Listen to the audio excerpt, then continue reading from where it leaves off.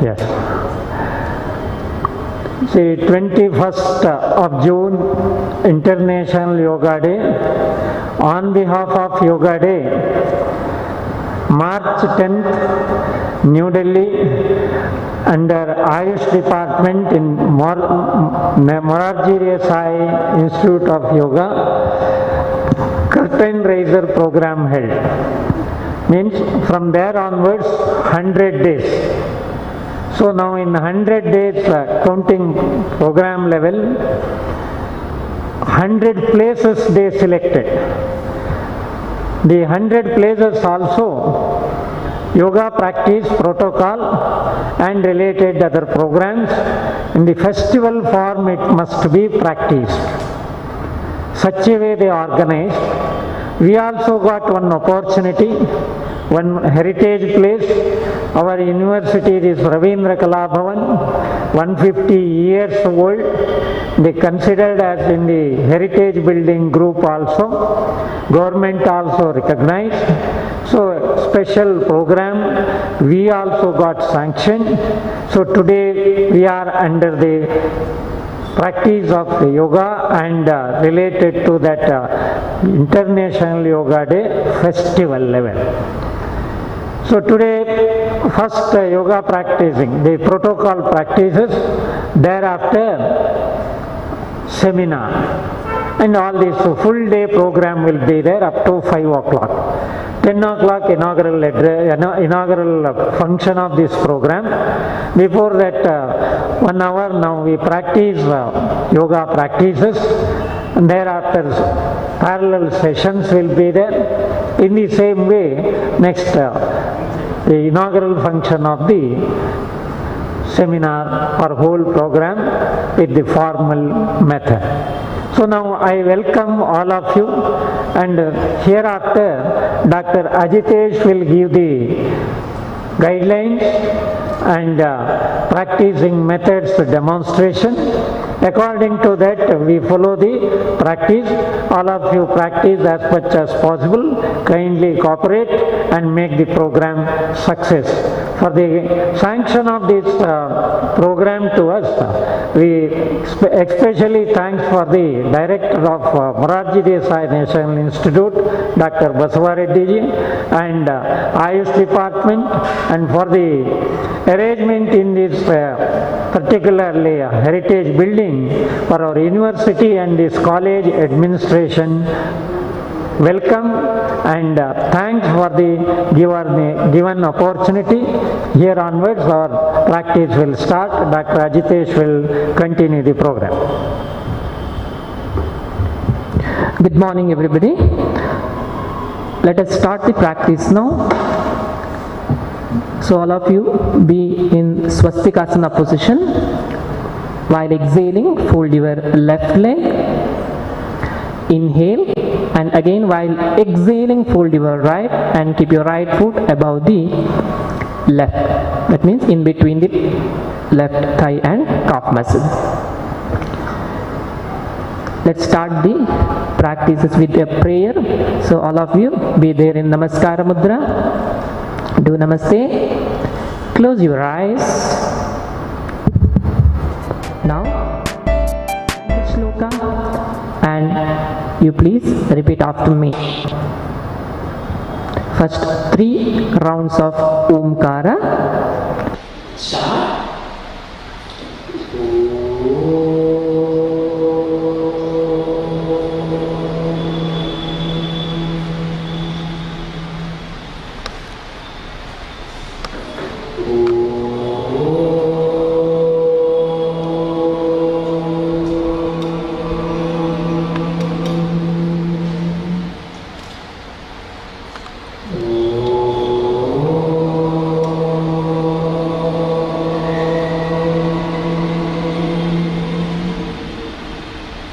Chant shloka of me.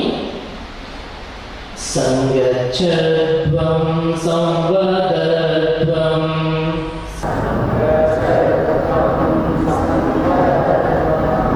samvo manansi janatam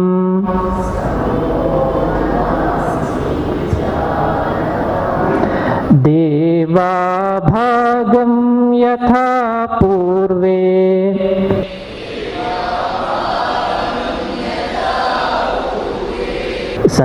संजानानाम् उपासते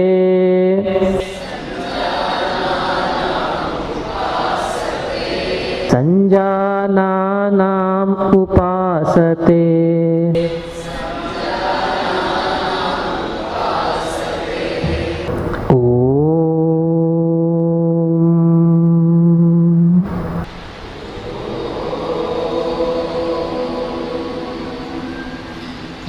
Mudra, open your eyes.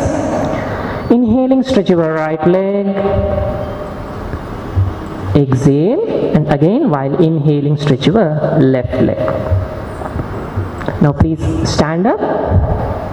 Let's start the practice with loosening practices. Keep your right leg apart about 1 foot distance. Place your palms over the waist. Start with neck practices, neck stretchings. Inhale slightly, lift your chin up, bend your neck back. Exhaling, come down, full, chin to the chest. Again, inhaling up, exhaling down, inhaling up, exhaling down. 2 more rounds. Inhaling up, exhaling down, inhaling, come back to stay. Now sideways practice. Inhale, exhale towards right, inhaling, come back, exhaling towards left, inhaling, come back, exhaling towards right, inhaling, come back, exhaling towards left, inhaling, come back. Leave your hands. Next, shoulder stretchings. First, keep your palms over the shoulders, legs apart 1 foot distance. Now rotate the shoulders clockwise and anti-clockwise 5 times each. Rotate clockwise 5 times and then anti-clockwise 5 times.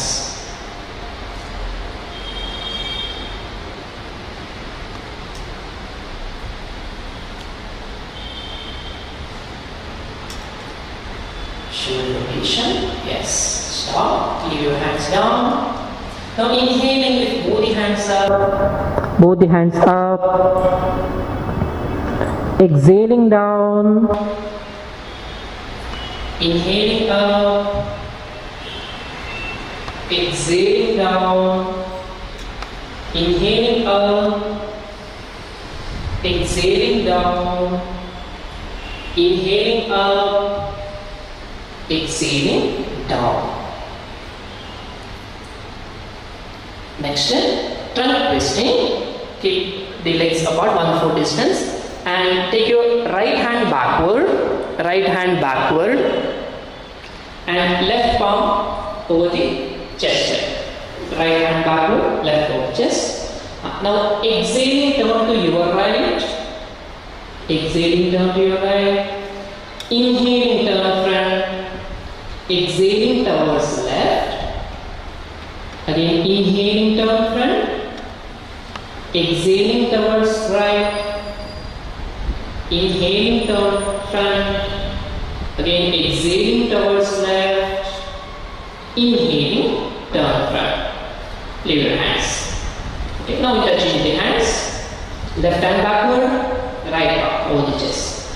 Similarly, continue. Exhaling, turn to your right. Inhaling, turn front. Again, exhaling towards left. Inhaling, turn front. Exhaling towards right. Inhaling, turn front. One more round. Exhaling towards left. Inhaling, turn front. Take hands. Okay. Now, Place 1 foot distance between the feet. Yeah. Stretch your hands in front. Stretch your hands in front. Now knee movement. Exhaling slowly. Bend. Bend your knees. Inhaling up. One more round. Exhaling down. Inhaling up. Play your hands. Next, we'll go to Tadasana. It's also called as Urdhva Tadasana. Inhale. Keep your right leg apart about what? Just 1 foot distance. Just 1 foot distance. Exhale. Now inhale, lift both the hands up. Join your palms and turn it upward. Stretch it fully. Look at the palms. Lift your head and look at the palms. Yes. Breathe there itself 5 times. Inhalation and exhalation. 1, 2, 3, 4, 5. Exhaling, bring down the hands. Inhale and exhaling, join your right leg to the left. Next, Vrikshasana. While exhaling, fold your left leg. Keep your left foot over the right thigh. In a lateral way. Now inhale, lift both the hands up and do Namaste up. Look straight forward. Hold this position for 5 breathings. 1, breathe in and breathe out. 2, 3, 4, 5. Exhaling, bring down the hands and inhaling, stretch the leg. Now other side. Exhaling, fold the right. Keep the right foot in a lateral way on the left thigh. Inhale, lift your hands up. Join your palms, look straight forward. Breathe. 1, inhalation and exhalation. 2, 3, 4, 5. Exhaling, bring down the hands and inhaling, stretch your legs. Next, practice Pada Hastasana. Join your legs, big toes touching each other. Now, inhale, lift both the hands up. Exhaling, bend forward and try to place your palms on either sides of your feet. Bend your head fully. Try to touch your forehead to the knees. Close your eyes and breathe. 1, full inhalation and exhalation. 2, 3, 4, 5. Inhaling, come up. Join your palms and exhaling, come back to Samasthiti. Next, practice Ardha Chakrasana. While inhaling, keep your right leg apart just 1 foot distance. Just 1 foot distance and place your palms on your waist. Now, while exhaling, slowly bend backward. According to your capacity, how much you can, just bend backward. Close your eyes. Hold the position for 5 breathings. 1, inhalation, exhalation. 2, 3, 4, 5. Inhaling, come up. Leave your hands. Exhaling, join your right leg to the left. Next practice Trikonasana. Now, which I will show you once. He will demonstrate. After that, you can practice. Join your legs. Stand at the left end of your mat. Stand at the left end of your mat. Yeah. While inhaling, keep your right leg apart about 1 leg distance. Your own measurement, 1 leg distance, hands parallel to the ground. While exhaling, turn your right foot towards right and bend laterally, bend. And catch your right big toe. Do not bend your knees. Try to catch your big toe. Look at the tip of your left hand 1, full inhalation, exhalation, contract your abdomen while exhaling. 2, 3, 4, 5. Inhaling, come up. Turn your right foot front. Now left. Exhaling, turn your left foot towards left. Bend towards left. Do not bend the knee. Hold your left big toe. Look at the tip of your right hand. Breathe. 1, 2, 3, 4, 5. Inhaling, come up. Turn your left foot front. Exhaling, join your right leg to the left. Take hands. Now all of you be seated.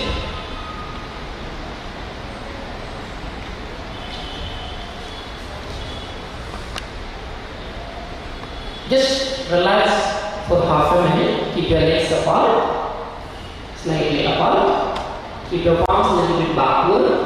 Just observe your breathing there itself.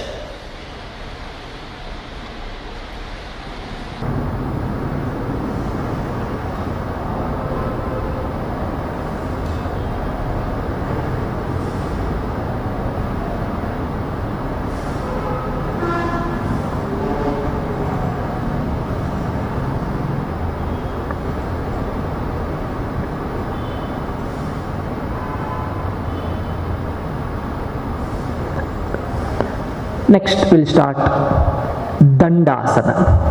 Join your legs. Keep your palms on either sides of your buttocks.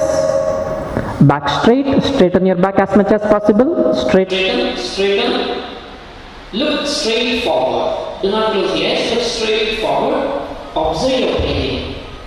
5 hands. 1. Inhale, exhale. 2, 3, 4, 5. Clear hands. Next is Bhadrasana. Touch your heels and while exhaling, bring it closer to the body. Touch your heels and bring it closer to the body. Like Baddha Konasana, how we are doing. This way. Try to keep it as much as nearer. Now hold your feet. Hold your feet. Yes. Interlock it with your palms. Look straight forward. Keep your back straight and shoulder free. Look straight. There itself. Breathe for 5 times. 1, 2, 3, 4, 5. Clear the hands and inhaling, stretch your legs. Next we will move on to Vajrasana position. While exhaling, fold your legs together backward. Sit on your heels. Place your palms over the knees. Look straight forward. Observe your breathing. 1, 2, 3, 4, 5. Inhaling, stretch the legs in front.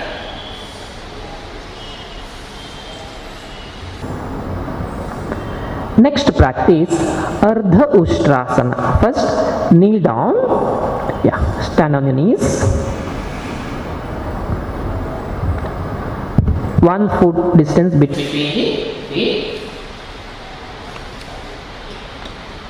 Now place your palms over the waist. While exhaling, slowly bend backward. according to your capacity. Bend backward, close your eyes, observe your breathing. 1, full inhalation, exhalation. 2,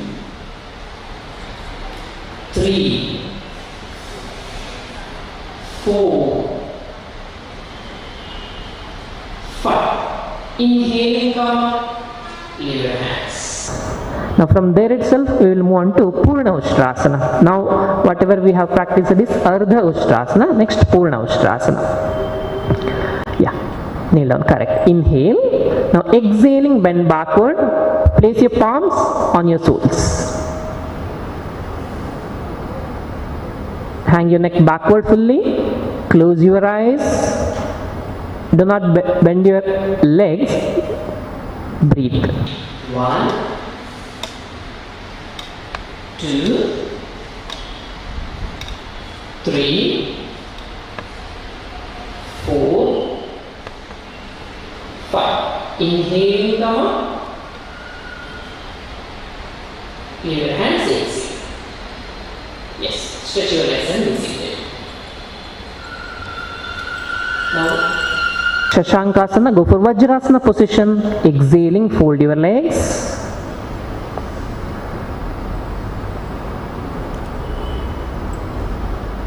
Inhaling, hands up. exhaling, bend forward.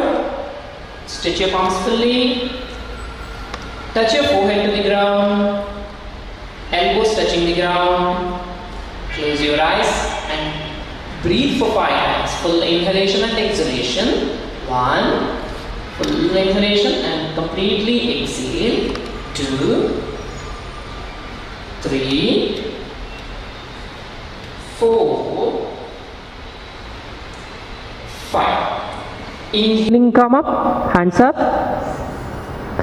Exhaling, bring Down your hands. Inhale, stretch your legs in front. Next practice Vakrasana. While inhaling, fold your right leg vertically. Right leg vertically. There it, keep it. Yeah. Exhaling. Keep your right hand backward. Left hand at the right side of your right knee. Look back. Breathe for 5 times. If you can't hold this, you can take the support of your right arm, placing it over the ground. Breathe. 5 breathings. 1, 2, 3, 4, 5. Inhaling, turn front. Exhaling, stretch your right leg. Now similarly left. Inhaling, fold your left leg vertically. Exhaling, your left hand backward and keep your right palm at the left end of your knee. Look back. Breathe for 5 times. 1, 2, 3, 4, 5. Inhale, turn front. While exhaling, stretch your legs. Now lie down. Turn, lie down on your abdomen. Prone position.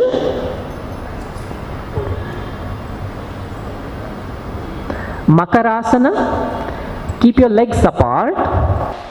Turn your feet outward. Place your palms one above the other below the forehead. Turn your head to any one side. Close your eyes. Observe your breathing. Breathe for 5 times.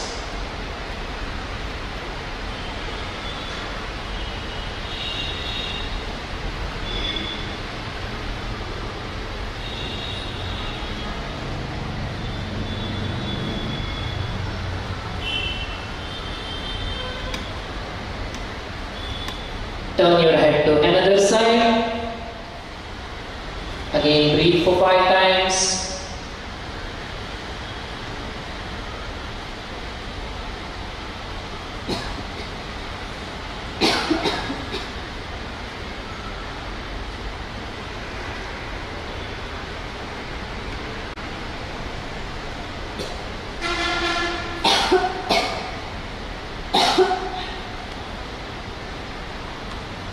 Next we'll move on. Bhujangasana, join your legs. Place your palms exactly below the shoulders. Palms exactly below the shoulders, feet together. Stretch your toes. Toes backward. While inhale, slowly lift your hands upward up to the navel region. Look upward, drishti up, breathe for 5 times. Shoulder free. 1, 2, 3, 4, 5. Exhaling slowly down. From there itself we'll move on to Shalabhasana. Place your palms below the thighs, facing downward. Palms facing downward. Keep your legs together. Toes backward. Now inhaling, lift both the legs together up without bending the knees. As it is up, slightly head also up, look upward. Breathe. 1, 2, 3, 4, 5. Exhaling, slowly come. Leave your hands. Now again, turn and lie down on your back. Supine position. Next practice is Setu Bandhasana. Join your legs first. Now, while inhaling, fold your legs vertically. Keep 1 foot distance between the feet and hold your ankles. Hold your ankles with your respective palms. Hold it firmly. Now, while inhaling, lift your waist up. Lift your waist up fully as much as you can. Yes. Hold this position and breathe. Close your eyes. 1, 2, 3, 4, 5. Exhaling, come down. Inhale, and while exhaling, leave the hands, stretch your legs. Next, Utthana Padasana. Join your legs, hands nearer to the body. While inhaling, lift both the legs together up just about 45 degrees. Enough. Keep your palms on the ground itself. Yeah. Close your eyes and breathe now. Full inhalation, exhalation. 1, 2, 3, 4, 5. Exhaling, bring down your legs. Next practice, Ardha Halasana. Place your palms on either sides of your thighs, facing downward. Now, inhaling, lift both the legs upward, make it 90 degree. This is Ardha Halasana. Palms facing downward, palms facing down. Yes. Breathe, closing the eyes. 1, 2, 3, 4, 5. Exhaling, bring down your legs. Next, Pavana Muktasana. Join your legs. Keep your hands near to the body. Now, first right leg. While exhaling, fold your right leg, bring it over the chest, hold it firmly by your hands. Try to catch your opposite elbows. While inhaling, lift your head up, close your eyes and breathe for 5 times. You can, if possible, you can touch your forehead or tip of the nose or chin to the knee joint. 1, 2, 3, 4, 5. Exhaling, bring down your head. Next step, inhaling, leave the hand, stretch your right leg. Similarly, left. Exhaling, fold your left leg. Bring it over the chest. Hold it by your hands. Inhaling, head up. Closing the eyes, 5 breathings. 1, 2, 3, 4,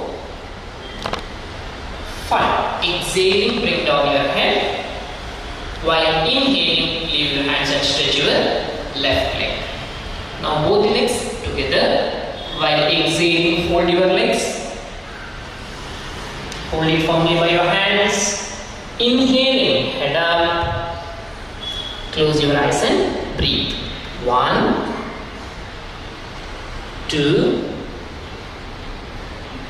3, 4, 5. Exhaling, head down. While inhaling, stretch your legs. Keep your legs apart, palms facing upward. Close your eyes, relax for a minute. Just observe your breathing. Leave your whole body weight over the ground. Relax.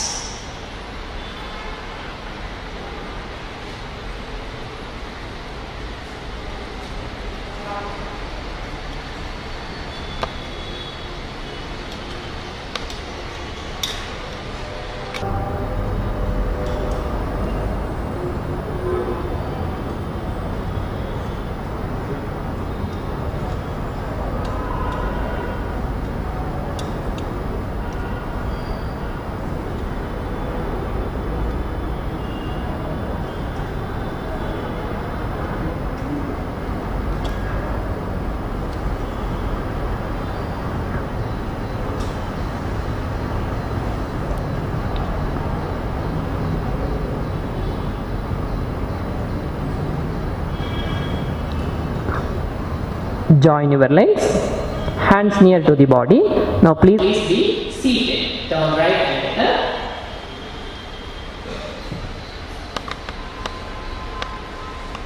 Next, we'll move on to pranayama techniques. Those who can sit in Padmasana, if not, then Swastikasana. Okay, if possible, Padmasana itself. Hold your right leg first while exhaling. Then exhaling left. Hold the thighs. Keep both the hands in Chin Mudra.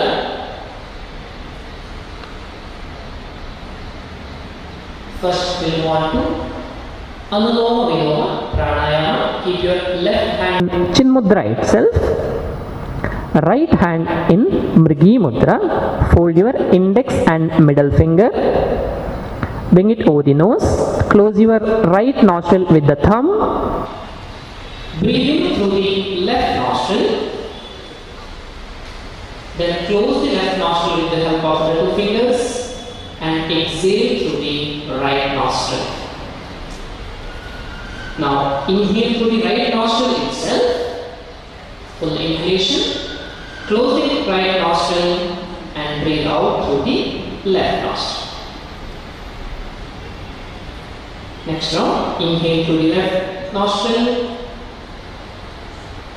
close it, exhale through the right. Now again, inhalation through the right itself, close the right nostril and exhale through the left. Continue a few more rounds, closing the eyes.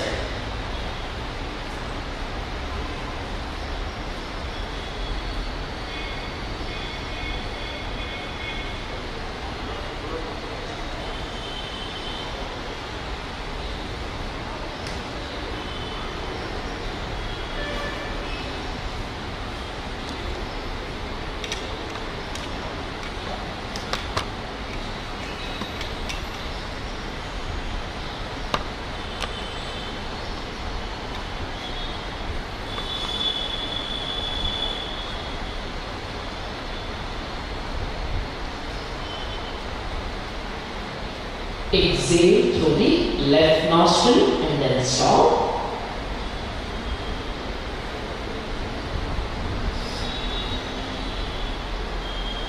Next, pranayama, Sheetal. Keep both the hands in, chin mudra itself. Now twist your tongue and inhale through the mouth.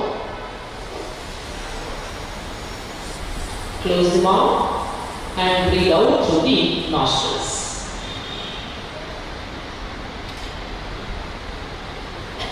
Complete exhalation. Repeat. Inhale.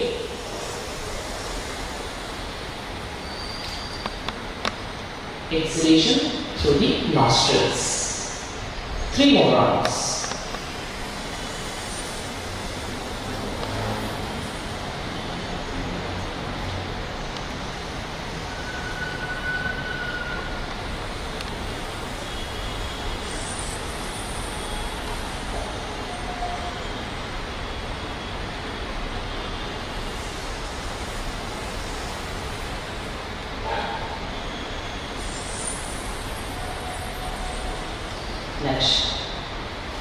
Next we will move on to Bhramari Pranayama. Keep both the hands in chin mudra.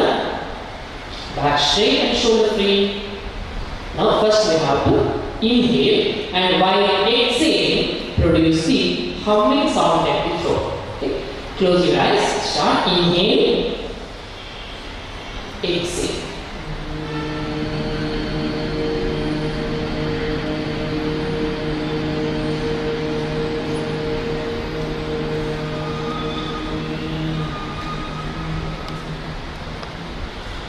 Repeat. Inhale.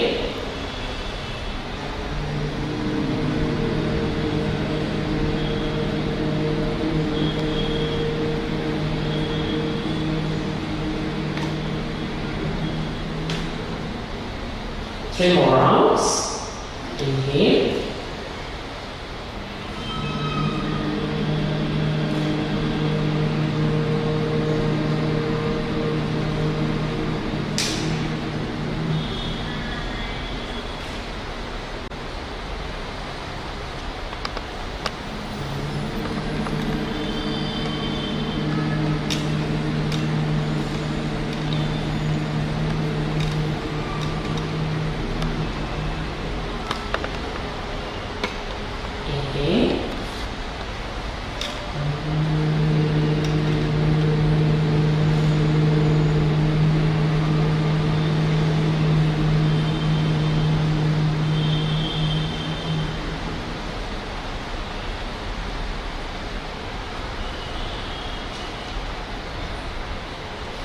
Do not open your eyes.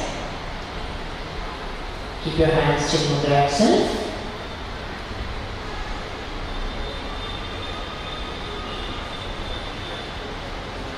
Let's have dhyana.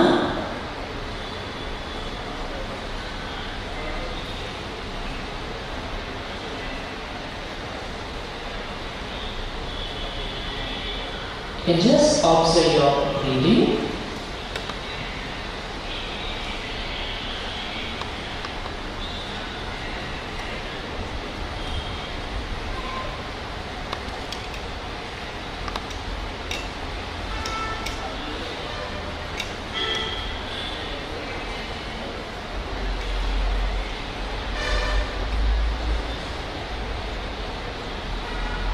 Do not try to counter the thoughts.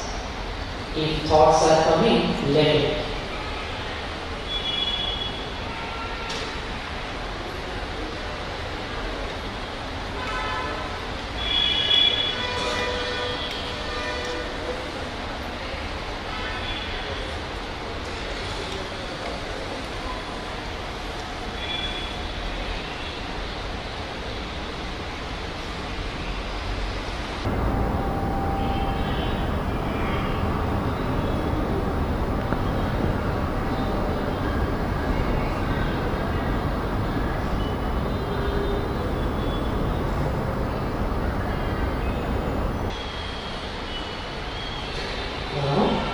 Do not open your eyes. From there itself, just leave chin mudra. While inhaling, stretch your legs one by one. Inhale, exhale, and again while inhaling, stretch the other leg. Just lie down legs in supine position. Shavasana. Keep your legs apart. Palms facing upward. Leave your whole body weight over the ground. Just relax your body. Observe your breathing.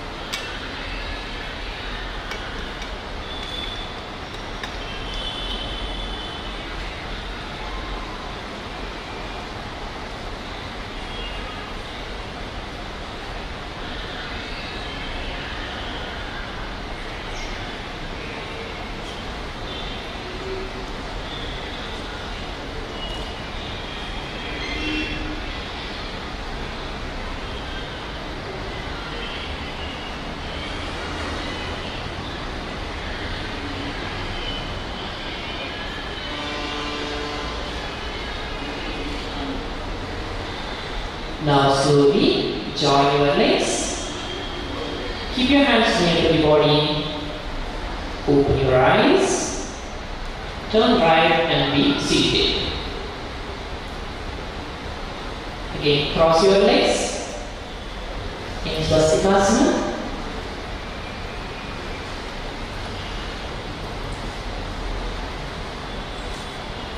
Let us end the session again with Shloka.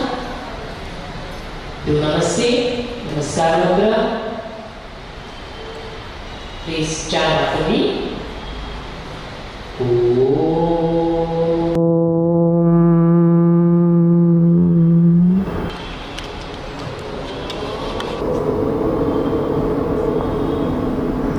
सर्वे भवन्तु सुखिनः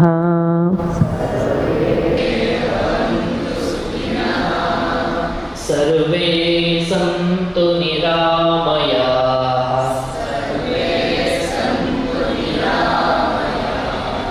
सर्वे भद्राणि पश्यन्तु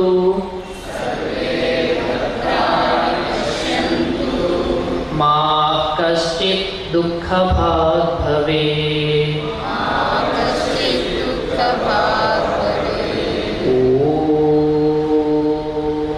शान्ति शान्ति शान्तिः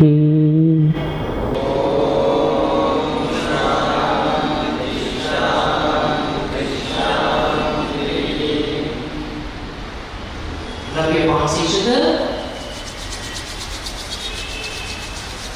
Please close the eyes.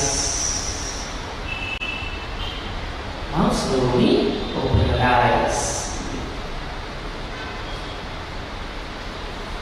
Thank you all for participating in this yoga practice session. Have a good day.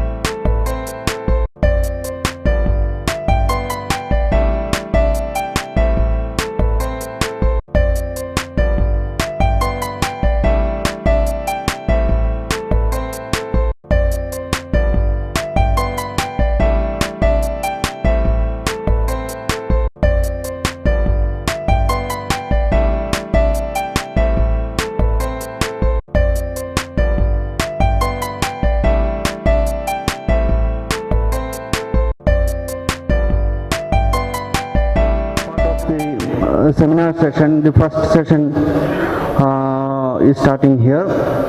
So this session is the chairperson of this session is K. Vijay Kumar sir. Thank you, sir. I am welcoming you. And the first presentation is doing by Miss Rachana. The topic is biochemical impact of pranayama.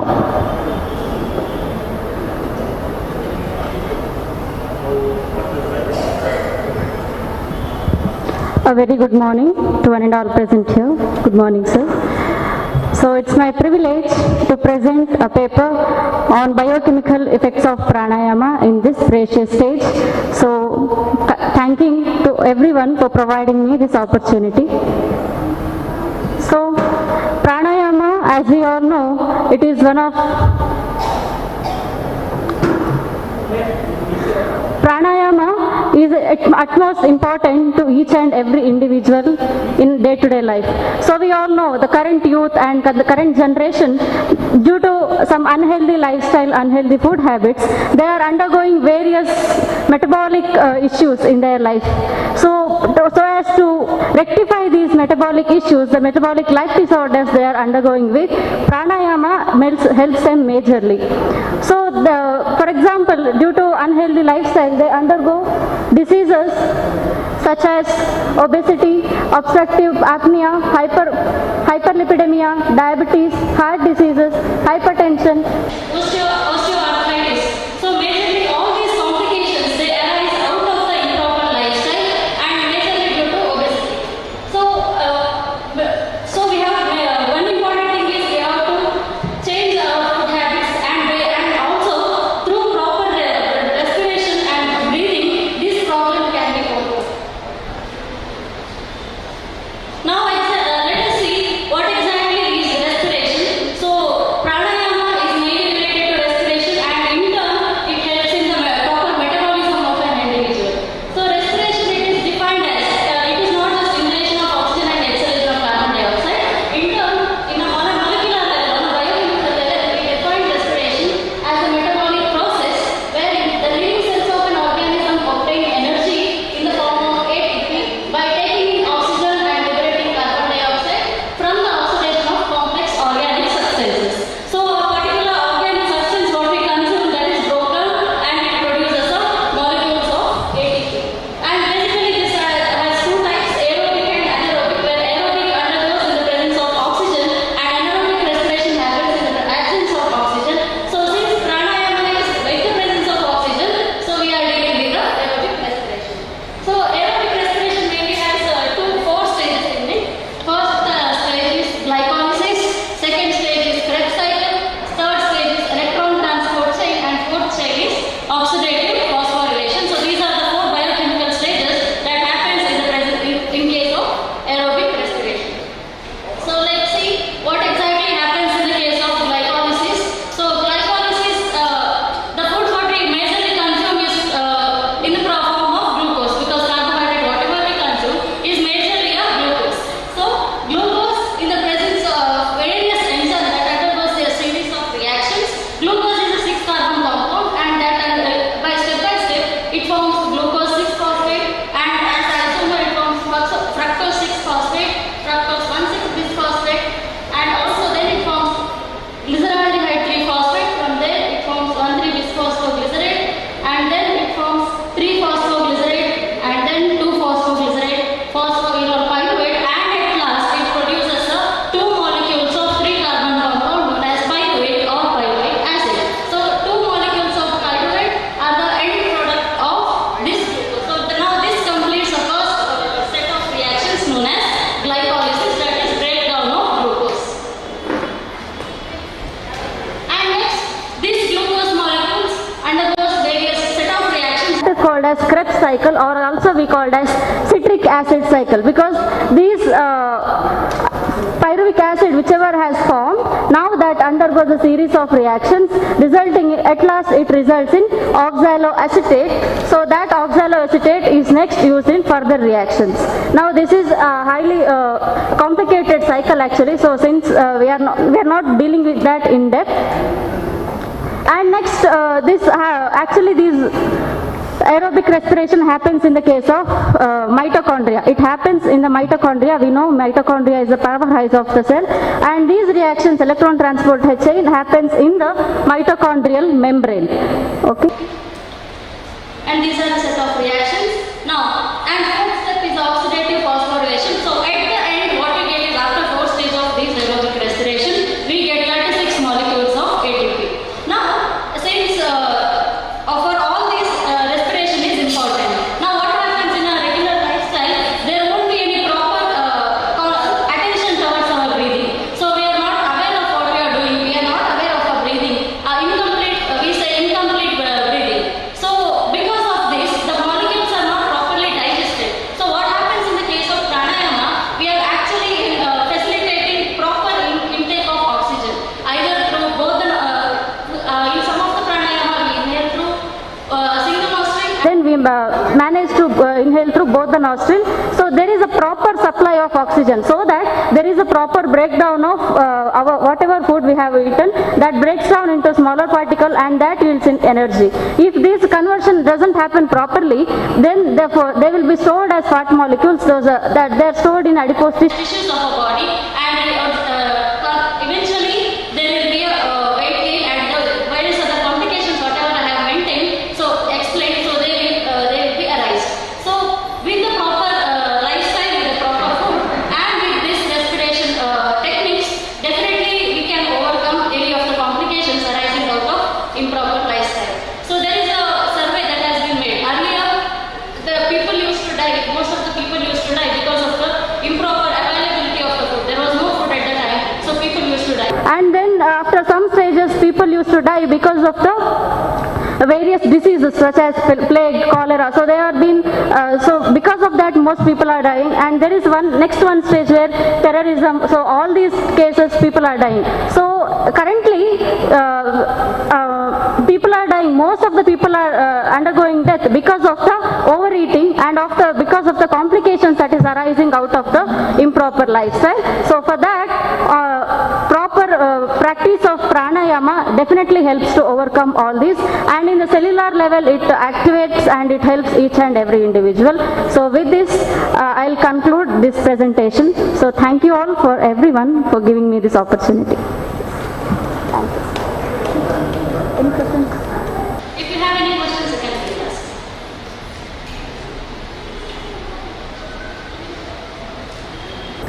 No?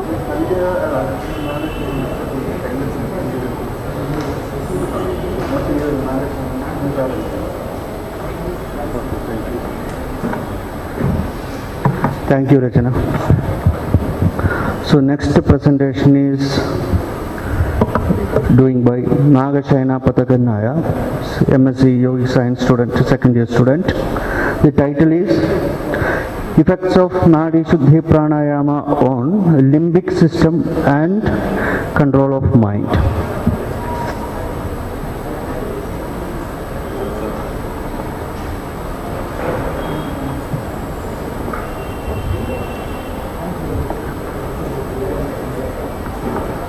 A very good morning to one and all present here. So I am Mangalagangothri from Yogic Science Department, second year MSc, Mangalore University. I am going to present about the effects of Nadi Shuddhi Pranayama on limbic system and the control of mind. So what is Nadi Shuddhi Pranayama? Nadi Shuddhi Pranayama is a cleansing technique explained in the Hatha Yoga text, especially in Hatha Pradipika and Dheranda Samhita. Even though it is a pranayama technique of cleansing, the Nadi Shuddhi Pranayama is not included in the Ashtakumbhakas of the Hatha Pradipika. So what is limbic system? Limbic system of the body mainly contains 4 parts of the brain, that is hypothalamus, amygdala, thalamus and hippocampus. These are the 4 parts which mainly deals with the emotions. How the pranayama and limbic system are connected? The scientific studies states that the practice of pranayama increases the amplitude of the theta waves in brain. The increase of the theta brain waves amplitude in occipital area can reduce the symptoms of general anxiety disorders. The The practice of Nadi Shuddhi Pranayama brings balance between the activities of sympathetic and parasympathetic nervous system as well as the functioning of the midbrain. Here the limbic system will be active in the case of emotions. When there is the presence of emotions, the sympathetic nervous system are active. Thus the practice of Nadi Shuddhi Pranayama balances the parasympathetic and sympathetic nervous system. By this the cardiorespiratory system can be normalized. Hence one can control the emotions. Controlling the mind through the Nadi Shuddhi Pranayama. As said in the Patanjali Yoga Sutra, Prachhadana Vidharanabhyam va Pranasya. This is a technique of Chitta Prasada, that is the controlling of mind. Sage Vyasa explains that Kaushtashivayoho Nasikapudabhyam Prayatna Visheshatah Bhavanam Prachhadana Vidharana Pranayama Tabhyam va Manasi Sthitam Sampardhate. Here Sage Vyasa explains that by this technique one can get the control over the mind. Here the word Vidharana, the supplementary of Hariharanandaranya on Vyasa Bhashya, that is Bhaswati, explains that one should exhale the breath with an effort of channelizing the mind towards the place where it is to be fixed, that is Dharana. Then one has to hold the breath outside according to one's capacity. While holding the breath outside, one should ensure that the mind fixes in the place chosen for the Dharana and no other thoughts remaining in the mind. Here the Bhagyabhumbhaka is explained that one should hold the breath outside. In only one pranayama, Nadi Shuddhi Pranayama, we will perform Bhagyabhumbhaka. Practically. So here I mentioned this because of that Nadi Shuddhi Pranayama will control the mind. By referring to the classical texts and scientific studies, one can conclude that the practice of Nadi Shuddhi Pranayama will help to control the emotions and control of mind. So I will conclude by this. Thank you.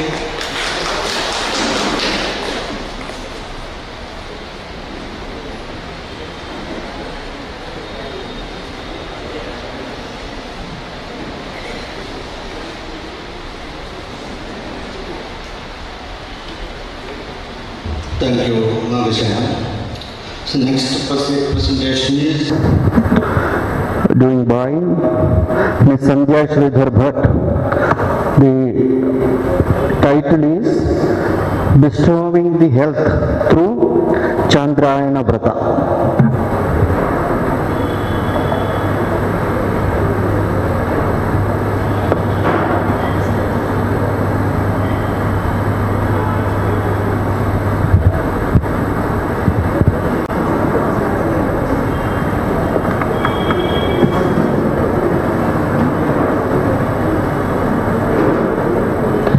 Good morning everyone. Today I am going to present a seminar topic on bestowing health through Chandrayana Vrata. Now I am going to give just an overview about Chandrayana and how it affects. So what is Chandrayana?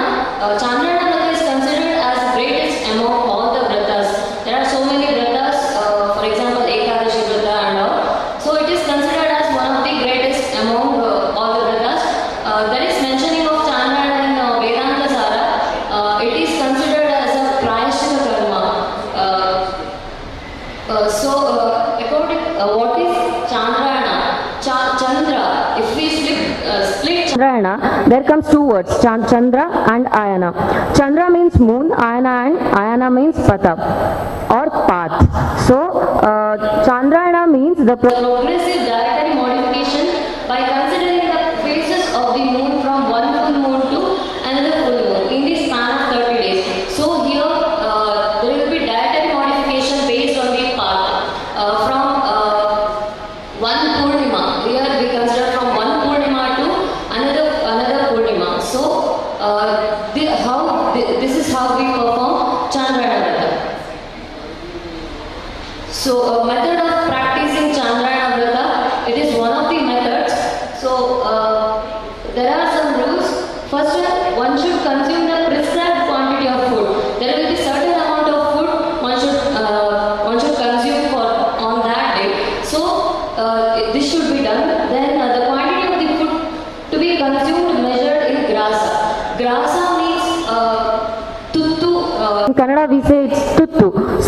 1 to 2 is considered as 1 grasa.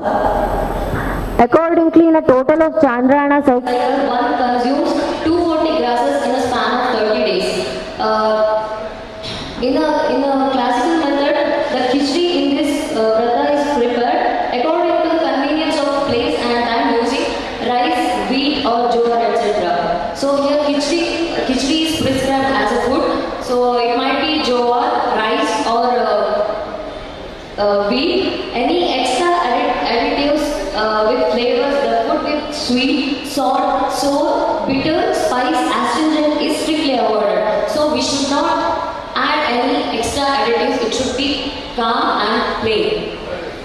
The food should be consumed only after yogic practices like asana, pranayama, meditation, yoga nidra sequentially. So this whatever the food we consume, it should be done only after practicing certain yoga practices. So types of Chandrayana vrata: Yavamadhya Chandrayana vrata, Pipilika Chandrayana vrata, Yati Chandrayana vrata, and Shishu Chandrayana vrata. So here I am going to explain only 3. Yavamadhya Chandrayana vrata. Yava means wheat. How it connects to Chandrayana vrata? We have seen the wheat, how its dimension is. It is swollen in the middle and it is pointed at the end. So in the same way, in the same pattern, this vrata also followed. We will start it from Amavasya, that is from 0 foot to in the middle, that is in the Purnima, it will be in a maximum amount. Then from Purnima to another Amavasya, it will gradually decreases. So this is how the food consumption is done. Next is Pipilika. Pipilika means in ancient texts it is mentioned as ant. So how ant looks like? It is ant's body looks like it is swollen in the middle and thin. Swollen at the end and thin in the middle. So this is how one should take the food. Next, Yati means rishi or sages. It is observed that the sages consume least amount of food and were believers of the philosophy, simple living and high thinking. 8 grass. This is how they follow 8 grasa every day in the noon. They take and nothing. They won't take in the middle. So this is how they follow. So what are the benefits by practicing Chandrayana vrata? These are the only few benefits that I have written. There are so many important benefits are there. So first one is good discipline in the lifestyle. Because we follow mandatory diet practice, there will be certain good discipline in our daily lifestyle. Improves one's innate immunity and helps in keeping the mind stable. How this works, because we practice yoga practice along with maintaining the diet. So this how it works. The one who performs Chandrayana once in his lifetime will achieve the atonement. It is in the ancient text. One will have certain health benefits because of purification. Chandrayana is mainly for the body purification and also internal and external purification. According to the Gautama Rishi, a person who performs Chandrayana vrata twice in his life will help to attain the penis or sacrament. One will attain a unique attraction of charisma within him. It's also and it's again because of the practicing of proper diet. The person who has opted for this vrata will attain more spiritual strength because there are some lifestyle we should follow while practicing Chandrayana vrata. For example, every day he should bath twice or thrice a day, and he should do Sandhya Vandana, self-study, pujas, chanting the mantra, and good spiritual practices. And to sleep, he should use plain and clean floor on a grass mat. and he should follow brahmacharya while practicing Chandrayana Vrata. Daily activities done in a clean, hygienic room or space, and peaceful and calm behavior he should show while practicing this Chandrayana Vrata. So conclusion, if one adopts Chandrayana Vrata, taking the food by synchronizing the phases of the moon according to the individual's body condition, it destroys all the impurities in the body and keeps oneself healthy and fit. Thank you.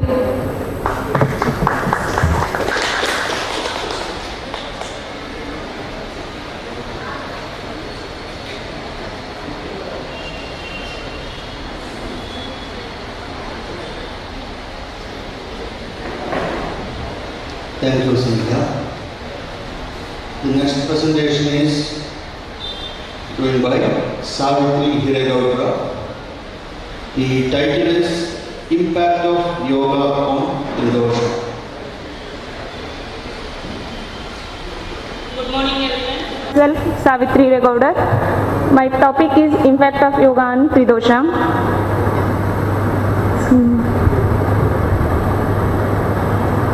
The human body is composed of the three fundamental entities that are Vata, Pitta, Kapha. These are originate from the Panchabhavutas. The Ayurvedic is the oldest health science. According to this, the health indicates the normal condition of the Tridoshas based on the ancient writing that really natural and holistic approaches to the physical and mental health. These are mutually dependent and these are equilibrium states that is responsible for the good health. They sustain the body and they are equilibrium, they disturb the body and mind. The three are in equilibrium, that indicates the samagni. Sarve roga agni mulaha. According to this, the agni decreases the rising of the diseases, then the body becomes the free from dosha and free from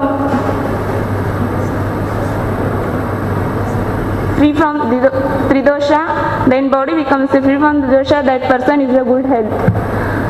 The relation between the state of dosha, age, digestive and inhibits aggravated Panchamubhavata, all are mentioned in this. According to Garana Samhita, the Tridosha is cured by some techniques, Shatkarma, Pranayama and Asana. The Shatkarma is purifies the body through some techniques that are the Jivamula, Kapalarandra, Vamanadauti, Vasradauti and Neti, Kapalabhati. The Pranayamas are the leads to the lightness of the body, Ujjayi, Shitali and Asanas are the Padmasana, Mayurasana, Bhujangasana and Matsyasana, Bhadrasana. Then same, according to the Hatha Pradipika, Shatkarmas are the Dauti, Basti, Neti, Kapalabhati. Pranayama is the Surya Vedana, Ujjayi, Shitali, Bastrika and Asanas are the Paschimottanasana, Mayurasana, Padmasana and Bhadrasana, Mastendrasana. These are all the helps to the cues of the Tridoshas.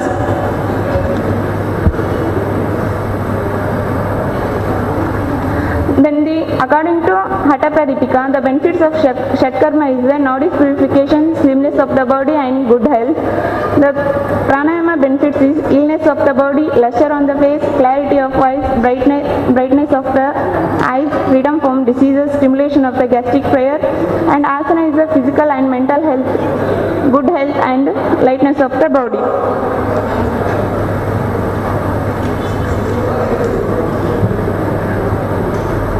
Conclusion,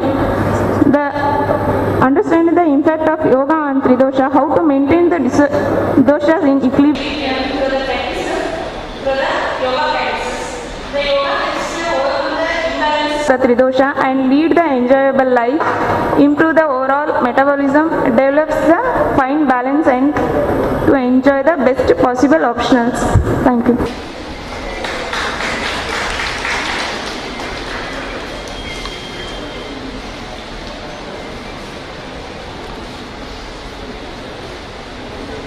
Thank you, Savitri.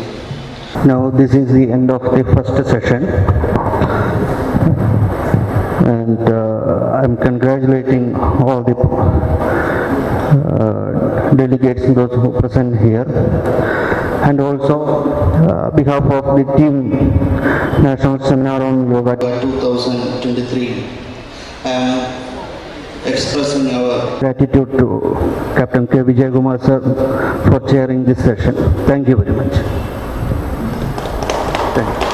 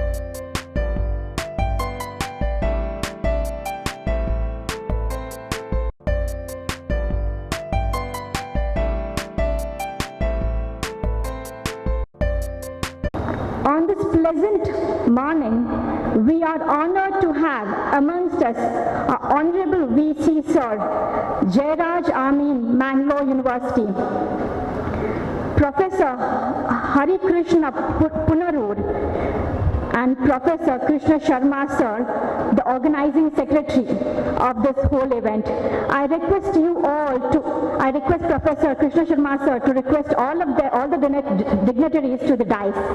Thank you.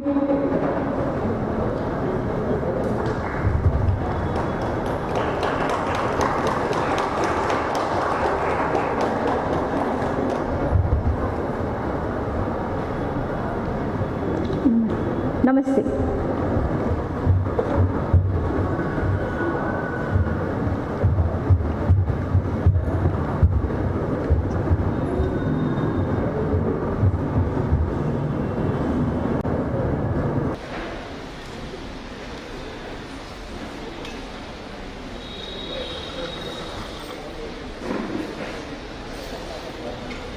So first, let us begin Our event with a blessing from the Creator. So I request Nagashena and team to do the honors of prayers for us.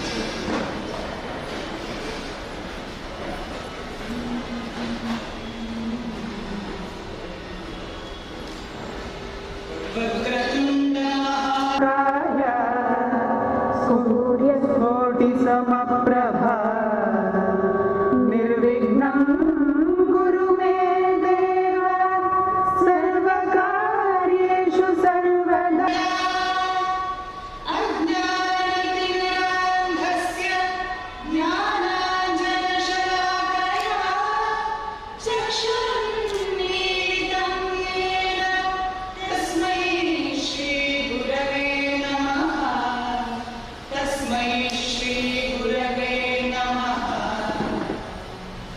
Abahu Purushakaram Shankhachakrasidharinam Sahasrashirasam Shvetam Pranamami Patanjalim Pranamami Patanjalim.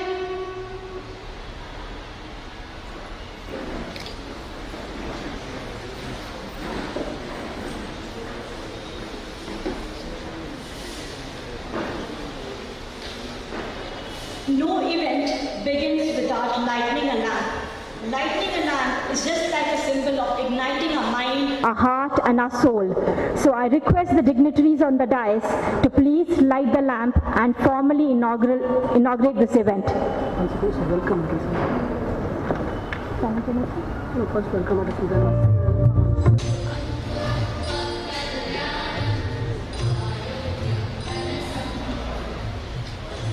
welcoming is the noblest act in any function. By welcoming, we make the person feel full at home. I request Dr. Professor K. Krishna Sharma Sir, the organizing secretary, professor and chairman of Department of Human Consciousness and Yogic Science, Mangalore University, to welcome everyone and brief about today's event and program. Thank you.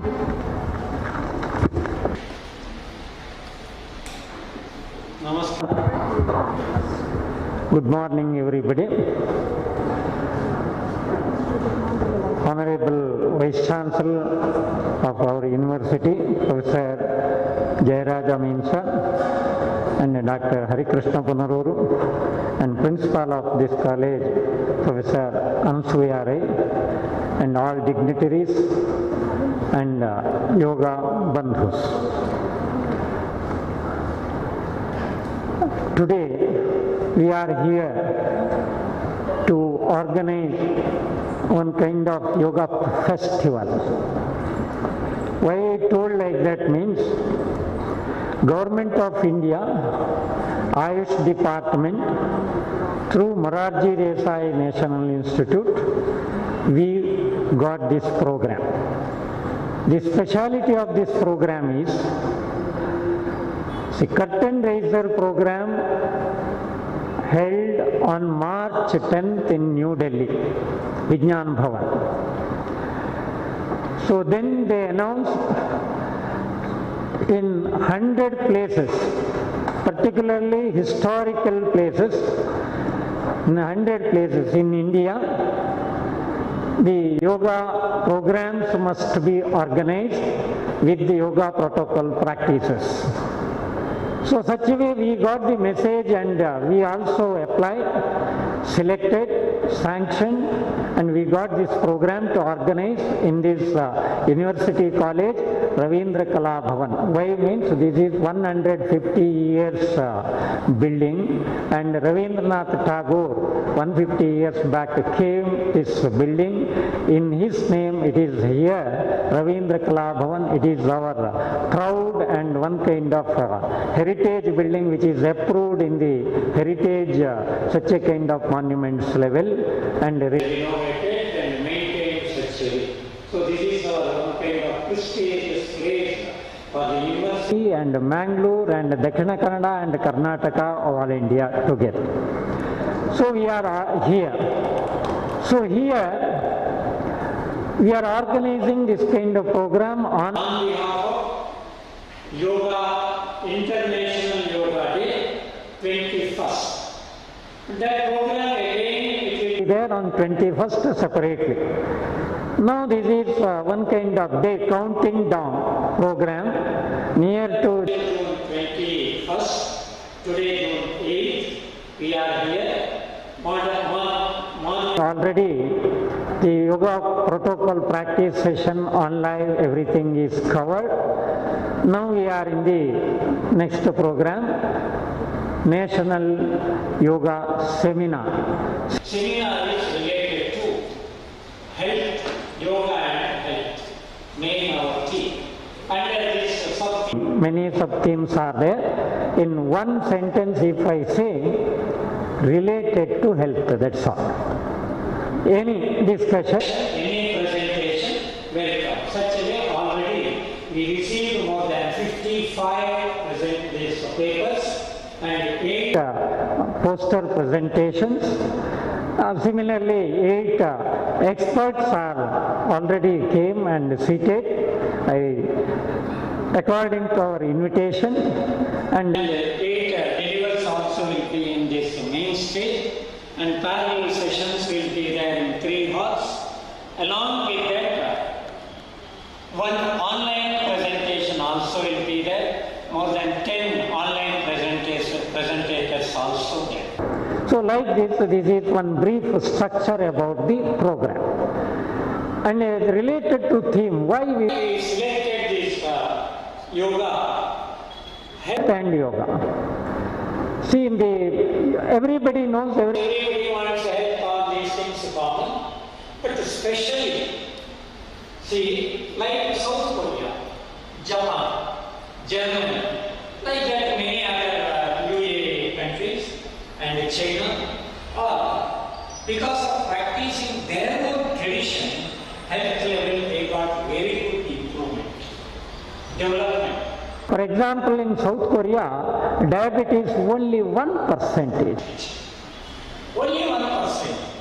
In our country, with all kinds of wealth, treasures, everything we have, we are number like 1, 2, 3, high level, more than 50%.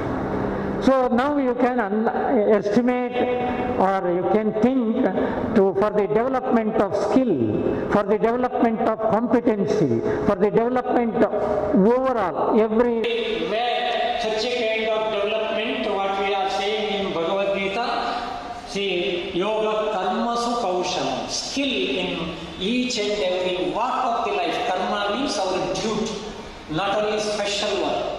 If we have skill in our karma, then only we can get the success in our life. Then only each and every walk, everywhere we can get the skill. Otherwise, skill only such a kind of imagination. It won't become a real dream also. This is what our ancestors told in all kinds of development, including in modern science also. So now government has taken steps for the development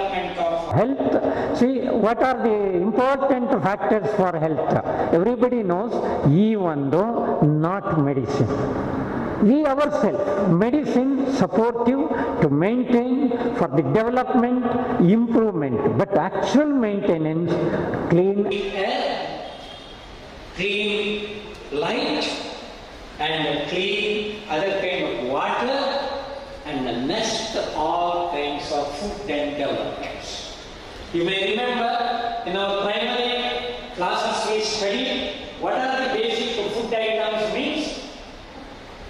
Air. Same way, light or the gaseous, liquid food, then comes solid food. So first thing is air. So that if we are able to maintain, now forget about external level. Why? It is not under our control. It is beyond our control now. We may take it control. We don't know. It may be our vision. But if we are able to maintain ourselves, our breath level, our air level, or our prana level according to yoga, definitely we improve. This is what we got in all kinds of research, practice. Everybody knows. So such a way if you are improving, definitely health will be improved. This is our motto, intention, and to get success. It is one kind of our primary support and step. So because of that, what we expressed means any related to health, such a kind of presentation welcome, that awareness comes. See, that knowledge automatically percolates. Then everybody gets interest. But everybody we know, but we should take interest personally. We should inbuilt quality development require. Then only our resource will be developed. Then only we will become very...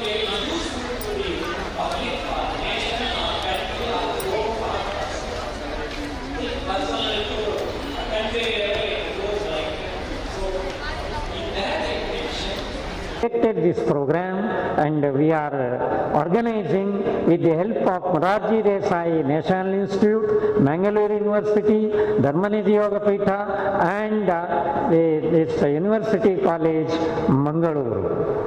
We are jointly organizing here. So all other yoga peoples also came. Patanjali and other, what we are saying in the trade name level, varieties of associations are there. All are welcome, all are came here, presented here. In presence of you, we are celebrating this yoga festival, or in the mode of festival, everything. So morning to evening, this program will be there. Now, all dignitaries arrived and seated. Now first I welcome our chief guest, Dr. Harikrishna Punavaru, who was our backbone for Dharmanidhi Yogapeetha and to start the Yogic Science Department in Mangalore University.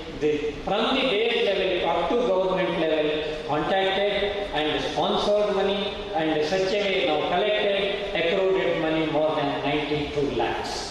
Interest of that Dharmanidhi Yoga Peetha is conducting many programs every year.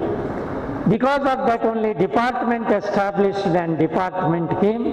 Now we are in the department, Yogic Science Department and Dharmanidhi Yogapeetha is together. So such a way it developed very briefly, I told, because of the limitation of time. So in this way, who contributed, such a kind of person, Dharmadarshi, and along with that he was a former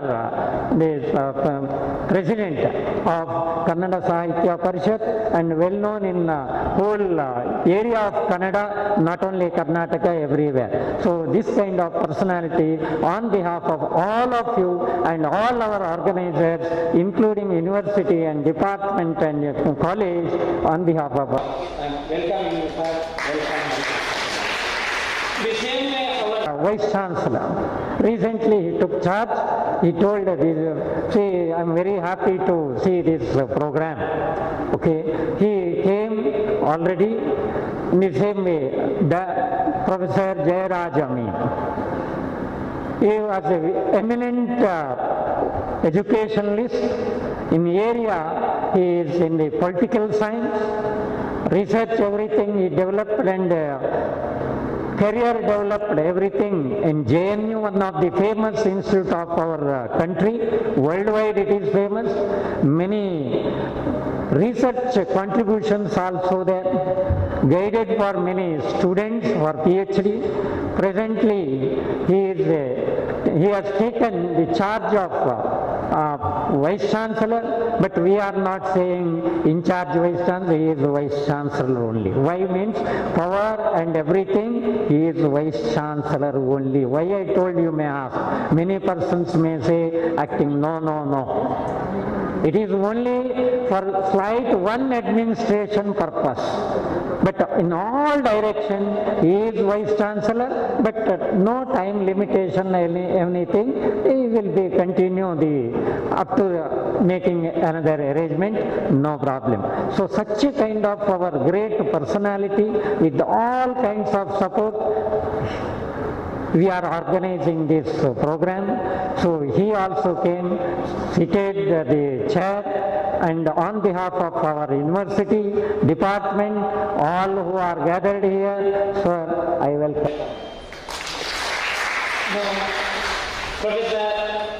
Anusuya Rai, she is the principal of this college. This college is very good background and potentiality, and such a way, name, fame, everything is there. See, such a kind of a good college, maintaining with all kinds of good discipline and management. She is from the Commerce Department, but managing the college very nicely. Because of that, what happens means, in all colleges, the number of admission is going on decreasing, even though here it is going on increasing. I am very happy to say that. Reasons are many. Even though as our university college, such a way, her contribution morning to evening, more than 12 hours. See, working for that. So such a way, eminent professor and principal given all kinds of support to us to organize this program and supported us.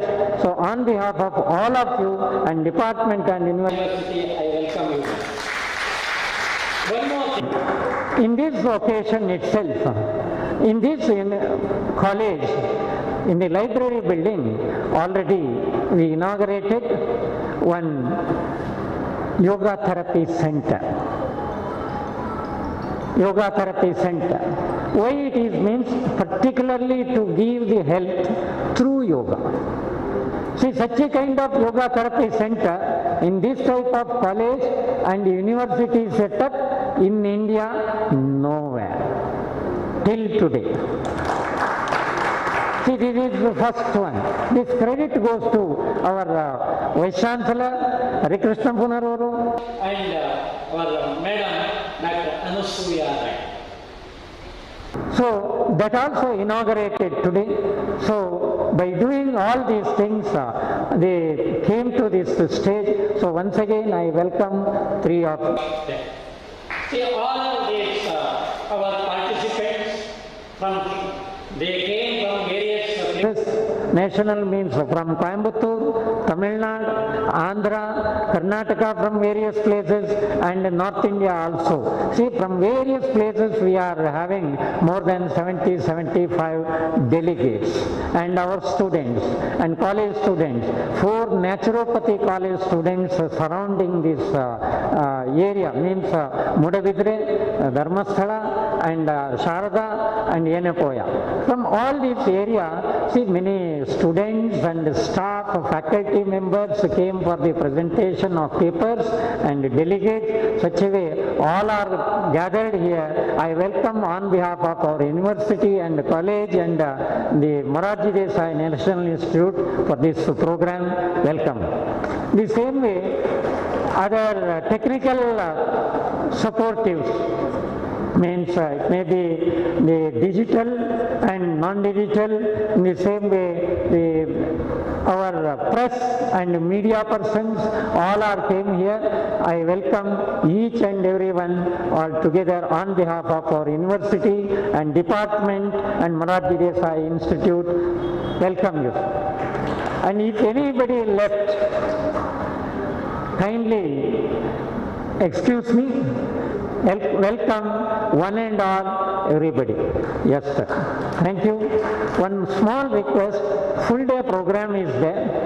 See, all kinds of arrangements are there, but we are saying food and everything systematically arranged.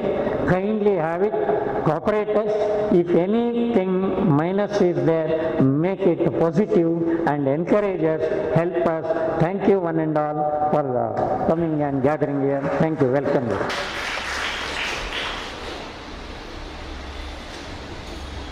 Thank you so much, sir, for beautifully welcoming and telling elaborately about the importance of yoga and the health benefit. Thank you so much. So now the event begins with lighting of the lamp. I request all the guests and dignitaries please to stand up, as well as the guests who are there in the hall to stand up, and let's begin with the lighting of the lamp.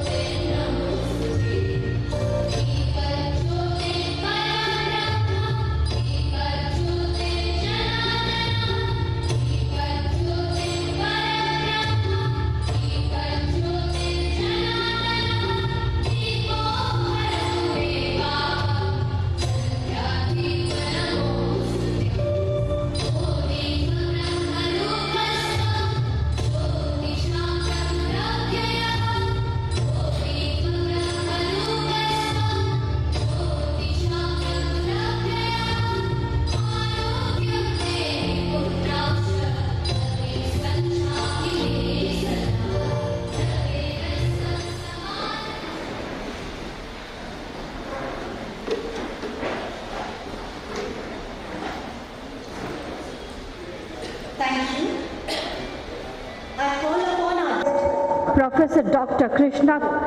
Hari Krishna Punalur, Dharmadarshi, former President of Kannada Sahitya Parishat, to do the honor of doing the inaugural address, and he did the inauguration of a yoga therapy center as well today. Thank you, sir.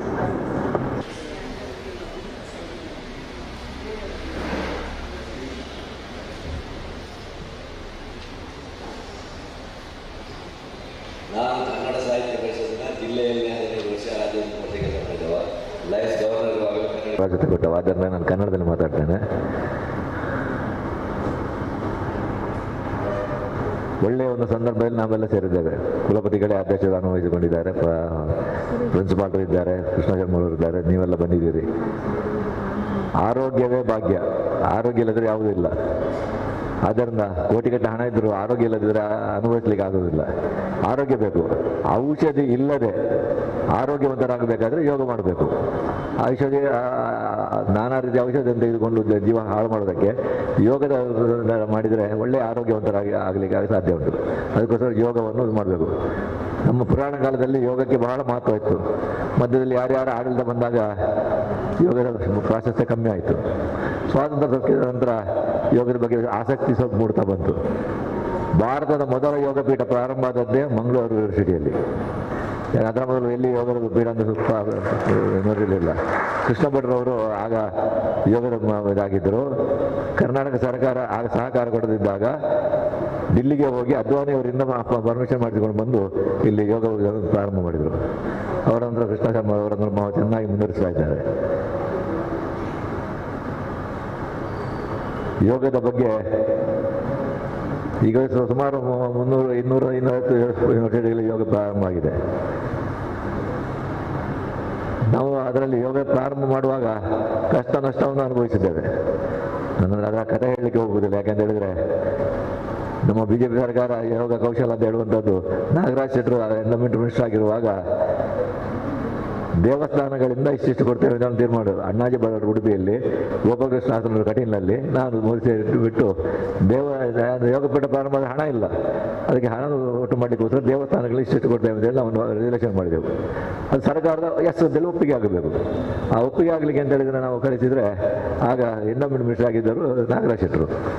ಅವರು ನೋಡಲೇ ಇಲ್ಲ, ನೋಡದೆ reject ಅಂತೇಳಿ ಬರೆದು ಬಿಟ್ಟರು. ಬರೆದು ಬಿಟ್ಟಾಗ ಎಲ್ಲ ನಮ್ಮ ಯೋಗ ಕ್ಲಾಸಿನ ಮುಚ್ಚುವಂಥ ಪರಿಸ್ಥಿತಿ ಬಂತಲ್ಲ ಅಂತೇಳಿ ಎಲ್ಲ ಮರಗಿರು. ಆಗ ನಾನೊಂದು ಪ್ರಯತ್ನ ಮಾಡ್ತೇನೆ ಅಂತ ಹೋದೆ ಬೆಂಗಳೂರಿಗೆ ಹೋಗಿ, ಅದೊಂದು ಮಾಡಿಸಿಕೊಡು ಮತ್ತೆ ಅದು ಬಿಡಿ. ಆನಂತರ ಈಗ ಚೆನ್ನಾಗಿ ಯೂನಿವರ್ಸಿಟಿಯಲ್ಲಿ ಅವರೇ ಮಾಡ್ತಾ ಇದ್ದಾರೆ. ಇವತ್ತು ಒಳ್ಳೆಯ ಒಂದು ಕಾರ್ಯಕ್ರಮವನ್ನು ಇಲ್ಲಿ ಹಮ್ಮಿಕೊಂಡಿದ್ದಾರೆ. ಯಾಕೆಂತ ಹೇಳಿದ್ರೆ ಯೋಗದ ಡಿಪ್ಲೊಮಾ ಜೊತೆಗೆ ರೋಗಿಗಳನ್ನು ಪರೀಕ್ಷೆ ಮಾಡುವಂಥ ಒಂದು ವ್ಯವಸ್ಥೆಯನ್ನು ಇಟ್ಟುಕೊಂಡಿದ್ದಾರೆ. ಈ ರೀತಿ ಆದಾಗ ನಮಗೆ ಸಂತೋಷ ಆಗ್ತದೆ. ಯಾಕೆಂತ ಹೇಳಿದ್ರೆ ನಾವೇನೋ ಸ್ವಲ್ಪ ಆಳದ ಸೇವೆ ಮಾಡಿದ ಕೆಲಸ ಸಾರ್ಥಕ ಆಯಿತು ಅಂತ ಹೇಳಿಕೊಂಡು ವಿಶ್ವವಿದ್ಯಾಲಯದಿಂದ ಒಳ್ಳೆಯ ಕೆಲಸ ಆಗ್ತಾ ಇದೆ. ನೀವು ಮತ್ತು ನಿಮ್ಮ ಮನೆಯವರು ಸುತ್ತಮುತ್ತವರಿಗೆ ಯೋಗದ ಬಗ್ಗೆ ತಿಳಿಸಿ. ಯಾಕಂದರೆ ಈಗ ವಿಶೇಷವಾಗಿ ಬೇರೆ ಬೇರೆ ಜನ ಮಾಡ್ತಾ ಇದ್ದಾರೆ, ಆದರೆ ಅಧಿಕೃತವಾಗಿ ಯೋಗವನ್ನು ಇಲ್ಲಿ ಮಾಡ್ತಾ ಇದ್ದಾರೆ. ಅದನ್ನು ತಿಳಿಸಿಬಿಟ್ಟು ಸಾಧ್ಯವಾದಷ್ಟು ಆರೋಗ್ಯವನ್ನು ಕಾಪಾಡಿಕೊಳ್ಳುವಂಥ ಕೆಲಸ ನಾವು ಮಾಡಿದ್ದರೆ ಹೇಳುತ್ತಾ ಹೆಚ್ಚಿಗೇನು ಹೇಳಲಿಕ್ಕೆ ಹೋಗುವುದಿಲ್ಲ. ಅಂಥ ಒಂದು ಉತ್ತಮ ಕೆಲಸವನ್ನು ವಿಶ್ವವಿದ್ಯಾಲಯ ಮಾಡ್ತಾ ಇದೆ. ನಾವೆಲ್ಲ ತಲೆ ತಗ್ಗಿಸಲೇಬೇಕು. ಯಾಕೆಂತ ಹೇಳಿದರೆ ಅಂಥ ಒಳ್ಳೆಯ ಕೆಲಸ ಮಾಡುವವರನ್ನು ನಾವು ಪ್ರೋತ್ಸಾಹಿಸುವಂಥ ಕೆಲಸ ಆಗಬೇಕು. ಏನೇ ಇರಲಿ, ಇವತ್ತು ಒಂದು ವಿದ್ಯಾ ದೇಗುಲದಲ್ಲಿ ಒಂದು ಯೋಗದ ಒಂದು ಪ್ರಾರಂಭ ಮಾಡಿದ್ದೇವೆ. ಜನಗಳಿಗೆ ಸರಿಯಾದ ಪ್ರಯೋಜನ ಪಡೆದರೆ ಪ್ರಾರಂಭ ಮಾಡಿದಾಗ ಅವರಿಗೆ ಸಂತೋಷ ಆಗ್ತದೆ. ನಾವು ಮಾಡಿದ್ರಿಂದ ಒಂದಷ್ಟು ಜನಕ್ಕೆ ಒಳ್ಳೆ ಆರೋಗ್ಯವಂತರಾಗಿ ಬಾಡಲಿಕ್ಕೆ ಆಯಿತು ಅಂತ ಹೇಳಿಕೊಂಡು ಶಾಲೆಯಲ್ಲಿ ಇವತ್ತು ಏನಾಗಿದೆ ಅಂದರೆ ಮೊಬೈಲ್ ಬಂದು ಯೋಗವೆಲ್ಲ ಏನೂ ಇಲ್ಲ. ಮಕ್ಕಳಿಗೆ ಯೋಗದ ಬಗ್ಗೆ ಸ್ವಲ್ಪ ತರಬೇತಿ ಕೊಡುವಂಥ ಕೆಲಸ ಆಗಬೇಕಾಗಿದೆ. ಅದು ತಂದೆ ತಾಯಿಗಳದ್ರ ಬಗ್ಗೆ ವಿಶೇಷ ಆಸಕ್ತಿ ವಹಿಸಬೇಕು. ವಯಸ್ಸಾದವರಿಗೆ ಕೂಡ ಯೋಗ ಒಳ್ಳೆಯ ಪ್ರಯೋಜನ ಕೊಡ್ತದೆ. ಯಾಕೆಂತಂದರೆ ನಡೀಲಿಕ್ಕೆ ಆಗದಿದ್ದವರಿಗೆ, ಬೆನ್ನು ಮೂಳೆ ಇದಾದವರಿಗೆ ಎಲ್ಲರಿಗೂ ಒಳ್ಳೆಯ ಯೋಗ ಇದಾಗ್ತದೆ. ಆಯಾ ಪ್ರಾಯಕ್ಕೆ ಸರಿಯಾಗಿ ಯೋಗ ಮಾಡಬೇಕು. ಯಾಕೆಂದರೆ ಯಾವ ಮಕ್ಕಳು ಮಾಡುವಂಥ ಹಿರಿಯರು ಮಾಡಲಿಕ್ಕೆ ಆಗುವುದಿಲ್ಲ. ಅವರಿಗೆ ಅದು ಹೇಳಿಕೊಡುವಂಥದ್ದಕ್ಕೆ ಯೋಗ ಪೀಠ ಇದೆ. ಏನೇ ಇರಲಿ, ಅದೊಂದು ಒಳ್ಳೆಯ ಕಾರ್ಯಕ್ರಮ ಇಲ್ಲಿ ಪ್ರಾರಂಭ ಆಗಿದೆ. ಇದರ ಪ್ರಯೋಜನ ಸಮಾಜ ಪಡೆಯಬೇಕು. ಯಾಕಂದರೆ ಅವರ ಪ್ರಯತ್ನ ಆಯಿತು, ಸರ್ಕಾರದಿಂದ ವಿಶ್ವವಿದ್ಯಾಲಯ ನಮಗೆ ಕೊಟ್ಟರೆ ಅದರ ಪ್ರಯೋಜನ ಪಡೆದರೆ ನಮಗೆ ಸಂತೋಷ. ಅಂತ ಪ್ರಯೋಜನ ಆಗಲಿ, ಎಲ್ಲರೂ ಆರೋಗ್ಯವಂತ ಬಾಳುವ ಆರೋಗ್ಯವೇ ಭಾಗ್ಯ ಆಗಲಿ ಅಂತ ಹೇಳುತ್ತಾ ಕಾರ್ಯಕ್ರಮಕ್ಕೆ ಶುಭ ಹಾರೈಸುತ್ತಿದ್ದಾರೆ. ನಮಸ್ಕಾರ.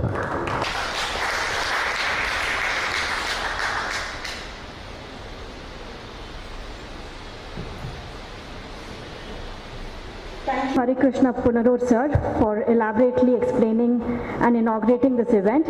Now I ask Dr. Anasuya to please give her best wishes for this event.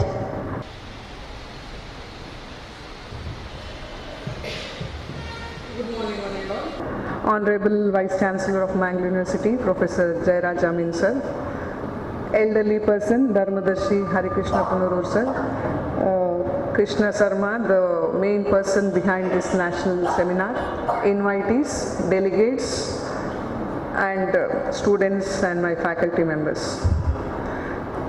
Professor Krishna Sharma has elaborately told us what is the occasion today we are celebrating, and government has planned 100 days of yoga practice in to celebrate the International Yoga Day of June 21st, and one day it is in University College Mangalore. Since Krishna Sharma has also stressed that University College Mangalore, a 155-year-old college, and we are all in the Ravindra Kala Bhavan. Why this name has come to Ravindra Kala Bhavan is because in 1922 Sri Ravindranath Tagore visited our college. So in memory of that, earlier this hall was called as Academy Hall. Now it is called as Ravindra Kala Bhavan. Every day we are having many programs, cultural programs as well as academic programs in this hall. And being the principal of the host college, I am pleased to be a part of this national seminar on yoga. Nothing else to say. Wishing all the delegates a happy stay in University College Mangalore. May the day-long dialogue on yoga bring more knowledge to you all.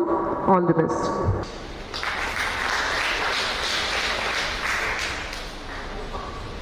Thank you so much, ma'am, for giving your valuable time and your best wishes for this event. Now I request dignitaries on the dais to please felicitate Professor Hari Krishna Panurur.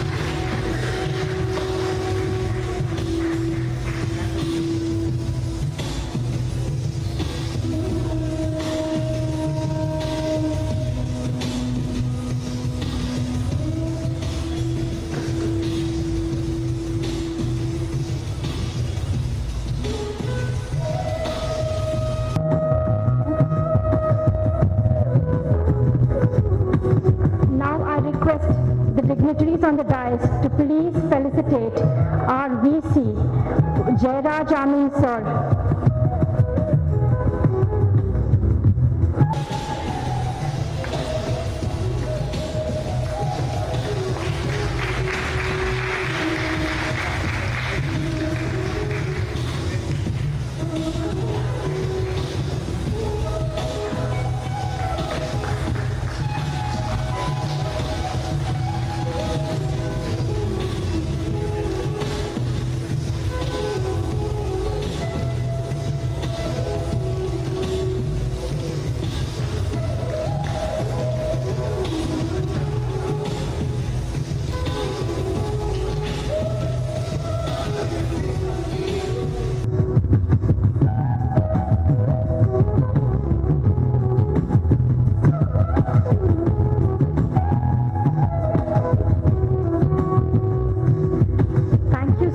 For honoring our guest. Now I would like to call upon our Honorable VC Sir, Professor Jairaj Amin, to share his thoughts and inspiring words on this wonderful occasion.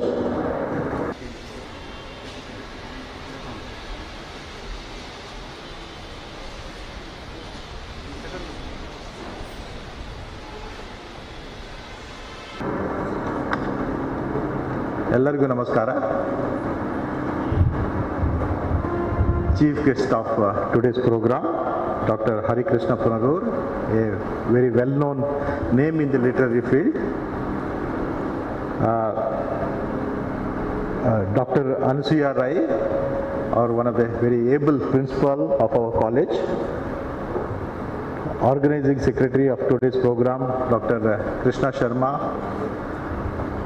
All my colleagues, teacher friends, invitees, and also participants of the seminar from different parts of the country. It's with great pleasure I stand before you on the eve of this seminar, as well as the inauguration of the therapy center in this college. As our chief guest has already said, Mangalore University was the first university to start an academic program in yoga. And it was because of the efforts of the persons like Krishna Panurur, the former professor of the Yoga Center, Dr. Krishna Bhatt, and of course the able support by his juniors like Professor Krishna Sharma. Now this department was actually instituted in Mangalore University. Today it's one of our very vibrant department. Under the stewardship of Krishna Sharma, lots of programs are actually conducted, and many people from the city, from the region have actually benefited by this program. and they have also trained large number of students who have become yoga teachers in different parts of the world today.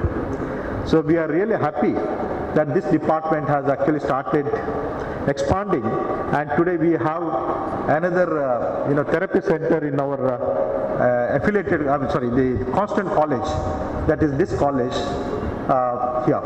So morning the center was actually inaugurated by our chief guest, and I'm sure that this center is also like our PG center in this center is also going to actually help the public in a big manner, and also actually get a lot of laurels to the university.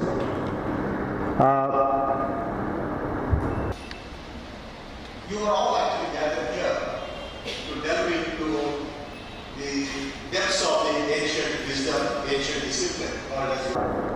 You are here to explore the profound wisdom that the yoga actually has. You are also here to explore what actually yoga can do us in the modern life. Now, you are all experts here sitting here, and I don't have actually benefit of these things, because you are all actually much competent than me to speak about the benefits of yoga. But we all know that this yoga is one of the greatest gifts that our ancient India has given to the universe. Today, of course, with the initiative of Government of India, yoga has become an international language of well-being. It's actually won the hearts and minds of the people. It has become the way of life to many people, not only in India but also elsewhere outside the India here. Especially at a time when the life is actually moving at a frantic pace, and when the modern life is actually demanding so many things, one of the gifts that the modern life has also given to the humankind is the stress and strain. Yoga perhaps is acknowledged everywhere in the world today as the only tool that can actually give the tranquility to the human beings. It is a great tool to help the stresses of modern life. But of course, as we all know, yoga is not just actually the physical posture or asanas. It is something that actually stresses on the unity of mind, body, and the spirit. And the beauty of the yoga, at least as a teacher of social science. I find actually yoga interesting as a theoretical thing. I find actually yoga important in two aspects. One is its accessibility. That is, yoga is something that can be practiced by the people of all ages. There is no age barrier. There is also no fitness barrier, and there is also no barrier on the background of the persons. Yoga, as I think Professor Hari Krishna Punar also has said these things. Yoga is something that can be practiced by people of all ages. And in yoga, you have the simple exercises to in a very vigorous flows. You have meditation to a different kind of breathtaking exercises. And very often, the experts would actually tailor it to the needs of the persons who want to actually benefit from the practices of yoga. The second, as a teacher of political science, I would also say that is one of the exclusive feature of the yoga is its actually inclusivity. That is, it actually transcends all boundaries of religion, language, culture, and even nations. It is something that reminds us the interconnectedness between the human beings and the surroundings in which we live. So therefore, this kind of a yoga is something that we actually need to develop. As again, our chief guest has said, this was very profound. This was very intensely practiced in the earlier times, but because of some reasons, it actually had to had some setbacks. But the time has come to revive it, because it's the only tool that actually can give us the mental stability, the tranquility, and also the physical fitness. So therefore, it is something that is actually very, very important for all of us. Now, yoga as an academic discipline, as you all know, not only focuses on the practice, but also on advancement of the knowledge. And seminars of this type perhaps is a great platform to share the ideas on different aspects of yoga and the benefits that actually it renders to the human beings. And I'm sure that today, all of you would actually take this opportunity, that is a seminar in a day, to understand the yoga and its different dimensions. As Professor Krishna Sharma said, the focus of today's seminar is on health. Now this we don't have to actually repeat, what is the importance of this health. And health, when he says health, I also understand that he is not only referring to the physical aspects, but also the mental stability and the inner activity and all those things.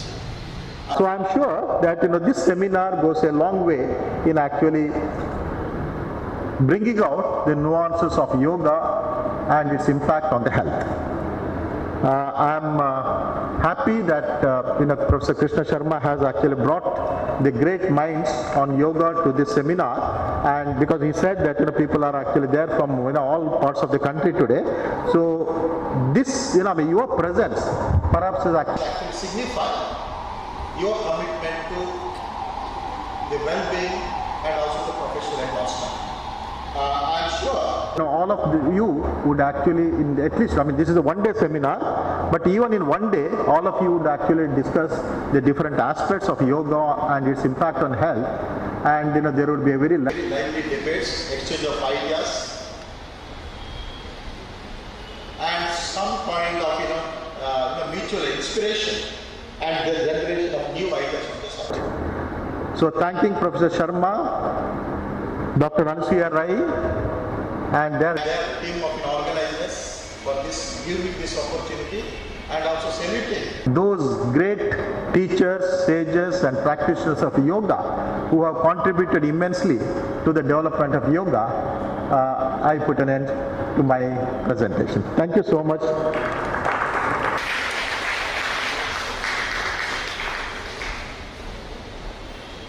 Thank you for your motivating words, sir. We are really lucky to have you as a VC of our college, of our university. And I'm sure each one of us will carry the message what the sir has given us, and we will think and try to elaborate and develop on those thoughts. Thank you so much. So now, while thanking the Almighty for His countless blessings, we are here to spell out the word of thanks to all present here. I request Uday Kumar, lecturer of Mangalore University campus, to please deliver the vote of thanks.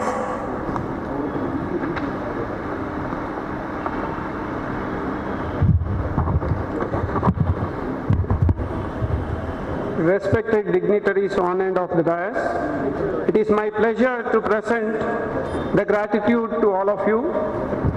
As we are towards the end of the inaugural function of the National Seminar on Yoga and inauguration of the Yoga Therapy Center, on behalf of the Department of Human Consciousness and Yogic Sciences, Dharmanidhi Yogapeetha, Mangalore University and University College of Mangaluru, I express my heartfelt gratitude to Dharmadarshi Dr. Harikrishna Punaruru, former President of Kannada Sahitya Parishad, who is instrumental for the establishment of Dharmanidhi Yogapeetha at Mangalore University, who given his precious time to inaugurate the National Seminar on Yoga and Yoga Therapy Center, and inspired through his encouraging words during his inaugural address. Thank you, sir. Our Honorable Vice Chancellor, Professor Jairaj Amin, sir, who always inspiring and guiding us, who himself a practitioner of yoga, presided over today's inaugural function, encouraged and fully supported us to organize this national seminar and the inauguration of the Yoga Therapy Center. Thank you very much, sir. I express my gratitude to Dr. Anasuya Rai, Principal, University College of Mangaluru, for extending all kinds of support for organizing this program and addressing us on this occasion. Thank you, madam.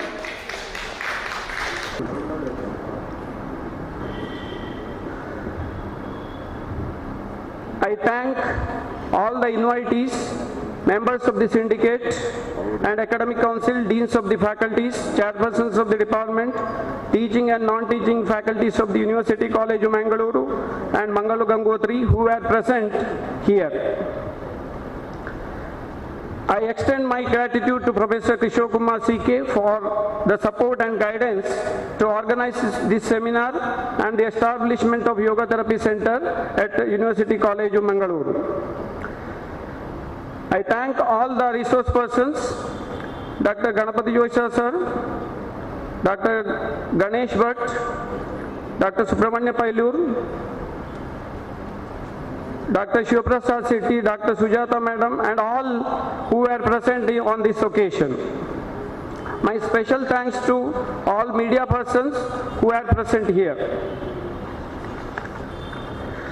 We thank the engineering department for providing all necessary arrangement for the establishment of the Yoga Therapy Center and organizing national seminar on yoga. I thank all the delegates, faculties and research scholars and students of the Yogic Center.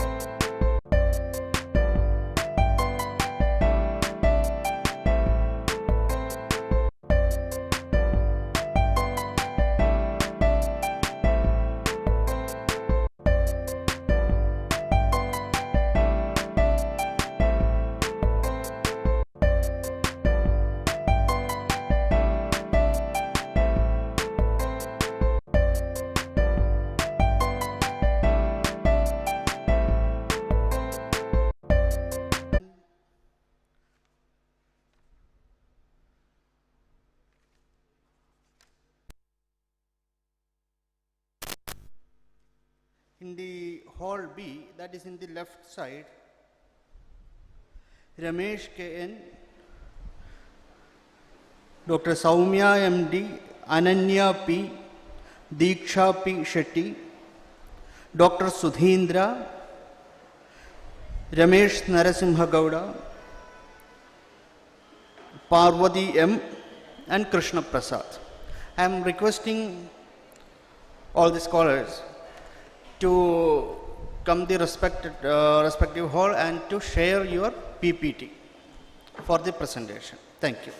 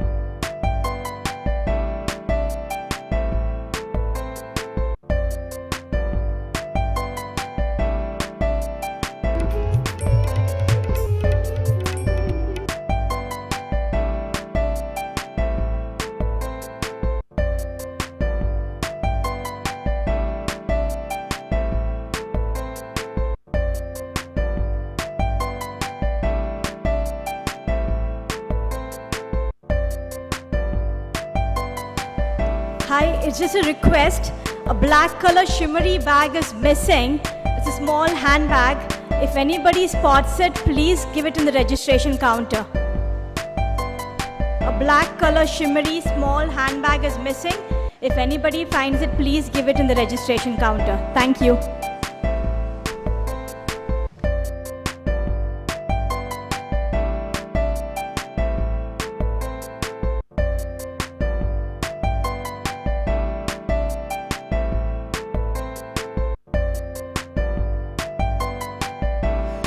Sorry, there is a small correction in the schedule.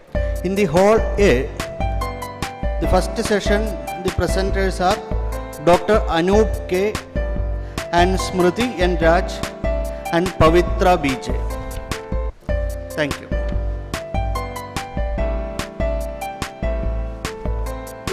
Dr. Amshuman, Swastikan Acharya, Lord Mary and Pavitra Hugar. Their session is afternoon 2 p.m. to 2:30 p.m. Thank you. Sorry for the inconvenience.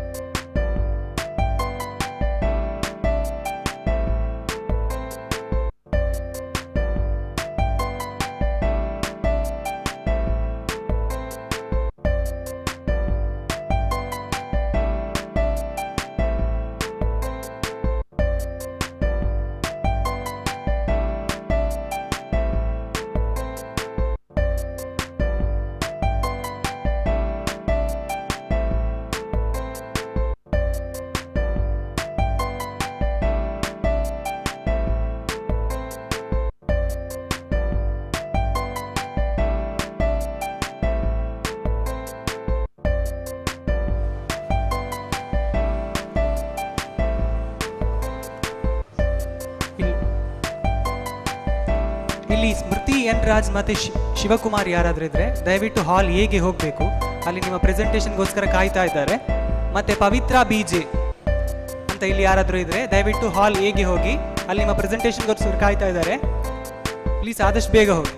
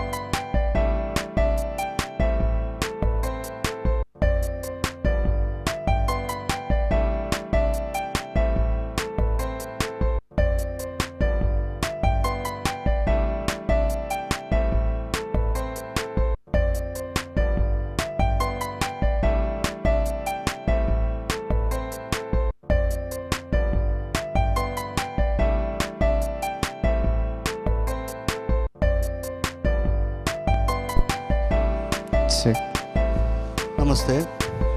Mr. Ramesh K.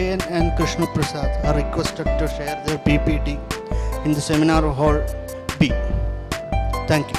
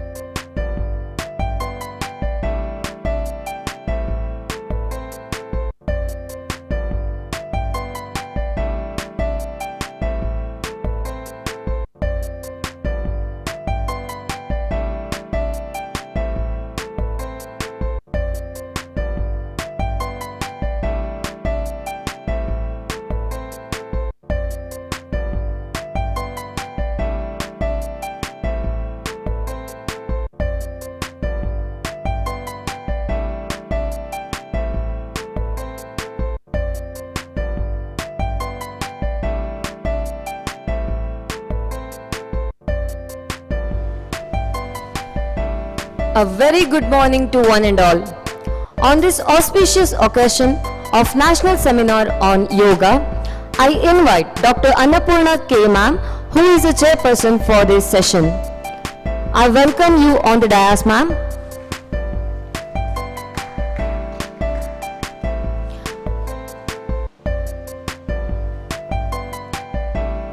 It gives me immense pride and honor to welcome the chairperson for the session, Dr. Annapurna K. Ma'am, BAMS, PGDYT, MSc, PhD. She is a professor and HOD of Division of Yoga, Center for Integrative Medicine and Research, CIMR, Manipal Academy of Higher Education, Manipal.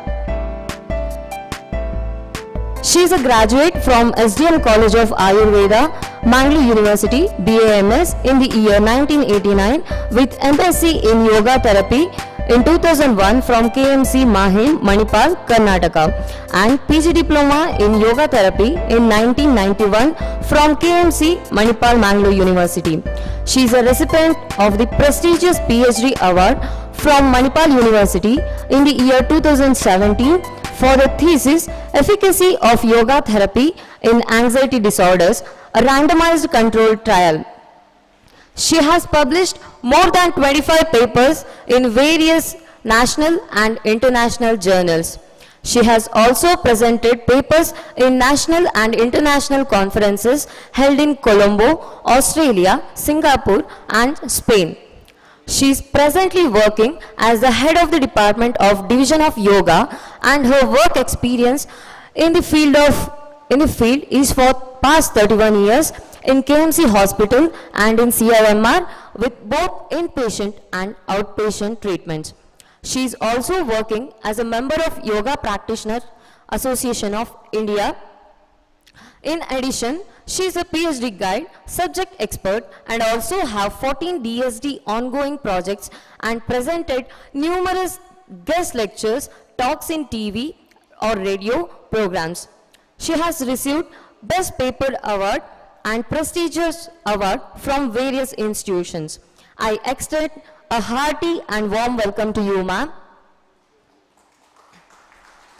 And I kindly request you to continue as a chairperson for the next upcoming sessions. Thank you.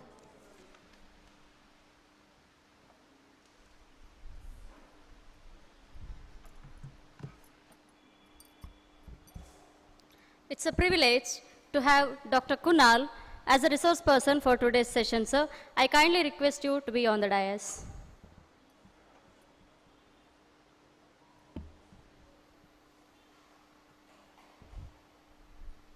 Dr. Kunal is an associate professor at Department of Physiology at Kasturba Medical College, Mangalore. He has pursued his MBBS degree in the year 2006 and MD in Physiology in the year 2012. And also he is a graduate of postgraduate diploma in Yogic Sciences in the year 2019. And currently he is an associate professor at Department of Physiology, and he has been involved with learning and teaching physiology and yoga since 2009. He has been contributing to various international and national CMEs, webinars and guest lecturers, workshops, etc. in the capacity of organizer.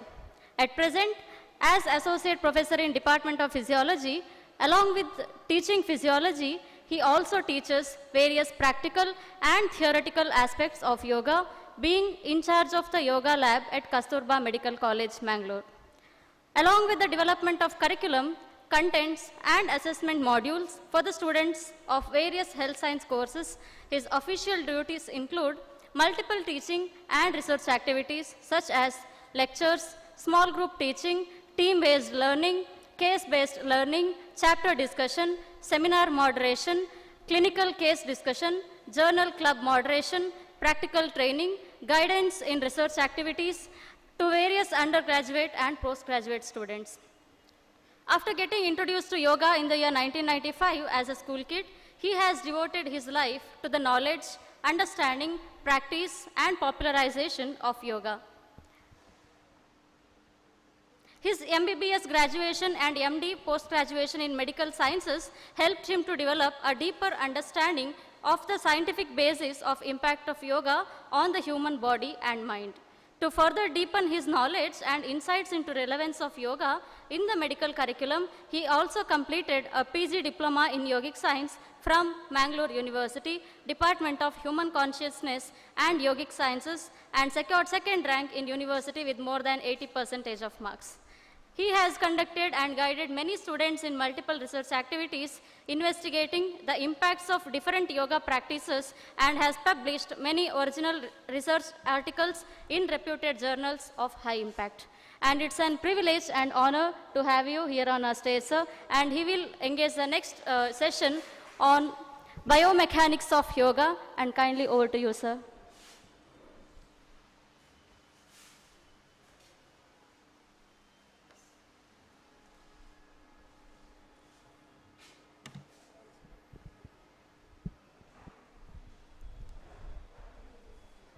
Namaste to you all.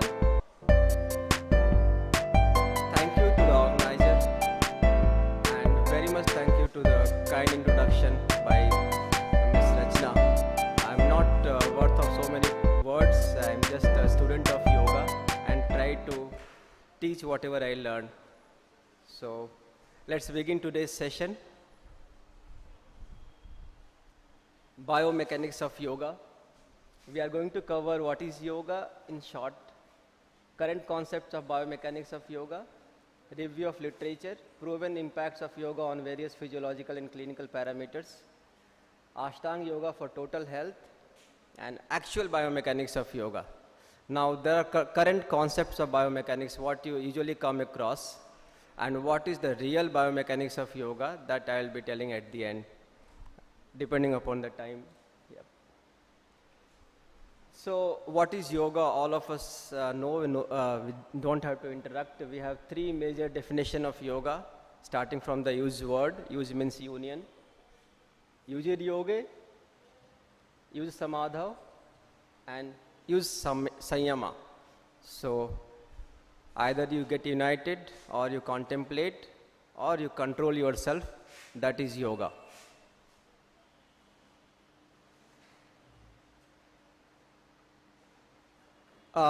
Definition wise, we all know the definition of yoga. Patanjali Yoga Sutra says Sukham Asanam.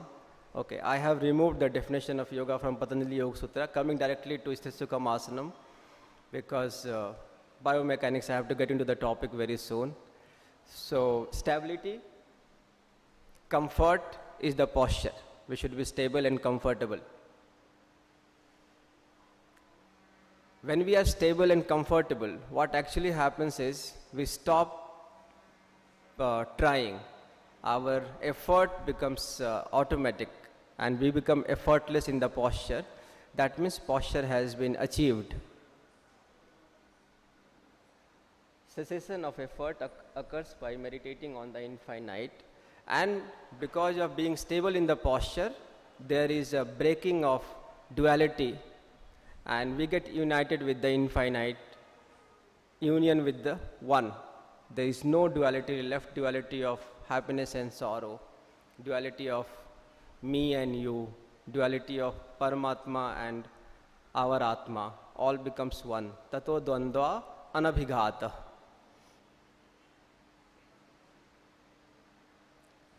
Okay, so conclusion is, what is the benefit of asana?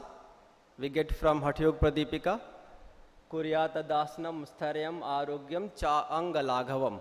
Okay, we get Stharyam, Arogyam, and Angalaghavam. So stability, health, and lightness of the body. So this is the basic concept of asanas. With this basic concept, we will get into the biomechanics of asana. Is there any scientific proof for all this? So how does it happen? Let us look at the current biomechanics of yoga.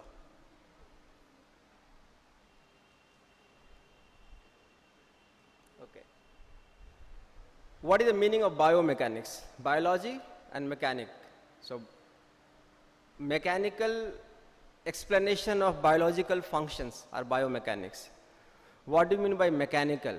Mechanical means those external forces which cause change in the shape and size, shear and stress, those kind of strain, if there is a change, stretch and all, that is called mechanical force.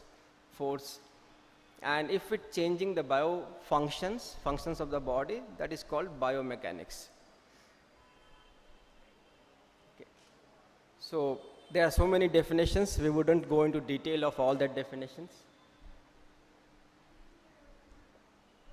In conclusion, what do we understand? That study of internal and external forces, that is the core concept of biomechanics.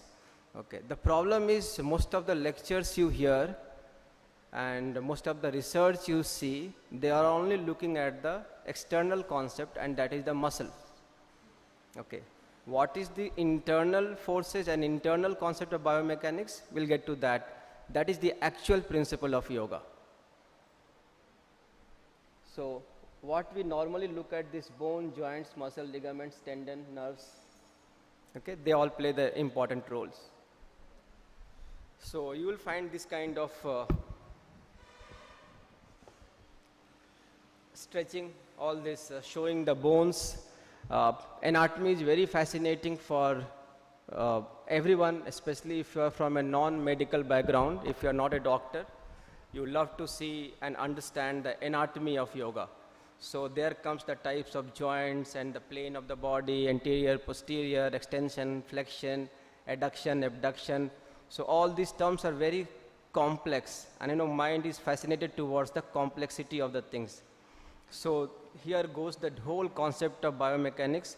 Literally they hold on to anatomy of bones and the muscles. Okay, so there are different types of, we all know the number of bones are 206, number of muscles are over 600. So anything you perform, anytime, all the muscles and all the bones are active. Okay. Muscles don't even relax when you sleep. You will be amazed to know that out of, suppose one sleep cycle is 90 minutes. Can somebody tell me out of 90 minutes, how long muscle relax? Sleep cycle, REM, NREM, we have a 90-minute sleep cycle and there are so many 4 or 5 phases of sleep cycles. So during the 90 minutes of sleep cycle, you can take a wild guess. How many minutes our muscles relax?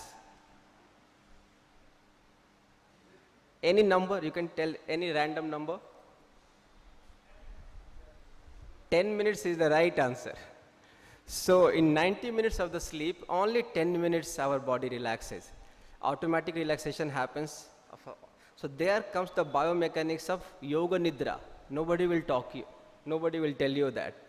When we perform yoga nidra and when we move from one joint to other joint, progressively we are tightening the joint, contracting the muscles and relaxing it. We are sending our conscious stimulus to relax that muscle. Understand that contraction of the muscle is automatic process because we have to maintain the posture. Even if we are willing and not willing, it is not voluntary. Your postures are involuntary. It is maintained. So contraction of muscles are involuntary, automatic. But relaxation of the muscle is a voluntary process. Until you do conscious relaxation, you are not going to relax completely. So yoga nidra is the most important aspect of asana practices. Only when you perform yoga nidra, you are going to relax yourself. Okay? So there comes the biomechanics of yoga nidra. Okay. So you will see these kind of pictures in different conditions, different muscles are involved. The red ones are engaging, purple ones are engaged while stretching, okay? And the blue ones are stretching. So this is how it goes, and this is from the most authentic source. They have done proper research in NIMHANS. I have taken a few slides from their lectures. So this is the biomechanics of different postures. Okay, in different postures you have different involvement of muscles. Okay, Likewise, I can go on explaining you all the names of the muscles and all different types of 650 muscles are there. They are getting stressed and relaxed in different posture. But that is not going to help you, because if you perform the posture without knowing the names of muscles, it is not going to not cause effect in your body. You will get proper effect even if you don't know the names of the muscles. But in the process of trying to know the names, you are going to spend lots of energy and lots of effort. So let's skip to this. You know that every asana has different muscles, and different muscles will get stressed, different muscles will relax and not getting involved in that asana. So Padhastasana, Ushtrasana, different sets of muscles. You will find, if you search for a biomechanics of yoga in Nimhans, you will find their complete description. Okay. So I'm skipping to that asanas biomechanics, which comes in the form of muscles. Review of literature, scientifically proven impacts of yoga on various physiological and clinical aspects. Okay. First thing is, yoga aims at full stretch, and full stretch leads to relaxation, immediate relaxation. Okay. This is called as inverse stretch reflex. This happens by one, this is mediated by one sensor which is there in the tendon of the muscle. At the end of the muscles, okay, this is not seen there. At the end of the muscle, you have Golgi tendon organ. So whenever a muscle stretches, if the stretch crosses a limit, then this Golgi tendon organ will send so much of impulse to the spinal cord that it is going to relax the same muscle. Okay? So this Golgi tendon organ is taking, and the impulse is coming back. This is non-reflective screen, so I can't use the laser pointer, but you have to see that. Okay, so Golgi tendon organ is taking from the blue nerve is Golgi tendon organ, and that nerve, and then this red and purple nerves are getting inhibited whenever there is extra effort. Okay, so this is the basic principle of asana. Whenever you perform asana, you should try to achieve your maximum stretch, and this works. Oh yes. Okay. So maximum stretch will leads to complete relaxation. If you don't do maximum stretch, you're not going to get complete relaxation. So that is where yoga differs from exercise. Exercise, we are forcing on the contraction of the muscles, not going for relaxation, not going for stretch. Yoga focuses on stretch, and that leads to relaxation. Now what happens here, suppose these are the muscle fibers. Blood vessels are going between the fibers. So whenever a muscle is contracting, it is squeezing out the blood vessels. So it is obstructing the blood flow coming to the muscles.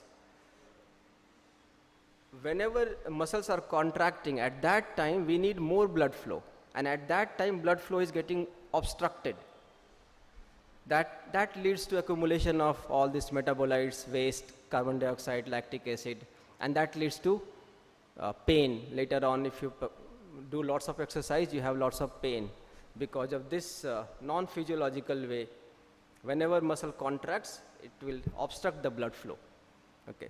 On the other hand, whenever you stretch the muscle, what we do during yoga practice, it opens up the blood vessels and more blood flow happens. So at the end of yoga practice, you feel rejuvenated because lots of oxygen supply, lots of nutrient supply, so glycogen, glucose, other all needed substance will be accumulated, and you're ready to perform a higher task which needs more endurance and strength.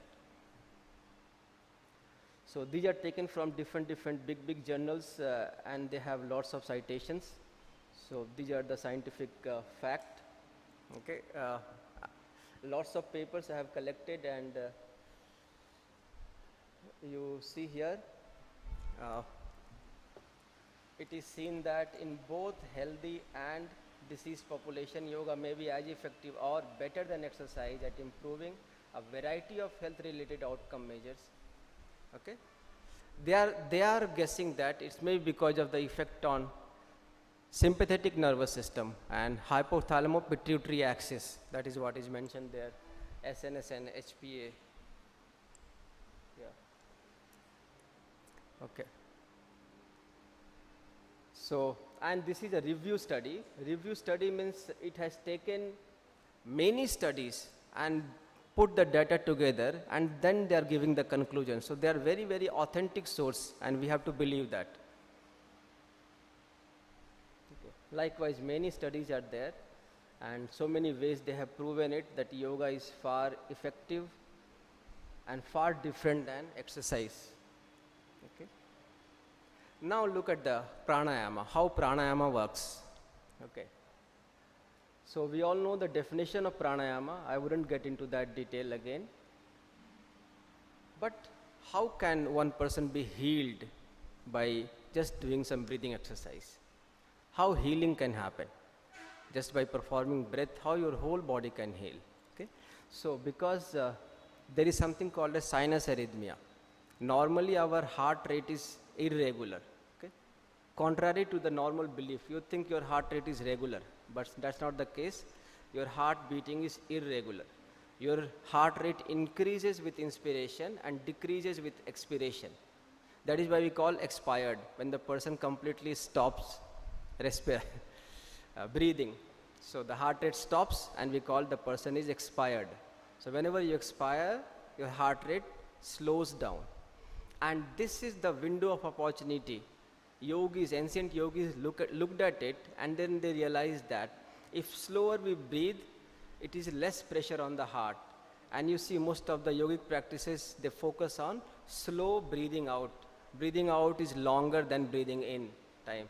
Whenever you look at the ratio, whenever you are asked to perform different, for example, Nadi Shodhan Pranayama.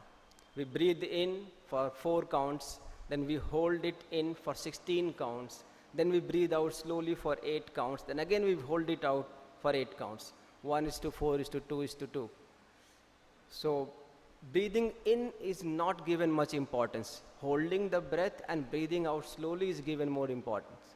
That is where the effect happens, because this pranayama is not only happening in the lungs. Because of this controlled breathing technique, it is affecting your brain and it is affecting your all nervous system, especially the one which are regulating your metabolic process.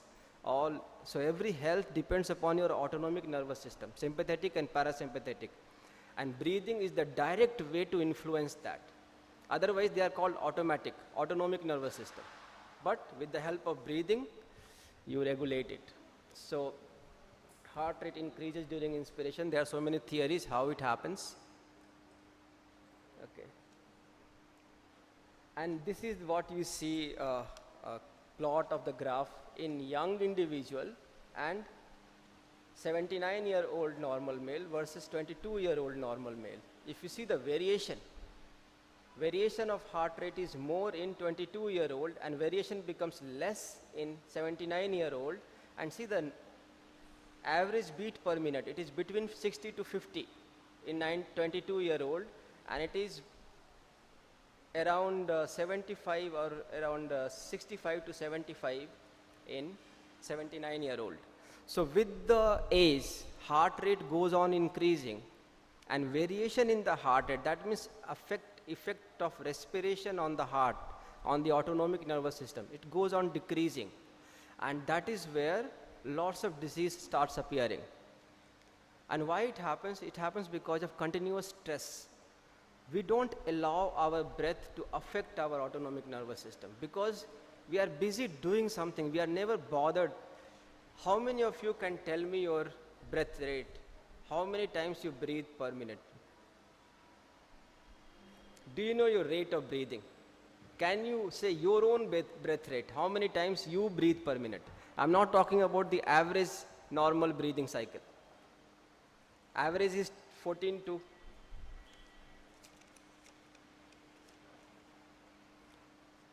yeah.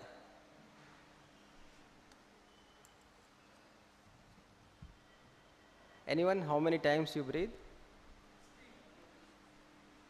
Okay, if you are yogi, you will not be in 16, you will be somewhere around 12. If you are a normal person who is not practicing pranayama, it may be around 16. So 12 to 16 is our average breath. So I mean to say we have to consciously breathe, and that is the effect of pranayama happens, because this autonomic fluctuations of the body at will, this is the window to regulate many of the autonomic activity, and that takes voluntary fluctuations of autonomic chain is being controlled by pranayama. Likewise, I have slides prepared for, and all these are the with the scientific evidences from the big papers, how meditation helps and what is the effect of meditation. So just by simply watching the breath and thoughts, there is too much increase in the cortical thickness, number of neurons, number of connections in the brain increases. So your brain becomes stronger and stronger just by watching the breath and watching the thoughts. That is also amazing. Now how that happens, I don't have enough time to explain all that, but what you see finally is meditation is highly effective in increasing the thickness of cerebral cortex, resulting is improved cognition, compassion and empathy, and decreased size of amygdala is the one stress center. So that size in amygdala decreases, and cerebral cortex, which your thinking center, their size increases. So you become smarter and you become less fearful. Anxiety, stress decreases with the practice of meditation, only meditation.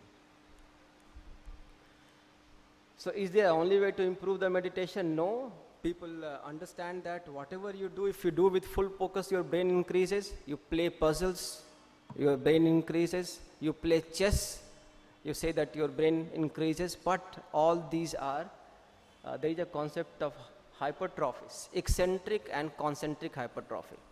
If you become a grandmaster in chess, you have become good only in chess, not in all other activities of the world.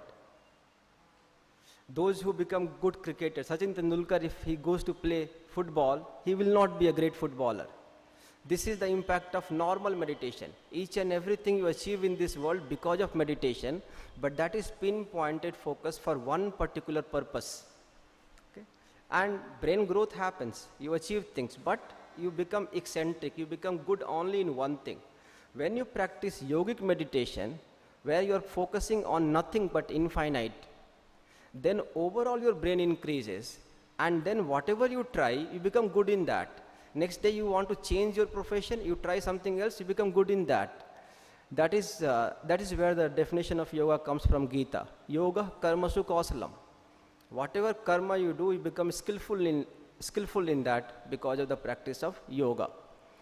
Okay, so let's we should perform. So message is we should perform all the 8 limbs to get complete health.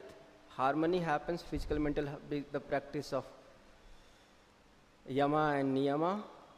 Then physical and mental health happens with pranayama and asana, and dharana and pratyahara leads to focus and success. Further, dhyana and samadhi leads to true knowledge and permanent bliss. So when you practice Ashtanga Yoga, you achieve a complete health. Now these are the current biomechanics. Actual biomechanics works on these principles. Okay, Panchakosha, Panchaprana, and there comes the concept of Vedic healing. You will be amazed to know that yoga has been a major part of our religion. Our religion was not worshipping so many deities. Our religion was practicing yoga. Out of 108 Upanishads, 20 Upanishads are dedicated to complete knowledge of yoga. All the practices, whatever you do, whatever you read from whichever source, they all have taken from Upanishads. The source of every knowledge is from Upanishads. You go and search about it, you will get to know all the names of Upanishads. And then another 14-15 Upanishads are only based on meditation. So out of 108, some 35 Upanishads are based on a regular practice of asana, pranayama and meditation. And all those chakra, kundalini, everything is explained in Upanishads. That is the original source. So if you want to educate yourself truly in the yoga, start from Upanishads, and that is what was done in the ancient time. Each and every person used to be taught from the beginning towards yoga, and they used to practice yoga, and that's how everything else used to happen later on. Okay, so Taittiriya Upanishad says about the concept of Panchakosha, and I don't have time to explain all that, then how all this thing happened, purification, which one is better. So Anandamaya Kosha is the best, and we should focus on Ananda. Anyways, then how every kosha gets purified, and then in Prashnopanishad comes the concept of Pancha Prana. In Pancha Prana, pranayama basically tries to establish a balance between Pancha Prana, and while doing meditation also we should focus on Pancha Prana and create a balance. There is a shloka in Bhagavad Gita also. It says that sparshan kritva bahirbahya chakshu chaivantre bhruvo prana pano samo kritva nasya bhantar charino. This is how we should meditate. We should take Udyan Bandha, Moola Bandha, Apana, raise the Apana, make it meet to the Samana and Udana, and then further Prana. So Prana Pano, from the Prana till Apana, everything should become equal and connected together. And then you should focus on your nose strip and breathe only within the nostril. Nasya bhyantar charino. The breath should not come out of the nostril. So many yoga teachers used to put the powder or the flame in front of the nose, that while meditation the flame should not move or the powder should not fly. That's how we should meditate. Breath becomes slower and slower. Okay, so with all this thing in the background, I will just finish. So we know that this is where actually biomechanics of yoga works. 72,000 and many more nadis are there. They have named all of them. Our ancient forefathers have named 72,000 nadis. So imagine the quality of science what they were knowing. Right now with current medical technology, we can't even prove the existence of one nadis. In maybe due course of time, 100 years or so, we will be able to understand what nadis are. But if they have named it, that means they are there. We have to trust. As a good kid, we have to trust our forefathers and follow their principle, follow the direction, whatever they have given to us. So with that, my final message is, if you listen to your body when it whispers, you won't have to hear it scream. That is called disease. Okay? So thank you for listening to me. If you have any questions, you can ask.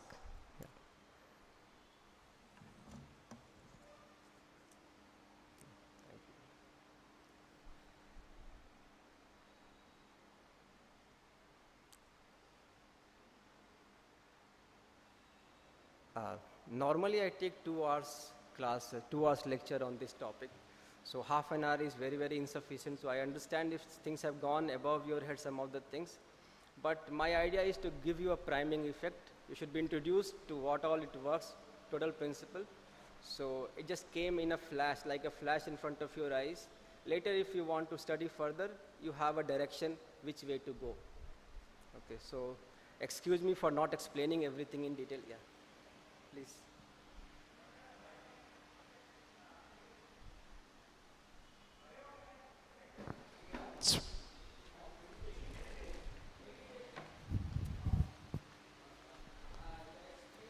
Meditation works on Pancha Prana.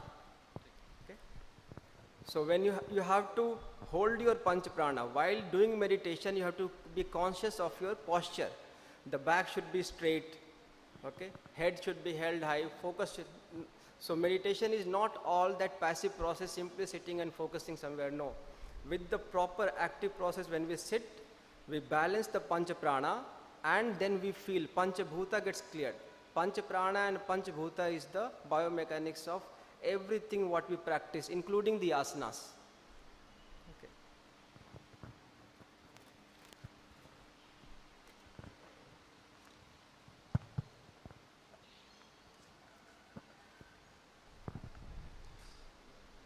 My name is J.V. Shetty. Whether we have to uphold the Mooladhara throughout the meditation. Nowhere it's written how long we should uphold. but also know where it's written when to release it. When they ask for Moola Bandha and then Udyan Bandha, then Jalandhar Bandha, and that's how we make 3 Bandha or Mahabandha. So when we release all the 3. During meditation practice, if you can hold Moola Dhara, Moola Bandha and Udyan Bandha for as long as you can, the great yogis, they hold it forever. You might see so many pictures and explanation that the stomach or the navel has gone completely into the back and lifted up. So yes, you should raise it as long as you can. There is no mention when shall you release it. So release it when you get tired and then go back and raise it again.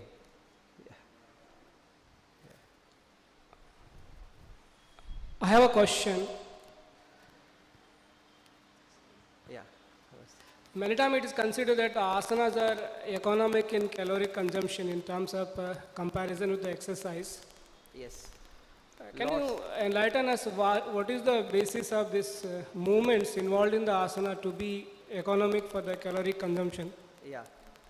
During asana, we are not focused on contraction of muscles. The more we contract the muscle, more energy will be utilized and more heat will be created. During asana, we are focused on stretching of the muscles. Whichever posture we acquire, we are focused on stretching the muscles, not contraction, and hold the posture for at least 5 to 7 breaths or as long as you can hold. So while holding the posture in the stretched muscle, we are increasing the blood supply and improving the oxygenation and other nutrient supply to the muscles. And that's where it becomes energy conservation, not energy utilization. Can't we do the same with the exercise? Because there also the blood supply will be there, circulation will be there. No, as I told, because exercise we focus on contraction of the muscles. So although the blood supply increases, it increases only for a less duration of time because we are contracting. Only when we lose the muscle, blood supply is increasing like this. Okay, obstruction, increase, obstruction, increase. So all the blood vessels are getting pumped like this. During yoga, it opens, and it remains open for as long as we hold it. Any influence on the muscle fibers in asana or exercise? Pardon? Any influence of the muscle fibers collectively responsible for this change? Number of muscle fibers will increase with how much resistance it gets. So if you want to make your muscle hypertrophied, bulkier, you have to give it resistance. You have to perform exercises. During yoga practice, we are stretching the muscles. So it's only going to rejuvenate the muscle. It will have more endurance than the strength. Those who go to gym, they will have greater strength than those who don't practice exercise, those who only practice asanas. But when it comes to endurance, asana practicing people will have greater endurance, but lesser strength as compared to the gym goers. Okay, sir, thank you.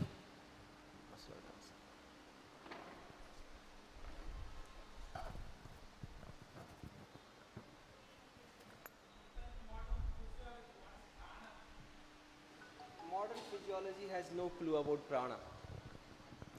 So, whole and the flow of prana, nadis, modern physiology have no clue about nadis and prana. And if you see somewhere yogis of 1900, when it became a style to compare the yogic textbook with the modern science, even Vivekananda made that mistake, great Swami Vivekananda. People tried to compare nadis with nervous system. Initially they thought nadis meant blood vessels, then they thought nadis means nervous system. Okay, so many a times you find it mentioned that Ida and Pingala are sympathetic and parasympathetic. No, it's not like that. Okay, so we have no clue and about either pranas or nadis. Okay. Sir, the ratio is 1:4:2. So Yeah. while holding, is there any chance of hypercapnia? While holding, there will be hypercapnia, that's we are not able to hold it. So that hypercapnia is a physiological thing, and as you practice, it will go on decreasing. And as Maharishi Patanjali says that, you have to focus on infinite. When you focus on infinite, then automatically that struggle reduces your mental activity reduces and the amount of generation of carbon dioxide reduces. So while holding the breath, we should focus on infinite, and that's the way to reduce the generation of carbon dioxide. Thank you, sir.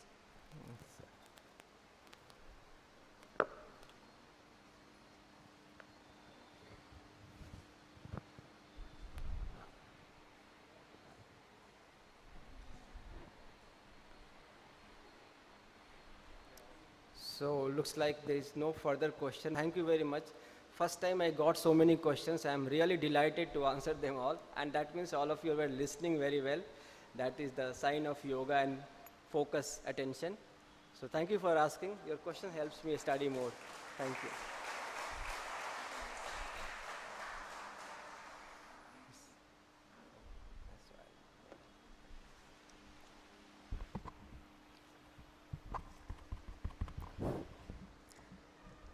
It was an insightful and informative session. Thank you, sir. Here we come to an end of the first session. Now, let us move on to the next session. We have with us the resource person, Dr. Ganapati Joysa, for this session. I would like to welcome and request the resource person to the decorate the dais.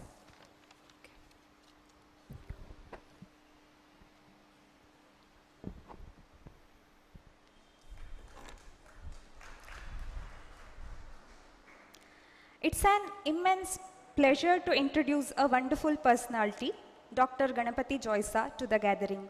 Sir has pursued master's degree in mathematics from Mysore University, Vidvat in Jyotishya from Maharaja's Samskrita College, Mysuru, and awarded PhD degree for the thesis, A Critical Study of Yoga Principles in Upanishads by Rashtriya Samskrita Vidyapeetha, Samskrita University, Tirupati.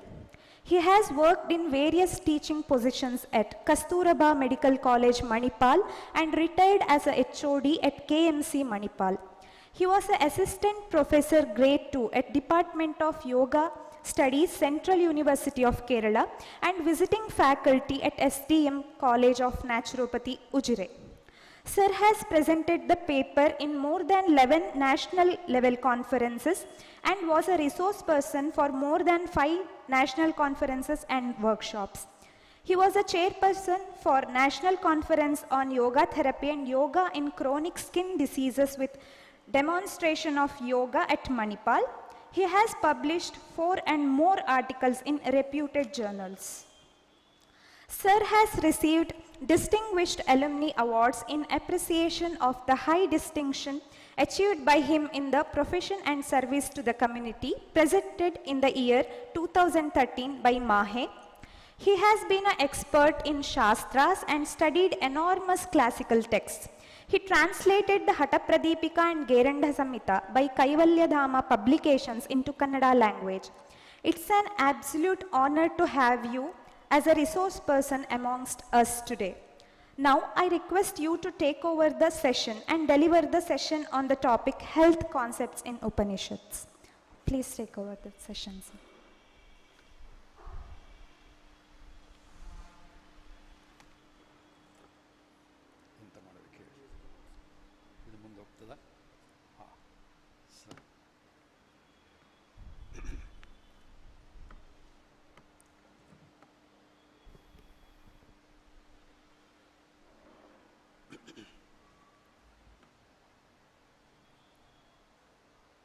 Dignitaries on the dais and the aspirants of yoga who are assembled here. Very good morning to all of you. At the same time, I am very thankful for, I don't know the name, for a nice introduction regarding me. Even though she told that much, but still I am a student of yoga.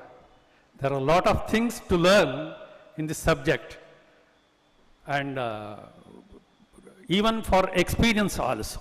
That's what it is. Here I, in fact, want to discuss or to share my views along with you regarding concepts, yoga therapy concepts in Upanishads. Actually, my colleague our best friend Dr. Sujata has inspired me regarding this subject when I visited SDM college. Sir, can you tell some health concepts in Upanishads? So I actually studied much more, even though I studied Upanishads. But this time I studied the Upanishads in terms of health. That's what I did. So anyway, thankful, madam, to you also. So I'm directly coming to the subject. Upanishads and health. Health is always essential part of our life. We know health is an important part of our life. Without health, we can't do anything. And whenever you discuss the health, you always discuss, we are all yoga students or knowers of yoga, we discuss in all three levels: physical, mental and spiritual. That's what usually we discuss health when we discuss health in terms of yoga. Why we always stick these three levels of health? Even yoga also says without the complete health, this is called as if you are healthy physically, mentally and spiritually, that is the complete health. Without this kind of health, we can't achieve the aim of the life. What is the aim of the life? So maybe different from different individuals, but yoga says, or our ancient scripture says that realization is the ultimate aim of the life. Whatever we do in our life, our aim must be towards the realization. So if anything stops or becomes wrong in that journey of our life, I think our scriptures or our life will not accept that. So hence, one of the texts says, Ayurveda Sutra, Anamayi Atmanam Sammanyate. To know the self, to realize the self, individual should be Anamayi. Amaya means diseases. Anamayi means without diseases. So a complete health is required even to realize the self, the ultimate aim of life. So what about others? Definitely to enjoy the life, we need this type of health. Even Upanishads also justifies that. In fact, there are many Upanishads. I stick on only one Upanishad now, that is Kathopanishad. It's an ancient Upanishad, and which also discussed regarding yoga. It used the word one or two times, that's all. But all the facts of yoga are discussed in this Kathopanishad. So that is why, especially I took only this Upanishad for the study or to the discussion in this hour. What it says? Tamakratam pashyati vita shokaha dhatu prasadan mahimanam isham. This is what Upanishad says. Vita shokaha, dhatu prasada. These are the two terms used here. Vita shokaha means who are free from sufferings. Shoka actually dukkha. Dukkha I mean here all kinds of dukkha.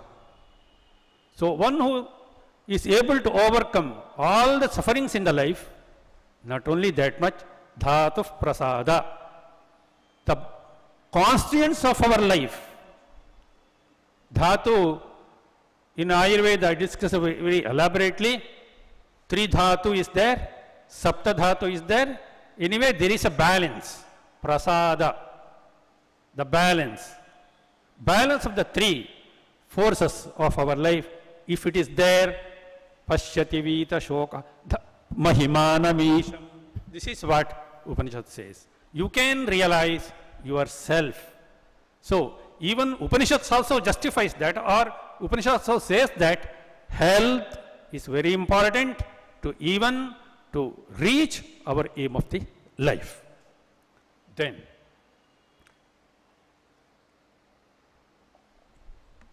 do you get any evidence in Upanishad that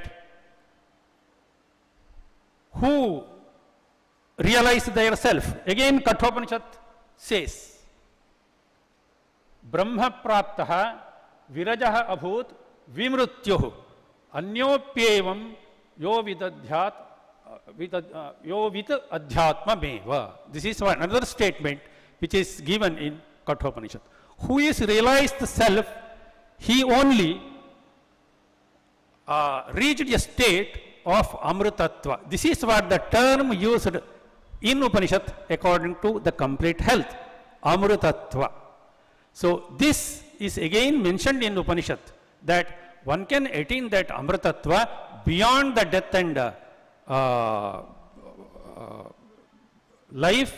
So that is called as amrutatva, that can be achieved by realizing the self, Brahma praptaha. This is what Upanishad says. So there is an evidence that only he can achieve this state, highest state. So how? Virajaha means by overcoming the rajas. There are three gunas are there, you know, sattva, rajas and tamas, who controls completely rajas and tamas, and who is in sattva level, he can understand his self and he can achieve that amrutatva. Amrutatva is a state of complete health. One more Upanishad also says the same thing. Avidyaya mrutyam tirtva vidyaya amrutamasnyute. This is a very interesting part here. This is from Ishavasya. Avidyaya mrutyam tirtva vidyaya amrutamasnyute. That is easily one can understand. Vidyaya amrutamasnyute. Vidya means here the education or the knowledge which leads us towards the amrutatva, towards the free of sufferings. So that is called as vidya here. But again it says that avidyaya mrutyum tirtva. Avidya is there. So through that you have to cross the death. So this is something very interesting part here. I don't know how many of you will think about this. Avidyaya mrutyum tirtva. Mrityu should be overcome by avidya, and by vidya you have to achieve amrutatva, or you have to achieve the healthy condition of the individual. So this is what Upanishad says. I leave it to you how you will think about that. Avidyaya mrutyum tirtva vidyaya amrutamasnyute. Again, the amrutatva, the word amrutatva is mentioned here in Ishavasya, which tells us that this is the state of complete health in Upanishad.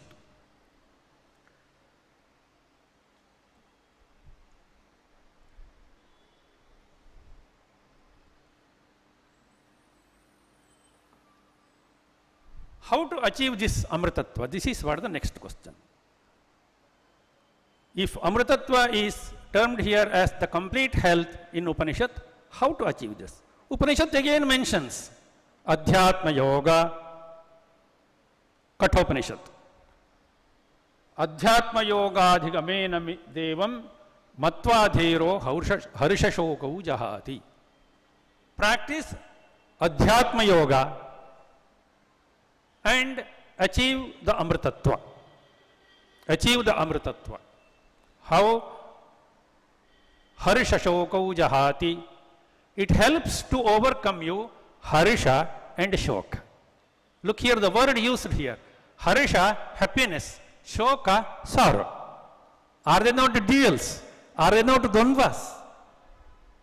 So, dvandvas must be overcome, and through that you have to achieve amrutatva. So, even though Upanishad doesn't mention anything about asana and everything here, but it mentions the result of the asanas, because we know what is the benefit of asana. Tato dvandvana bhigataha. He is not affected by dvandvas. Here Upanishad also says that harsha shokau jahati. He is able to overcome the harsha and shoka, which are the dualities. So this is how Upanishad start to discuss the Adhyatma Yoga. So Adhyatma Yoga is the yoga through which we will attain Amritattva, and by overcoming the harsha and shoka, I mean the dualities. This is just an interesting point here. I would like to share with you. I already told that realization is the aim of the life. Upanishad very beautifully cautions that how this realization can be achieved in the life. It puts many conditions on that. What this mantra says? Nayamatma pravachanena labhyaha. Just by discussion, just by giving lectures, no, you can't achieve. So giving lectures, you can't achieve even the health also. You have to involve in it. Nayamatma pravachanena labhyaha. Na medhaya na cha bahunashrutena. Medha is the pratibha, the intelligence. High intelligence, not successful here. I mean, it doesn't mean that medha is not required, it is not like that. But only medha, only that intelligence is not at all sufficient. Nacha bahuna shrutena means by reading many texts, many Upanishads, 1088 Upanishads are there, Yoga Sutras are there, texts are there. By reading this or understanding the text again and again, is it possible to achieve that Amritattva? Upanishad says no. Then who can achieve this? The next line says, Yamevaisha vrunate tena labhyaha tasyaisha atma vivrunate tanumsam. So the self, the Atma, who wants to expose, reveal, in whom? So it is the selection of the self. Only in that individual he shows his existence. Total meaning is, unless the practice or involvement in the Adhyatma Yoga, one cannot achieve the aim of life, or one cannot achieve Amritattva. This is what the message of the Upanishad. Nayamatma pravachanena labhyaha na medhaya na cha bahuna shrutena yamevaisha vrunate. Only the self which selects the individual to show its existence, to show its power, only he will expose himself. So this is what one important message is given in the Upanishad. How to practice this Adhyatma Yoga or to achieve the health?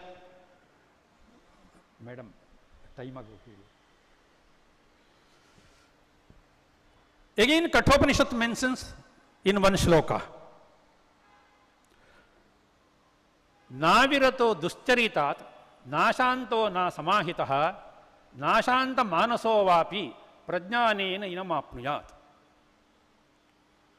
Who cannot achieve this Amritattva? This is what first mentioned in the Upanishad, Kathopanishad. Duscharita, one word. Second word, ashantaha. Then asamahitaha. Nashanta manasaha. Then prajnana. See, these are the important terms used in Upanishad. Who cannot achieve? Duscharita. Many times we discuss regarding lifestyle. Patanjali discussed Yama and Niyama. For what? to keep our mental health very perfect. What to do? Lead a lifestyle, proper lifestyle. Even Bhagavad Gita also suggests that. Charita means our attitude and behavior, our interaction, everything comes here. So this should not be duscharita, it should be satcharita. That's what Upanishad says. By which lifestyle, I mean by which kind of attitude and behavior we are able to realize ourselves, or at least we are able to turn our life towards the self-realization. That is called here as charita, or that is called as lifestyle here. Apart from that, opposite to that is not at all a proper lifestyle, but that is a duscharita. One who follows a duscharita cannot be achieved the self-realization, cannot be achieved amritatva. So clearly mentions regarding the importance of the lifestyle in yoga. Ashantaha, who is aggressive, who has no, always who are more dominated by rajoguna or tamoguna, cannot be achieved.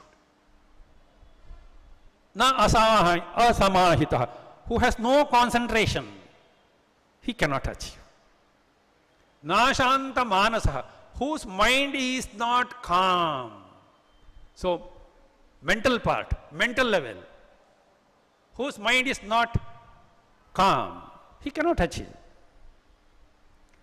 Prajnanena, again it is mentioned, prajnana means the very knowledge, knowledge which tells us which is good and which is wrong. Only by that much it cannot be.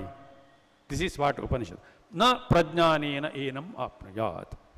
So, what to do for that? Again, Upanishad says that. So, this is what the English Upanishad gives a solution here. So, what kind of lifestyle should be followed? Before that, it says what are the principles of life. It is the common feature of every yogic text. When we discuss to overcome all the afflictions, all the sorrows of the life, we always discuss regarding the principles of life, regarding the principles of the universe. Upanishad also does the same thing. Atmanam rathinam vidhi, shariram rathamevatu. What are there here? Self is there, body is there, indriya is there, buddhi is there, manas is there, and the world is there, vishaya. These things are there. These principles are there in the life. So, knowing these principles perfectly and interacting with this in a proper way, I think that actually leads to self-realization, or that leads to amritattva. Look here again, the same point is stressed much more here in Upanishad. Yastu avijnanavan bhavati ayuktena manasa saha tasyendriyani avashyani duštashva ivasarathe. Horses, uncontrolled horses, controlled horses. Vijnanavan, avijnanavan. This is what yastu vijnanavan bhavati yuktena manasa sada tasyendriyani vashyani sadashva ivasarathe. So, intelligence must be used, there is no doubt in it, but not avijnanavan. Vijnanavan, this is what Upanishad says. Properly who develops the thinking ability. I think this requires much more explanation than this, but I can say this much. And who has a good discriminative power, buddhi, good decision power, then who has achieved, who has got a good mind which connects the world with the self. So, only he can achieve this amritattva. So, yama and niyama even though it's not mentioned like Patanjali, it is mentioned here in a small word, Vijnana and Manas, Indriya, etc. This is what we can see in Upanishad. Yastu Vijnanavan Bhavati Yuktena Manasa Sada. Yuktena Manasa means proper mind, or you can also translate this as who has a mind which practices yoga.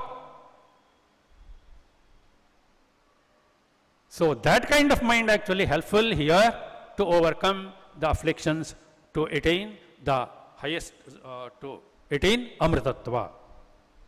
So Sadashva iva Sarasha. In that case, if Indriyas are under control, they are Sadashvas. Wherever we have to go, that can take our life to that destiny. This is what the meaning of this. Again, one more important point is mentioned regarding the lifestyle. In Upanishad, Avijnanavan bhavati amanaskaha sada ashuchihi nasa tatpadamapnoti samsaran chadhigachyati. He cannot achieve this amritattva, he cannot achieve the self-realization who has avijnanavan, just I mentioned already, amanaskaha, who has no intent to practice yoga. Then ashuchi, another important word, ashuchi. Actually we don't know which is shuchi and which is ashuchi. From the external side we will say this is clean and this is not clean. But view of yoga is slightly different from that. So even Patanjali also, when mentioning the Shaucha, he mentioned the benefit of Shaucha in 2 sutras.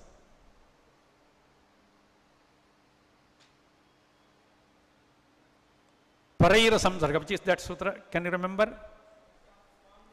Swanga Jugupsa Paraira Samsarga. That is one sutra.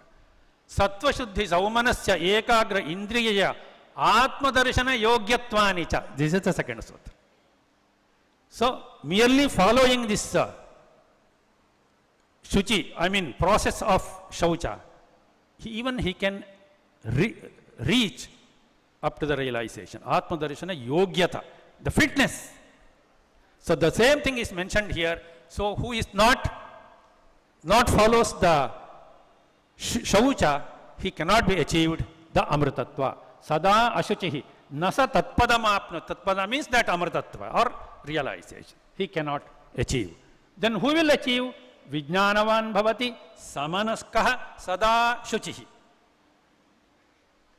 Satu Tatpadamapnanti yasmad bhuyo najayate. So that he can achieve that Amritattva, yasmad bhuyo najayate. I mean, he will not get again the birth. So death is also avoided. So conclusion, Vijnana sarathari yastu manah pragrahavan naraha sodhanah paramapnoti tad vishnoh paramam padam. So who has the driver, the intelligence, I mean the buddhi, Vijnana sarathi, and who controls the indriyas, he actually reaches the aim or the goal of the life, and tad vishnoh paramam. That is the ultimate goal of the life. This is what Upanishad says. This is another important point mentioned in the Upanishads regarding pranayama. Asana is never discussed in Kathopanishad, but pranayama is discussed regarding that concept. How to do pranayama and everything may not be necessary at that time, but it mentions pranayama is also very important. In our life, prana and apana are the 2 forces. Those 2 forces are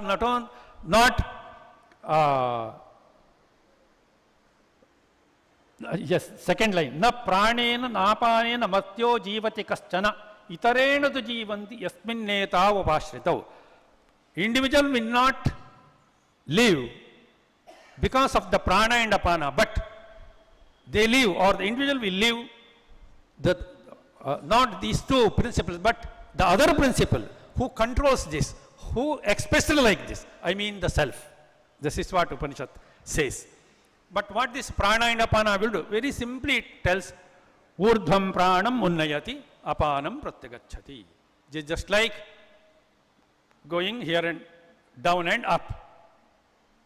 Prana, upward movement, apana, down. This is the life. But these two activities also controlled by the self, therefore attainment of the self is very important according to Upanishad, so that Amritattva can be achieved. Totally, Upanishad discuss this much. What is yoga? Yada panchavatishtante jnanani manasasaha buddhischa navicheshtate tamah paramang gatim. This is what the state of that attainment of the self-realization. Panchavatishtante jnanani manasa. Indriyas are fully controlled. Buddhischa navicheshtate. Buddhi is not flickering. So, this is the state of mind or ultimate state of the life. Then, tam yogamiti manyante sthiram indriya dharanam apramattastada bhavati yogo hi prabhavapyayo. This is what yoga, according to Upanishad, which takes us towards Amritattva by realization of the self, and ultimately it says that apramattaha. He will not become a pramadi. I mean, he will not do the mistake, because yogo hi prabhavapyayo. Prabhava and apyaya. These are the two terms used here for yoga. What is this prabhava? Prabhava means practicing all limbs of yoga. Apyaya means samadhi. I mean the ultimate state of the mind. That actually is the complete health. That is what the state of Amritattva. This is what Kathopanishad says. I think with this, a small discussion, I mean sharing the views, I took the information from the Kathopanishad, and this is what I would like to share with you regarding the concept of yoga therapy concepts in Upanishad. And I am very thankful to you for patiently hearing this discussion. Thank you, one and all. If you have any questions, I will try to answer. Please.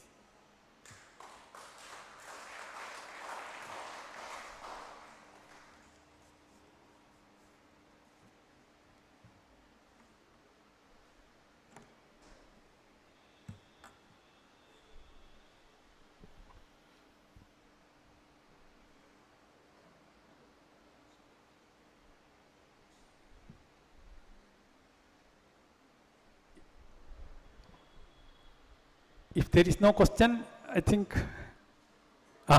please.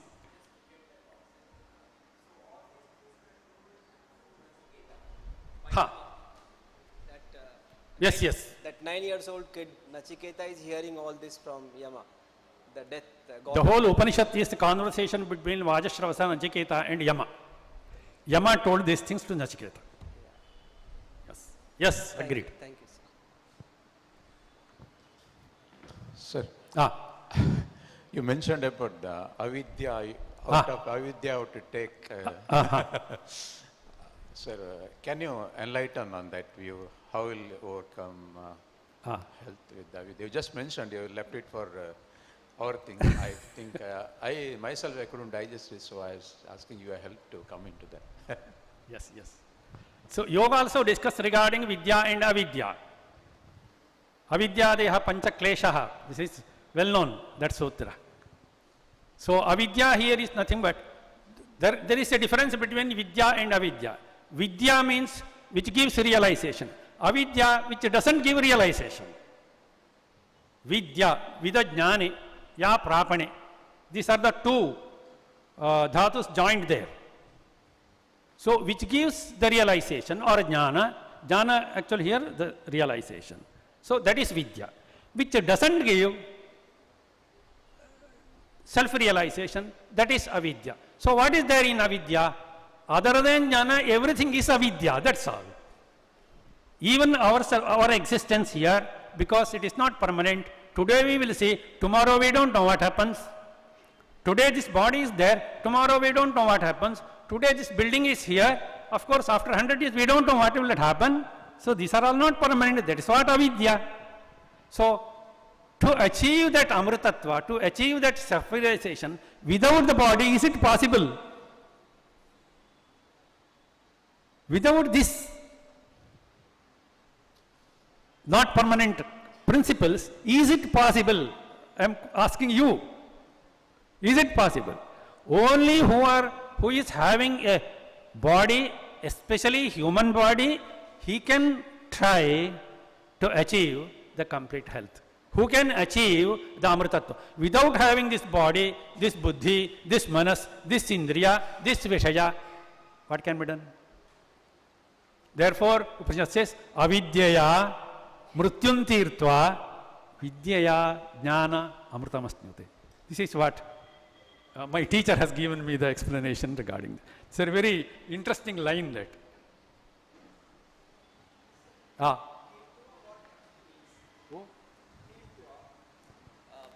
Doesn't it mean that because of avidya, we reach to death, and because of vidya, we reach to realization? Avidya, mrityum tirtva. So, tirtva, does it mean that we are crossing over the death, or we are reaching to the death? We are crossing, tirtva, tarana, crossing, overcoming that. Thank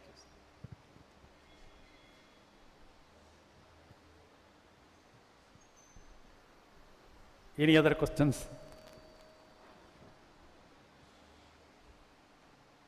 So I think I can conclude my session here. Thank you, one and all.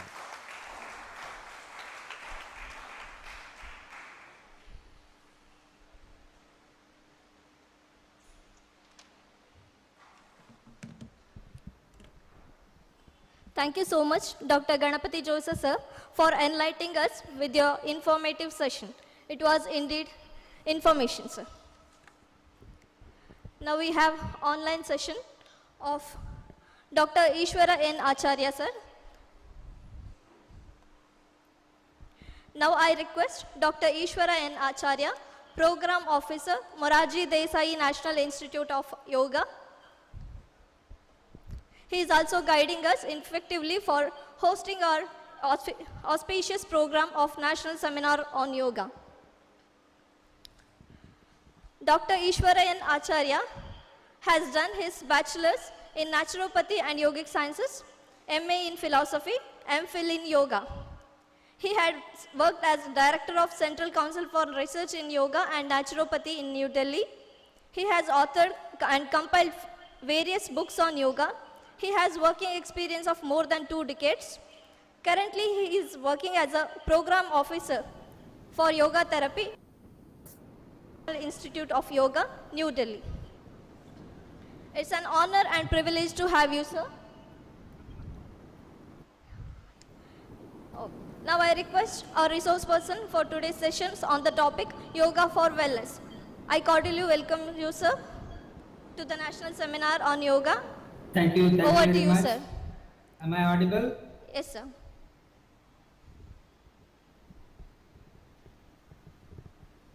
Are you people able to hear me?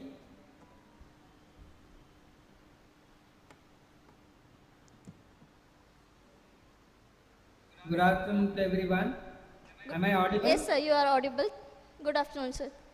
Okay. Good afternoon to everyone.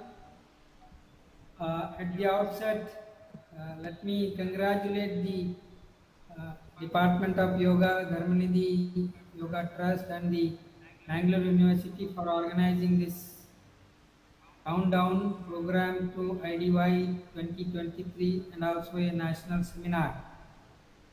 I also would like to thank the organizers, especially Dr. Krishna Sharma, for giving me an opportunity to be part of this particular unique program.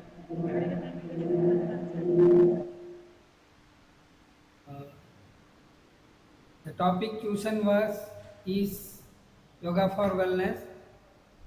In connection with the wellness encompasses the physical, mental, emotional, spiritual and all other aspects of health as well as the existence. In that connection, I would like to speak something about the pranayama, the scientific aspect of pranayama, which is very relevant to the maintenance and the maintenance of the wellness.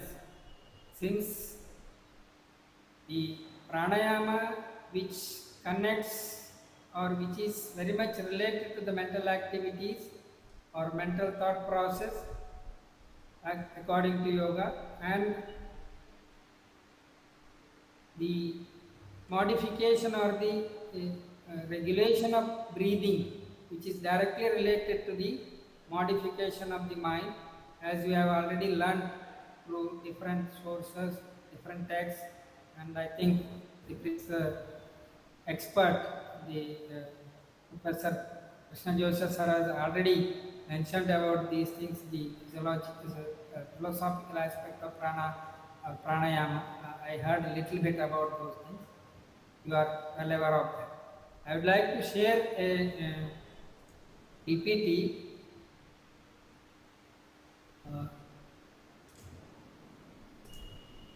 Is it visible?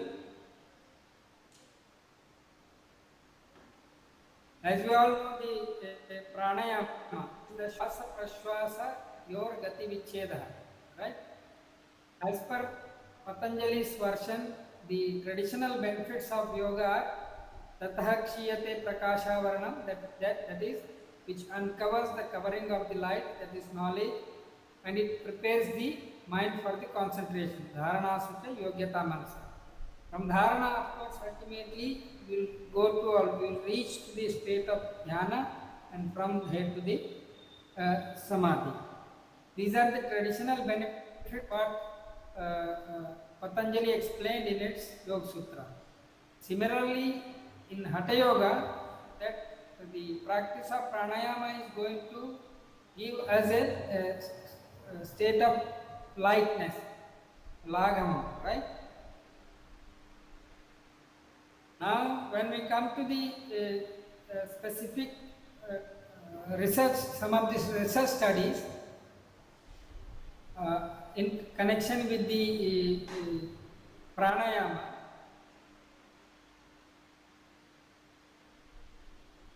and before that, before the pranayama, in most of the traditional schools or most of the schools of yoga practices Kapalabhati. Although Kapalabhati is a kriya that is going to put more effect on the respiratory system or the breathing.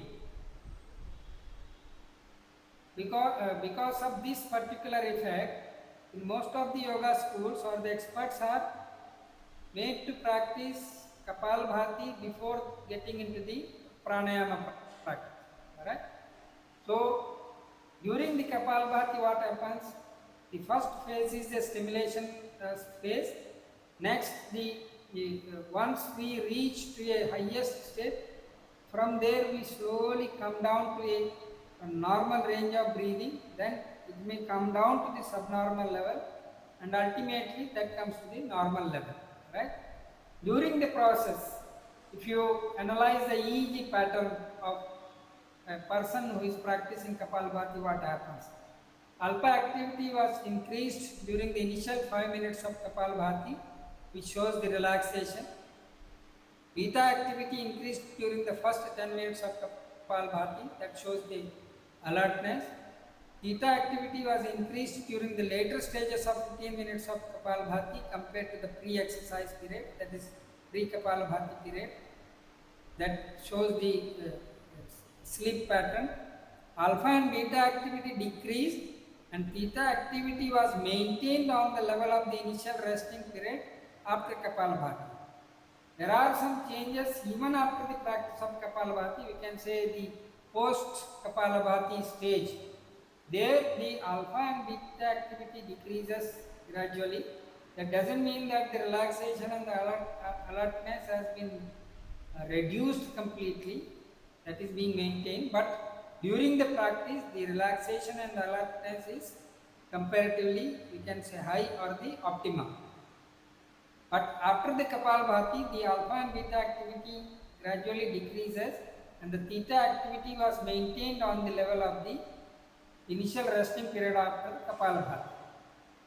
It ultimately indicates that the relaxation or the we can say the physiological rest what we have gained during the Kapalabhati or the later part of Kapalabhati is being maintained even after the post Kapalabhati period. The results suggest a relative increase of slower EEG frequencies and relaxation on a subjective level as the after effect of Kapalabhati practice. The another aspect which you have to understand here regarding Kapalabhati is the decarboxylation process. What is decarboxylation process? During the process of Kapalabhati, our entire focus is to take out the air inside the lungs. While we are forcefully exhaling, our objective or the motto is to take out the carbon dioxide which is stored in the body, mainly in the body and mainly in generally in the body and mainly in the lungs. During the process, from the biochemical point of view, the practice of Kapalabhati seems to promote decarboxylation and oxidation mechanisms, due to which whitening of the respiratory center is achieved. How it is possible? Because carbon dioxide acts as a very potent respiratory stimulant, right? During the normal course of time, the enhancing quantity or increasing quantity of carbon dioxide in the body stimulates the respiratory center at the brain, and thereby the respiration begins or the continues in a smooth manner. Say for example, if a person runs for a 5 kilometer or completes a brisk walk for 5 minutes and comes back or stops there, in such particular situation or a condition, the breathing rate is very much or higher side, right?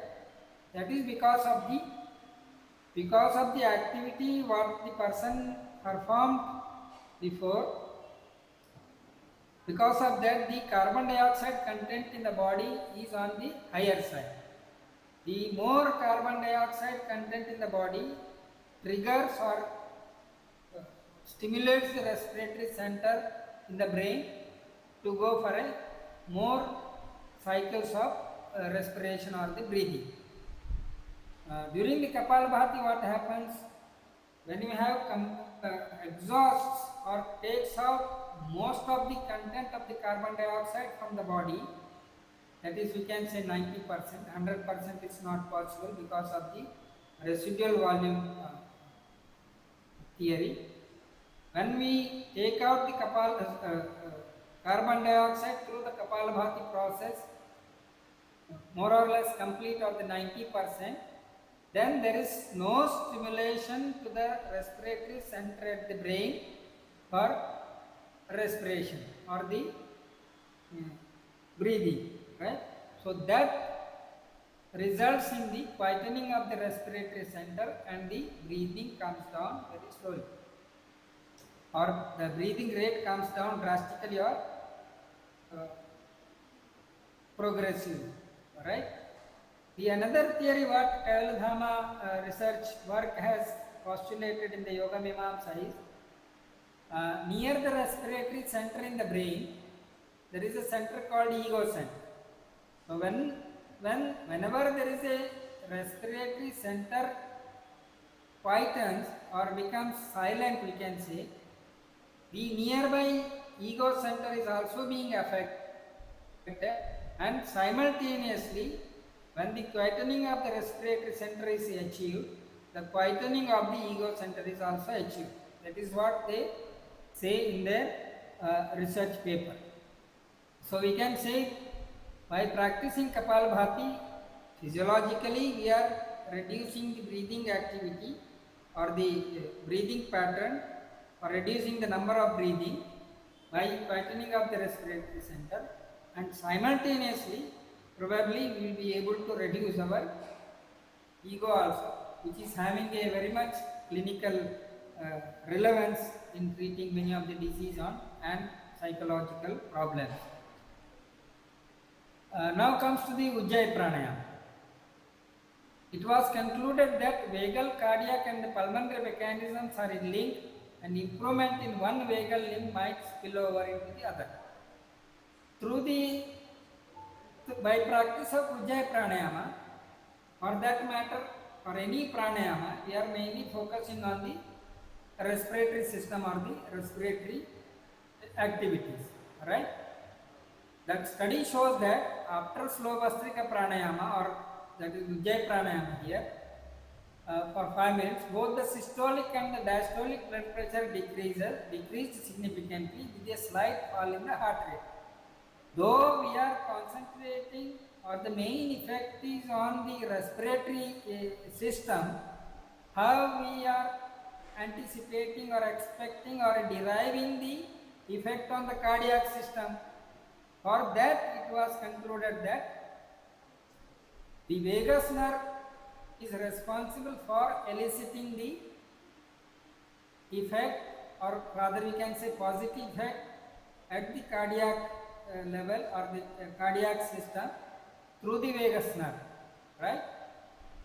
Once we have a effect on the respiratory system by practicing any pranayama, here it is Ujjayi pranayama, the respiratory number of respiration or the speed of the respiration is decreased, thereby as a reflex effect through the vagal wing of the vagus nerve, the cardiac and the pulmonary mechanisms are linked, and improvement in one vagal limb might spill over into the other. That is the conclusion what the researchers has derived in this particular effect. The another aspect is the another effect is mainly the baroreceptor sensitivity. Now comes to the question of what is baroreceptor sensitivity or the baroreception. Whenever there is a more cardiac output, or when the heart pumps more of blood from the heart which circulates the body through the arteries, whenever there is a more pressure or the more quantum of blood volume of blood coming to the arteries, there is a mechanical mechanism which detects the quantum and the pressure of the blood coming through the arteries. The mechanical mechanism, that is the pressure sensor which is present in the arteries, that senses the pressure of the blood coming in the arteries. So that particular mechanism is called baroreceptor mechanism. This mechanism is very important in case of the blood circulating to the brain region. Through the in our neck, from both the sides, we have two carotid arteries which supplies to the brain, right? Whenever there is a circulation, even if you are putting the head down or topsy-turvy posture, either Sarvangasana or the head down posture or the Padahastasana, there is a sudden rush of blood towards the head. That is through the gravitational force. But whether the arteries are allowing extra amount of blood to the brain or the brain cells, or carotid artery allows blood, more quantity of blood to the brain, that is the main question.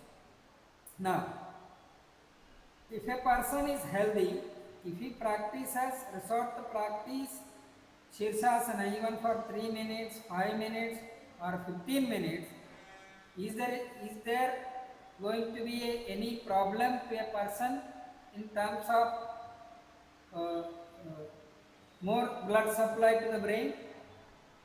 Probably the answer is no, because even if we practice Shirsasana for quite few minutes, the blood circulation to the brain is regulated through the baroreceptor sensitivity or the baroreceptor mechanism, which is very much active in the carotid arteries. Of course, that is available in all the other arteries also, More specifically, this activity or this sensitivity is more in the carotid arteries. That is primarily because even if little more amount of blood is being rushed to the brain region, there is every possibility that the blood arteries or the arteries in the brain may rupture and produce a clot. If such is the situation, the clot will ultimately lead to a condition called the brain stroke, which is not happening in a healthy person who is practicing Shirsasana, Sarvangasana or Padahastasana or any head down postures in even for few minutes, not seconds, even for few minutes, maybe 10 minutes, 15 minutes, 20 minutes, even half an hour if a person does Shirsasana, he is not going to face such a problem of the brain stroke or something.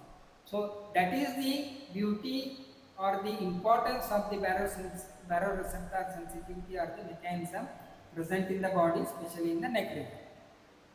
By practicing Ujjayi Pranayama, the baroreceptor sensitivity can be enhanced significantly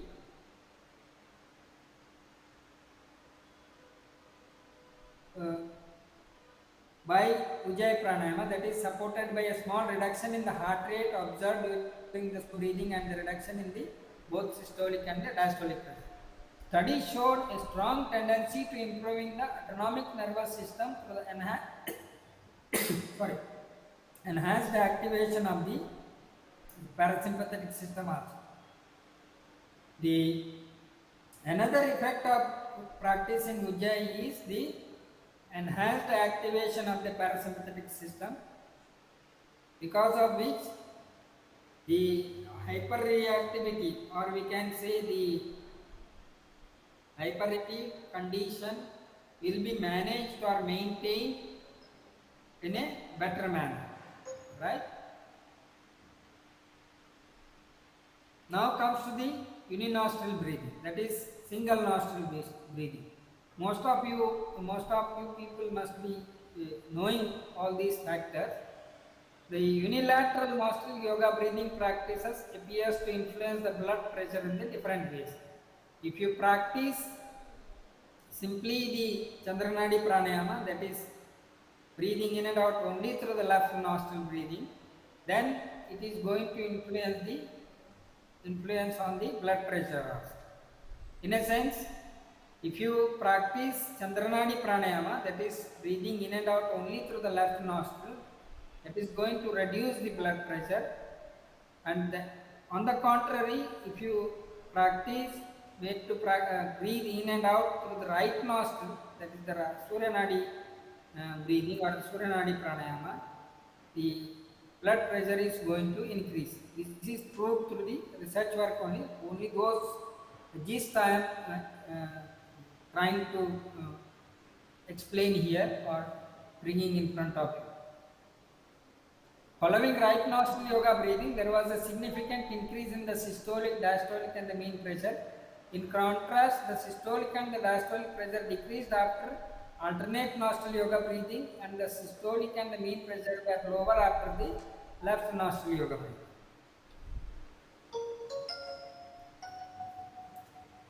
After the Suryanulom Vilom, that is Surya Nadi Pranayama session, there was a significant increase in the oxygen consumption also, and the systolic blood pressure increases, we can say significantly, if not considerably, but significantly.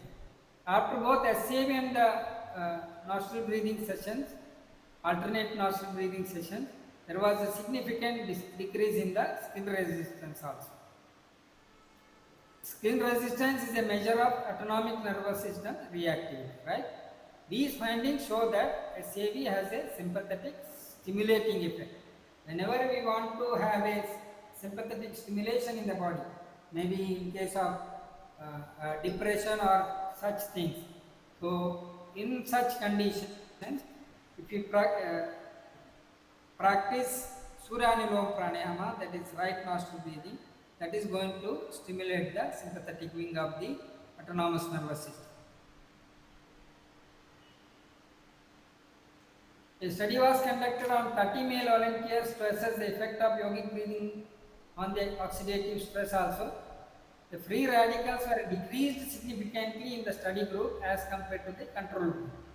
Yogic breathing not only help in relieving the stress of the life but also improve the antioxidant status of the individual also.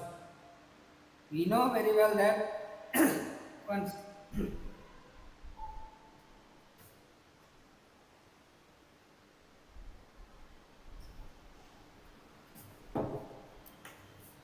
the pranayama, meditation, for that matter, any practice covered under yoga as a whole is going to have an effect on the effective management of stress, right? Maybe through the coping mechanism, maybe with the reaction, reducing the stress reactions and like. Here in pranayama, it is going to help in relieving the stress of life but also improve the antioxidant status of the individual also. As we all know, antioxidant status is helpful in preventing many of the pathological processes that are known with impaired antioxidant system of the body. Because of the antioxidant impairment, many of the disease conditions will crop up, and that can be prevented very well through the practice of pranayama. The another study shows that revealed that the short kumbhak pranayamic breathing caused a statistically significant increase in the oxygen consumption compared to the pre-pranayamic baseline period of the breathing. Now here the aspect of kumbhak comes. Why there is a increase in the oxygen consumption during the short kumbhak? Because during the pranayama, of course, classically speaking, pranayama cannot be termed as pranayama without kumbhak. But of course, for clinical and the practical purposes, we are limited only to the inhalation and the exhalation process. Right? Here, the study reveals that whenever a person applies a kumbhak in between the breathing, so then there is a statistically significant increase in the oxygen consumption. That is because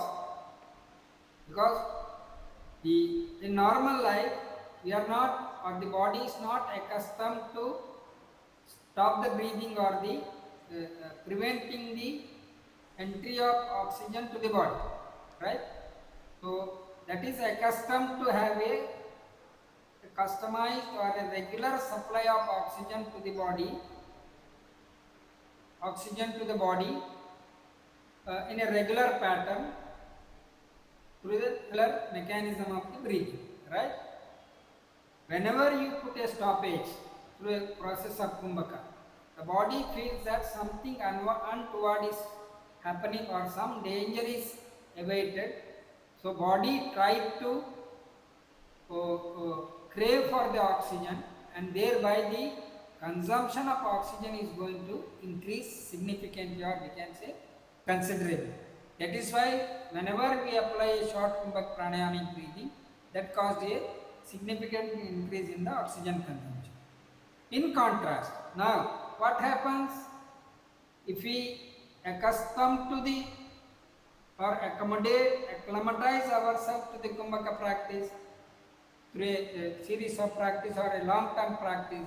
Then there is a significant lowering of the oxygen consumption takes place in the during the long kumbhaka pranayama breathing. That is, long kumbhaka pranayama breathing means that can be practiced only after a significant time of practice, maybe 6 months, 1 year, 2 years, 5 years, or something like that.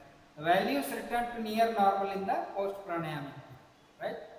These results suggest a lowered oxygen consumption during the long kumbhaka practice.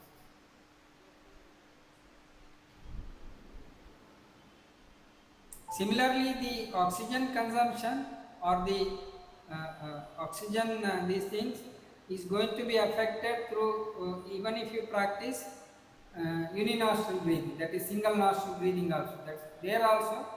If you go for the right nostril breathing, there is a considerable increase in the oxygen consumption. On the contrary, if you go for the left nostril breathing practice, then there is a lowering of the oxygen consumption.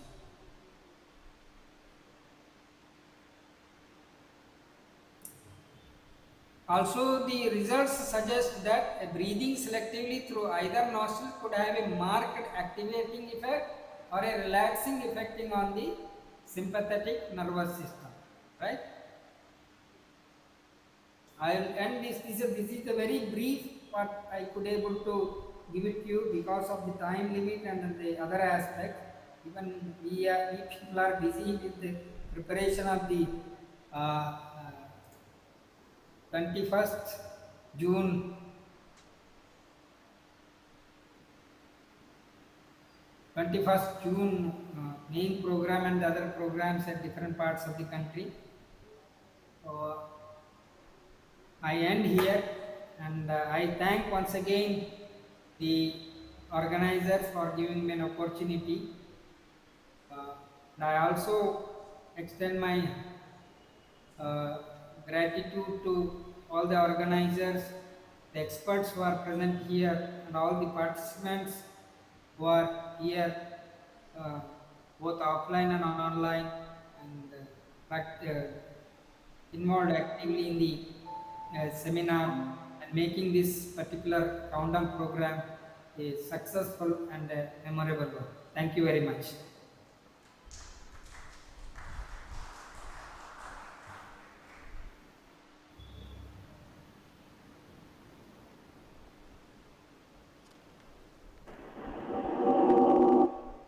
It was an informative session.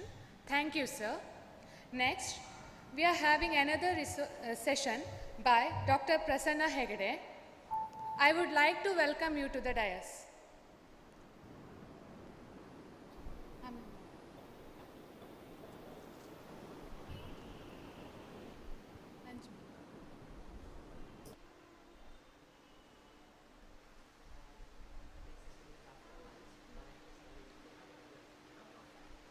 Next session will be after lunch. I would like to request everyone to have the lunch.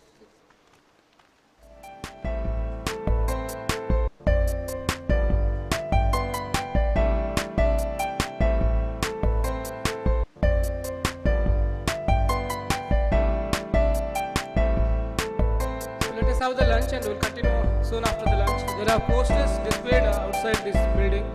Please have a look on the posters and you can interact with the poster presenters.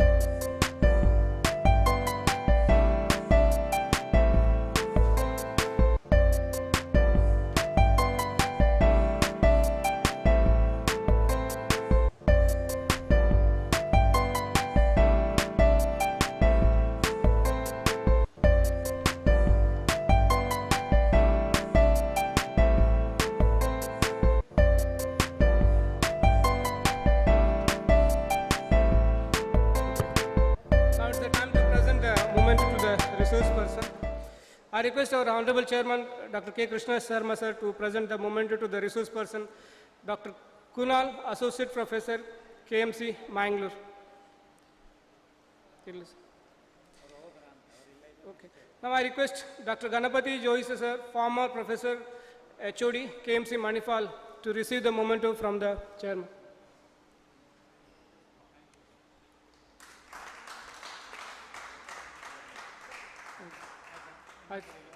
ಅದು ಆನ್ಲೈನಲ್ಲಿ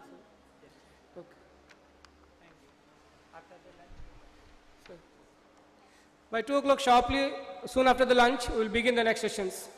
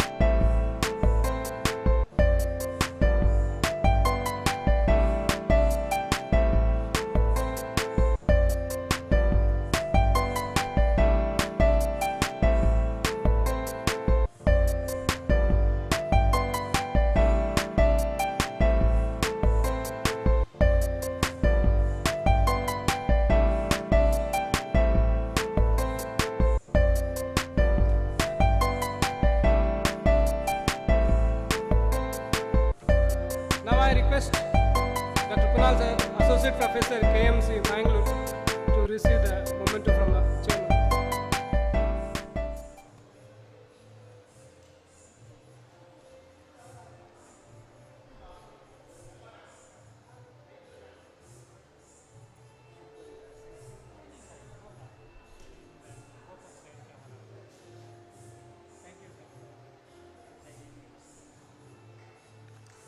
Okay, sir. Thank you.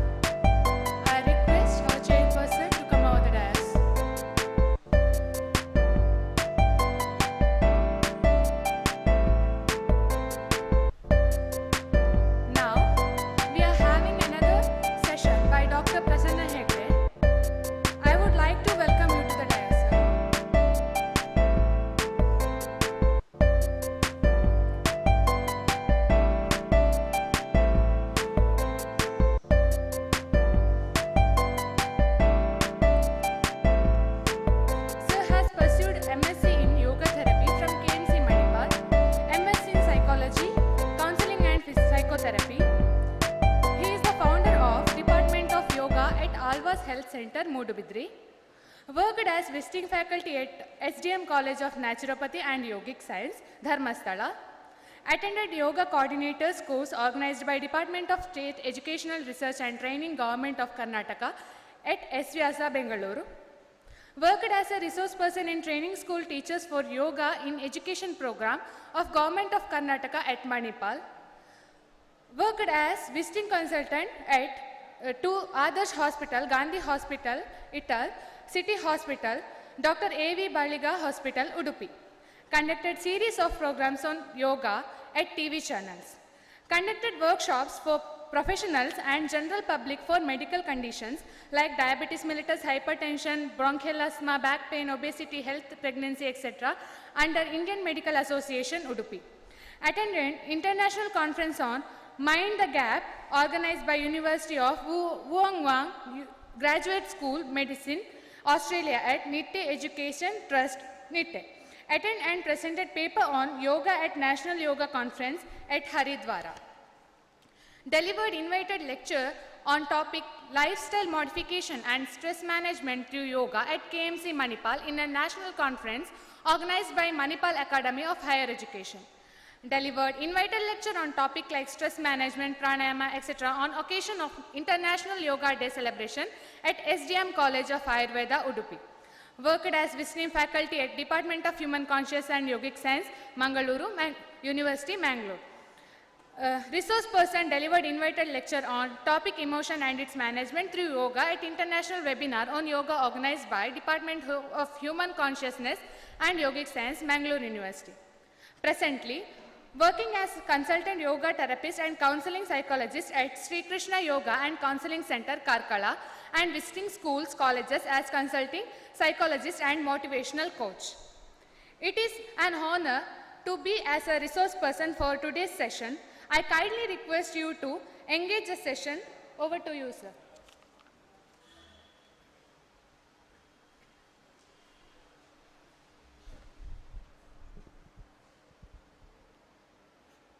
A warm good afternoon to everyone. Thank you for the introductory words.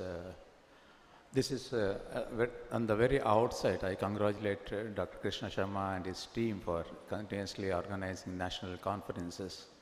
This is my pleasure to be a part of it. So, the topic as given to me is fibromyalgia. You already heard stalwarts talking on the different aspects of yoga. Dr. Kunal spoke about the biomechanisms. My beloved teacher, Dr. Joysa, has spoke about the spiritual aspects of yoga.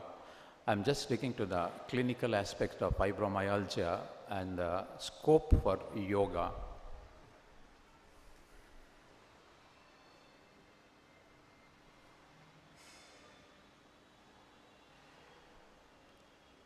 So, coming to the disease condition, fibromyalgia. Fibromyalgia is a chronic, long-lasting disorder that causes pain and tenderness throughout the body, as well as fatigue and trouble sleeping. Scientists do not fully understand what causes it, but people with the disorder have a heightened sensitivity to the pain. See, sometimes the topic is selected by Dr. Sharma and team. It's like that some clinical condition is not fully understood to the modern medicine, but can be well managed with yogic interventions. So I think on that basis, that topic is selected for. There is, if you look at the modern view, there is no cure for fibromyalgia, but this is only clinical management, like you treat the symptoms, leaving the cause alone like that. They will manage. If you just look at the treatment modalities in modern medicine, that started from anti-inflammatory up to antidepressant. So it's a very confusing state. This is after. Now we will coming to the some specific etiology is not known for this condition. If you just look at the etiology of it, it says symptoms often begins after an event such as physical trauma maybe surgery, infection, or significant psychological stress. Sometimes what happens, if you may have seen, many of the clinicians will be there, you might have seen some patients used to say, we had fine someday, just after some infection or some accident, you developed all sort of pain. There is no definite diagnosis for that pain. Sometimes what happens is, it's accumulation. Even patient couldn't say when exactly it started. Maybe it started with some physical strain, maybe with the stress. Even some patients will present, even just after a viral fever, we got such a severe body pain, nobody can understand. This is the origin of how it starts. Next coming, who gets fibromyalgia? Clinically, anybody can get it, but the most of the cases is more on people after middle age. So problem is sometimes there is a saying is there actually, you have to live with the pain. You can't leave the pain, you have to live with the pain. I think for many of the fibromyalgia, that is the only advice given by the clinicians.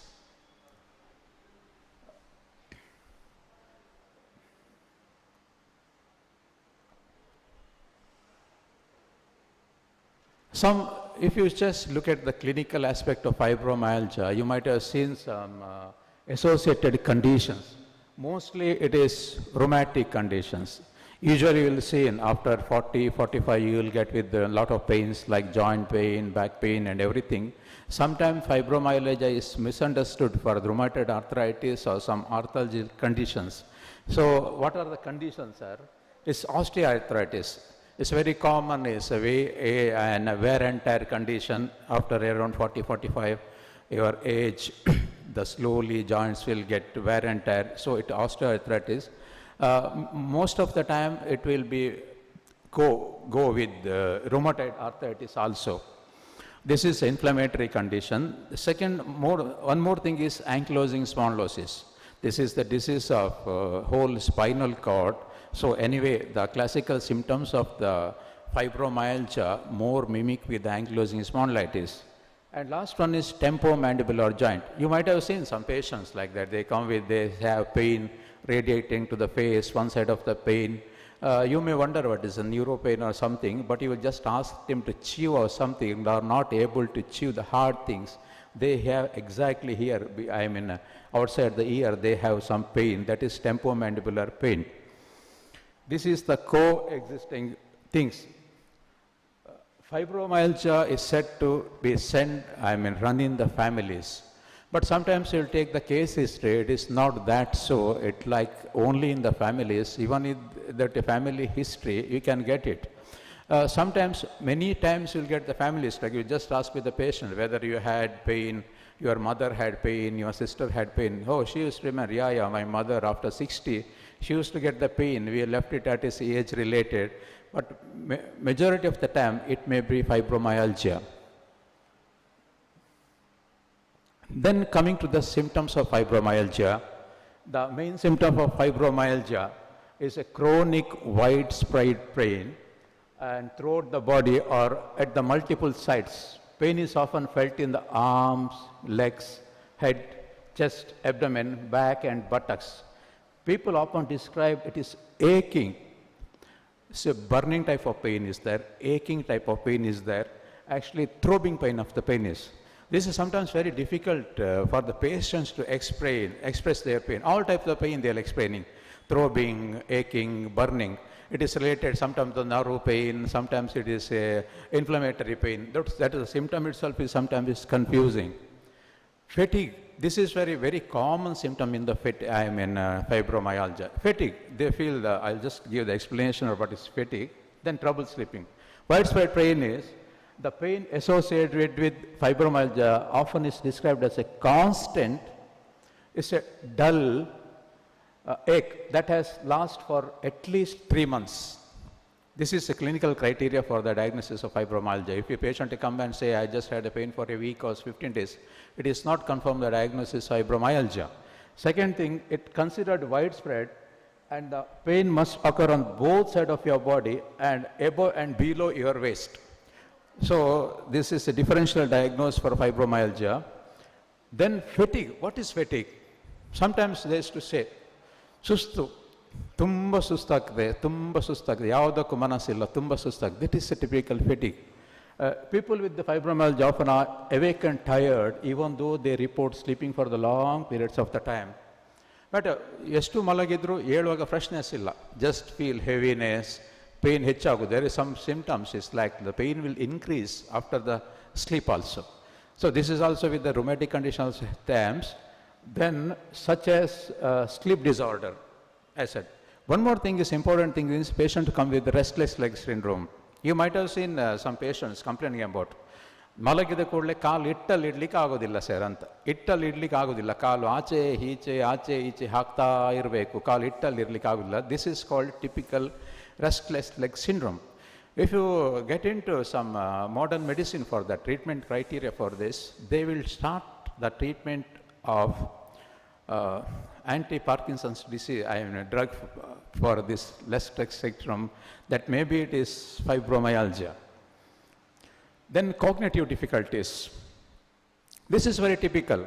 If you have some arthritis or osteoarthritis or rheumatoid arthritis, you didn't have some cognitive factors on this disease. But coming to fibromyalgia, this is very peculiar. They have symptoms like brain fog, impairs ability to focus, apathy.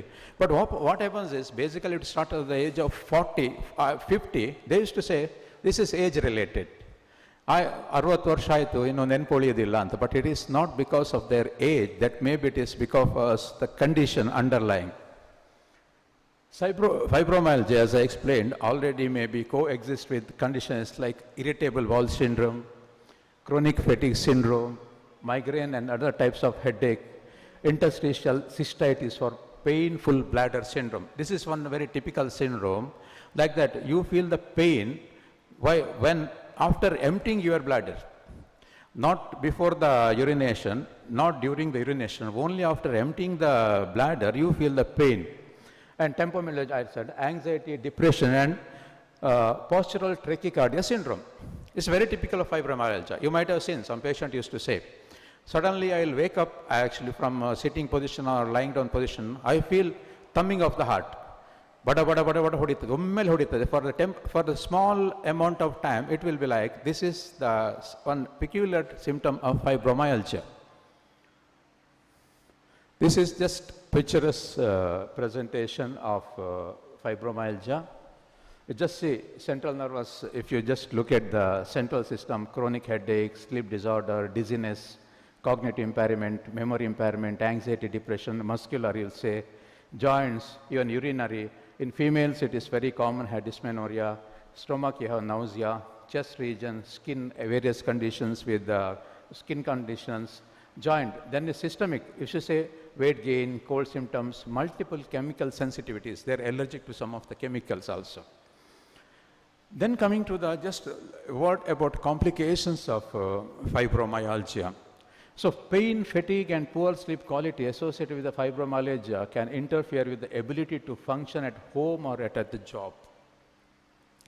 You might have seen some ad. The father comes tired to the office, wife and the children want to go out. They used to say, I feel so tired. They come with some other supplements like a boost or something. The condition is like that only.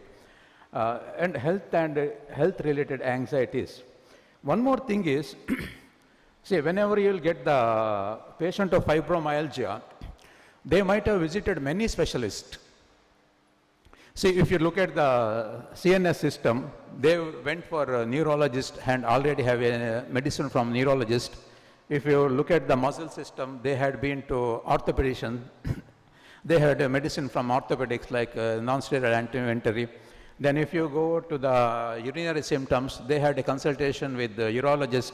Then you will go to the reproductive system, gynecologist. If you go to the stomach, you have a gastroenterologist. So chest, acutely, because of the trachycardia, they had a consultation with a cardiologist. If you look at the eyes problem, it's okay, you can go to the neurologist. So whenever you see the patient with fibromyalgia, they come with a big file. All the department they might have visited like that. So it is very confusing. That is why the complication is like that. That is more frustrating this is. Then coming to the Other symptoms, I said it is numbness. Sometimes one more symptom is tenderness to touch. Some patient used to, even if you just touch the patient to exam or do yoga, they are not comfortable, sit on the floor. They feel the ground is or the mat is pressing to them. There is no explanation for their pain. They say it is a very tenderness. Problem with concentration, heightened sensitivity to the light, noise, odor and temperature. They are not able to tolerate the light, sun, strong light. Maybe in this season, none of us is able to tolerate the sun this time. Otherwise, also not able to tolerate the noise, odor, and sun. Digestive issues as bloating and constipation. Then coming to the cause of fibromyalgia. As I already said, the cause of the fibromyalgia is not known. Many of the etiology, if you look at any etiology in the modern disease, the etiology is not known. Fibromyalgia is not an exception for that. But it is said that the brain images and other things are studied that this is altered signaling in the neural pathways that transmit and receives pain in the people with fibromyalgia. The changes in the CNS have effect on your sleep pattern, your concentration, your focus, your cognitive abilities also get disturbed with these things. Just fibromyalgia tend to run in families. It is just, I said it is. Even non-genetic factors also play a role in developing the disorder. Maybe disease and some rheumatoid arthritis, I already mentioned about it. Then diagnose, how to diagnose fibromyalgia. There is very confusing symptoms, I said, is mimic with ankylosing spondylosis, IBS, and everything. The main factor needed for fibromyalgia diagnosis is widespread pain throughout your body for at least 3 months. To meet the criteria, you must have pain in at least 4 of these 5 sites. Their left upper region, including your shoulder, arm or jaw, or right upper region, including shoulder, arm or jaw, left lower region, including hip, buttock or leg, right lower region, including hip, buttock or leg, axial region is the middle of the back, which include neck, back or chest or abdomen. At least 4 criteria has to be met. You should come to the conclusion of the patient is having fibromyalgia. Otherwise, you have to do a differential diagnosis. So to rule out the other condition, you may have similar symptoms, a complete bed picture, erythrocyte, ESR, it is very high. You may suspect ankylosing or rheumatoid arthritis. If a rheumatic factor is plus, you will definitely say it is rheumatoid arthritis. Thyroid function, in the thyroid function also you had a generalized body pain and all, and anti-nuclear antibody. And one more is vitamin D. Nowadays you will see a lot of patients with vitamin D deficiency having the typical symptom of fibromyalgia with all body pain. This is one, I just said it is not, etiology is not known, but if you just look at the knowledge of I'm not expert in Ayurveda, but my classmate and Sharma sir, my sir is expert in. I took it from Ayurvedic view. The persistent pain and tenderness associated with the fibromyalgia illness can be caused by the variety of reasons. These variables aren't anyway same with each person. However, according to Ayurveda, the fundamental cause of fibromyalgia or aggravation of Vata dosha. Why I have taken this concept is just because to have the concept of our yoga therapy is based more on what they say it is tridosha. So I think a selection of the pranayama and asana, even the food habits, actually advise the patients for the food habits, these concepts may be helpful. It may not be particularly mentioned in Ayurveda, but it resembles the, see that is called Vata Vyadhi. This is produced mostly by the vitiated Vata dosha, is a subtype. See, this is basically what mentioned in Vata, it resembles the modern diagnosis of fibromyalgia. I'm not authenticity on this, but I just taken the view out of our own system, like ancient system and much related to our yoga. It manifests with a variety of probable changings and indication, including the pain, stiffness, contraction, weariness, progressive loss of mobility. If you just look at the gross symptoms, descriptions quite similar to the contemporary fibromyalgia diagnosis. Now coming to the benefit of yoga for the people with fibromyalgia. See, I am not going to the exact how yoga will help. Already Dr. Kunal has explained beautifully regarding the biomechanics, how yoga will help, the stretching effect and the contractor effect, the relaxing effect and the blood circulation effect. So all in that way it will helpful. It will say yoga is often more commonly recommended. This is all I've taken the slide from the modern medicine. Even just look at the rheumatology book regarding the fibromyalgia. They recommend yoga for the treatment of fibromyalgia. This is one of the criteria for the treatment modality.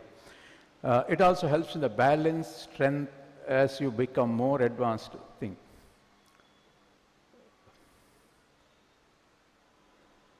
Some people treat yoga just as exercise. That's why I'm very careful. But when done in traditional way, like our vinyasa yoga is very, incorporating all the systems of asana like drishti, vinyasa, drishtikrama, shasakrama, and then only yoga will help. If you do in the other way like exercise, definitely the patient won't return to your center after 2 days. The pain will get aggravated. So this is done in the systematic traditional way. You just look at the object of asanas, how you have an impact on the fibromyalgia. It says to promote and maintain the perfect health. Asana establish a harmonious function of the body, mind as one integrated whole. See, this fibromyalgia is a whole system, starting with the head up to toe. He has a pain. Every system is involved. So integrated, harmonious function is needed to reduce the stress, strain and tension arising out of interaction with external disturbance. As sir is mentioned, tato dvandva anabhigata. So dualities will overcome by the practice of asana. See, again, you'll see the next point, to overcome the internal disturbance, angameja or something, and to bring out the equilibrium in overall function of the emotional, behavioral, and perceptual level. This is the real benefit of asana. Then you'll coming to health benefits, say flexibility, whatever the required for the fibromyalgia patients to have a routine, daily real life, they need the flexibility of the spine. The joint should be mobile, muscle should be relaxed. Previous session is mentioned how muscle will be relaxed. Then the immune system is strengthened, circulation, nervous system is calmed and strengthened. I said it's when the etiology of fibromyalgia, they said it is a heightened excitement of the nervous system. The pain the others won't feel. The patient with fibromyalgia is failed. This because of the nervous system is heightened. That's why when we calm the nervous system, the pain will come down. Then coming to the effect of pranayama. Anyway, it is mentioned by Ishwar Acharya how pranayama will work, and I am not going to detail of it. But if you just look at some practice of pranayama, I just mentioned about some asanas. You start with some basic asanas like Vajrasana, Supta Vajrasana, then Tadasana, Kati Parivartana, Ardha Chandra. All the basic asanas, primary asanas definitely help. You'll start with that only. Then only you can go up to Trikona, and I think that's what I feel, and that's what I'll do in my clinical practice. If you just look at the physical effect of improve the absorption of regulation of the blood pressure, regulation of the nervous system, supporting the healing process and healing therapies, increasing the resistance to the infection. Then mental effect. See, I said already fibromyalgia had an effect on the CNS. So, eliminates stress and nervous system, quieten the thoughts and emotions, inner balance, release of energy block.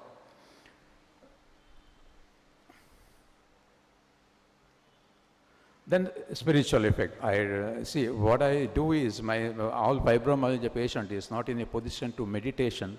So it's more on relaxation techniques used to depend on.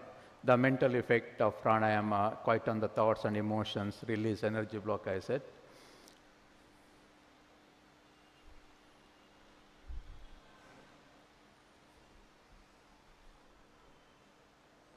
Then we'll coming to the Shavasana. Main thing is Shavasana. What is more therapeutic value in fibromyalgia? See, sometimes a decrease in the muscle tension, a reduce in the anxiety, general anxiety, reduction in the number of frequency of panic attacks, the increase in the energy level and general productivities. This is very good in the fatigue patients, a helpful intervention. an increase in focus, decrease in fatigue, coupled with the deeper and sound sleep, improved self-confidence. This is the benefit of Shavasana. I think even many of the cases of fibromyalgia, this is some of the paper I had taken, actually. This is from the neurology or psychiatry journals.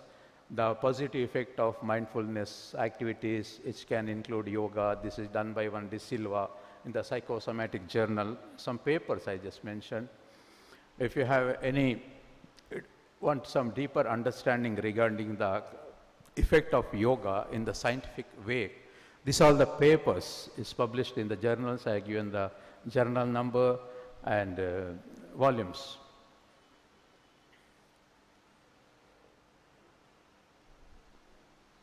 More of the papers. So what I feel is, if you just look at all the fundamentals and basic requirement, what you needed for the treatment of fibromyalgia is completely fulfilled by the whole yoga. Yoga therapy is a whole package. I didn't mention much about the diet because I'm supposed to, finish it by 20 minutes. So that's why I just mentioned, if you just, what are the things, what you'll say it is sattvic diet is more of fruit or something. It will just look at the dietetic intervention of fibromyalgia. They say actually it's a low carb and low sugar diet. Maybe a lot of the sugars only from the fruits, not extra sugars. So yogic diet is very suitable in the management of fibromyalgia also.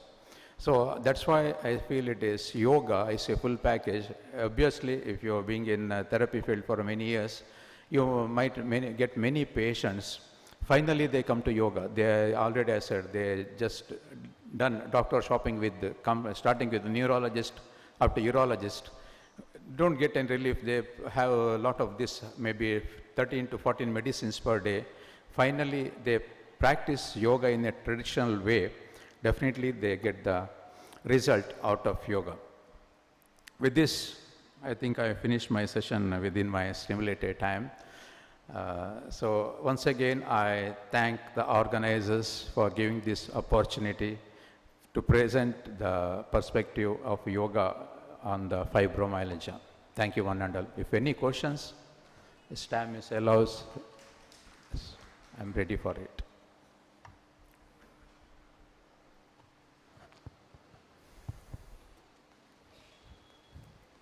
Okay, thank you one and all again. Thank you, sir.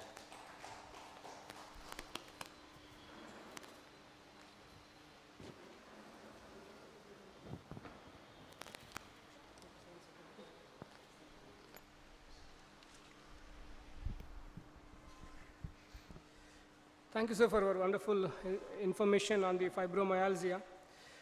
Now I request our organizing secretary, Dr. K. Krishna Sharma, sir, to present the moment to the resource person, Dr. Prasanna Hegde.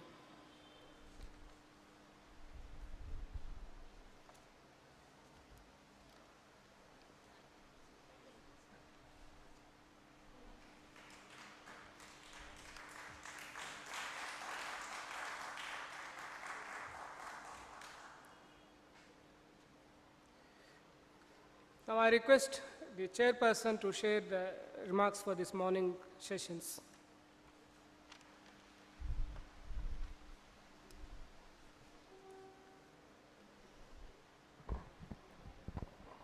A very good afternoon to all of you. Actually, we have gone through 4 different sessions by 4 yoga experts, teachers, and many more than that. Without wasting the time, first of all, I would like to give comments on the first session by Dr. Kunal about biomechanics of yoga. He had well explained the basic concepts as per Patanjali Yoga Sutra and Hatha Yoga Pradipika. It was very much interesting actually to discuss and to know about biological mechanisms. which are related to the Sthula Sharira as per anatomical correlations. Good inputs, Kunal sir. All of us, when we discuss about asana, we always consider Prayatna Shaitilya Ananta Samapatibhyam. And whenever we discuss about pranayama, we give more focus on Prakasha Avarana Kshiyate and Dharana Sucha Yogyaha Manaha. Also, Kunal sir discussed about autonomic nervous system and hypothalamus pituitary axis, and regarding cortical thickness as the effect of certain yoga techniques. And while explaining meditation, all those explanations are explained or based on tato arthamatra nirbhasa swarupa shunyamivam. So also coordination by Ashtanga Yoga, he had mentioned it. Actually, prana is the life force or energy level to carry out all those physiological functions in the gross body. So with this I conclude the first session. Very good session. Thanks for that particular session. The second session is by Dr. Ganapati Joysa sir, who correlates ancient science with modern sciences. And I have a very well experience throughout his classes. Hearing his class is always an excellent experience to know the depth about all those literatures on yoga, all those traditions on yoga, all those schools about yoga and many more. Sir, a wonderful experience forever. And the way he had explained yoga therapy concepts according to the Upanishads and health, and majorly focusing on the aim, that is the realization, only when a person is anamaya. Many more, contents were there to be discussed and analyzed. Amritattva is beyond beyond the death and life. And Amritattva is realizing the self, and how to achieve Amritattva, that is by Adhyatma Yoga practice. And how to practice Adhyatma Yoga? Vijnanat. And who has buddhi, who has ability to control the indriyas, he may be the achiever of Amritattva. Really, I am blessed to be the chairperson for this session. Namaste, sir.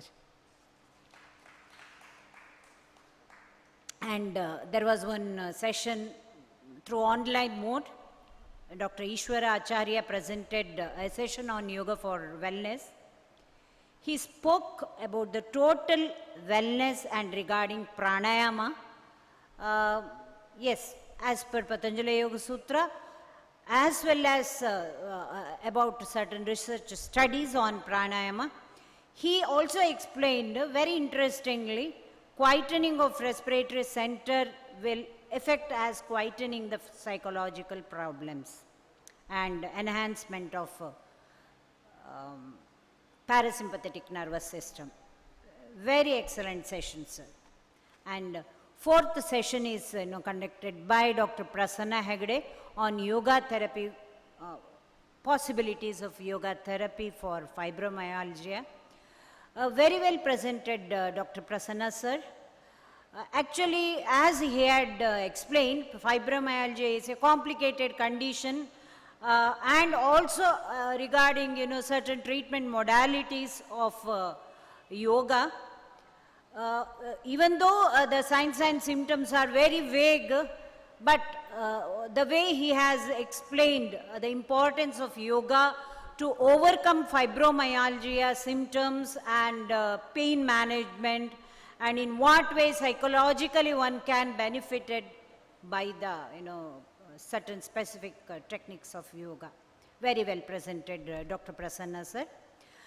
Thank you to the organizers and Dr. Krishna Sharma sir for considering me and given responsibility of chairing this session. Namaste, one and all. Thank you.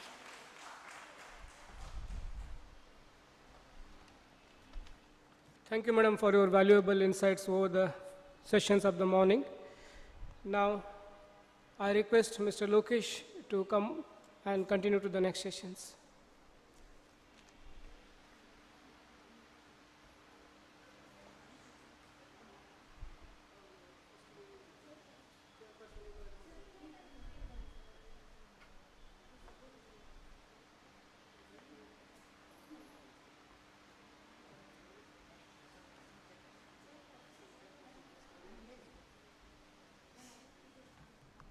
Good afternoon.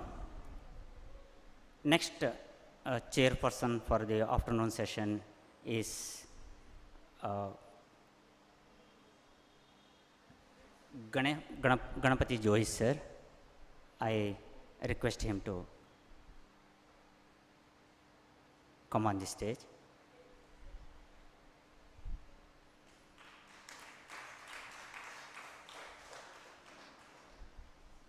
Next session will going to continue. Our next resource person is Dr. K. Ganapati Bhatt, Ganesh Bhatt, and I request him to come to the stage. Dr. K. Ganesh Bhatt is a man of discipline, because I had 1.5 month internship under his guidance. He is having a therapy center, Yoga Vidya Therapy Center. It's in Kodial Bail. Ganapati Bhatt sir, Ganesh Bhatt sir completed his BAMS in Udupi. He is having a 32 years of experience in the field of yoga therapy. He completed his postgraduate diploma in yogic therapy from Manipal, and he has completed his Master of Science from the Mangalore University.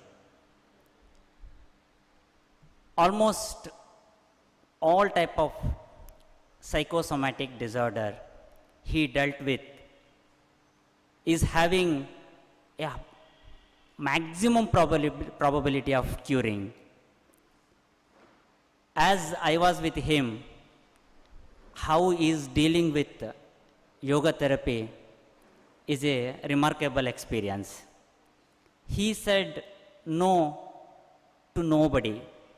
Whatever maybe the problems comes to him, he will have a solution in the, through the yogic therapy. So it's a pride matter for us for being here and for mentoring us. Further, he will take up the dais and let us welcome him for the further session. Welcome, sir.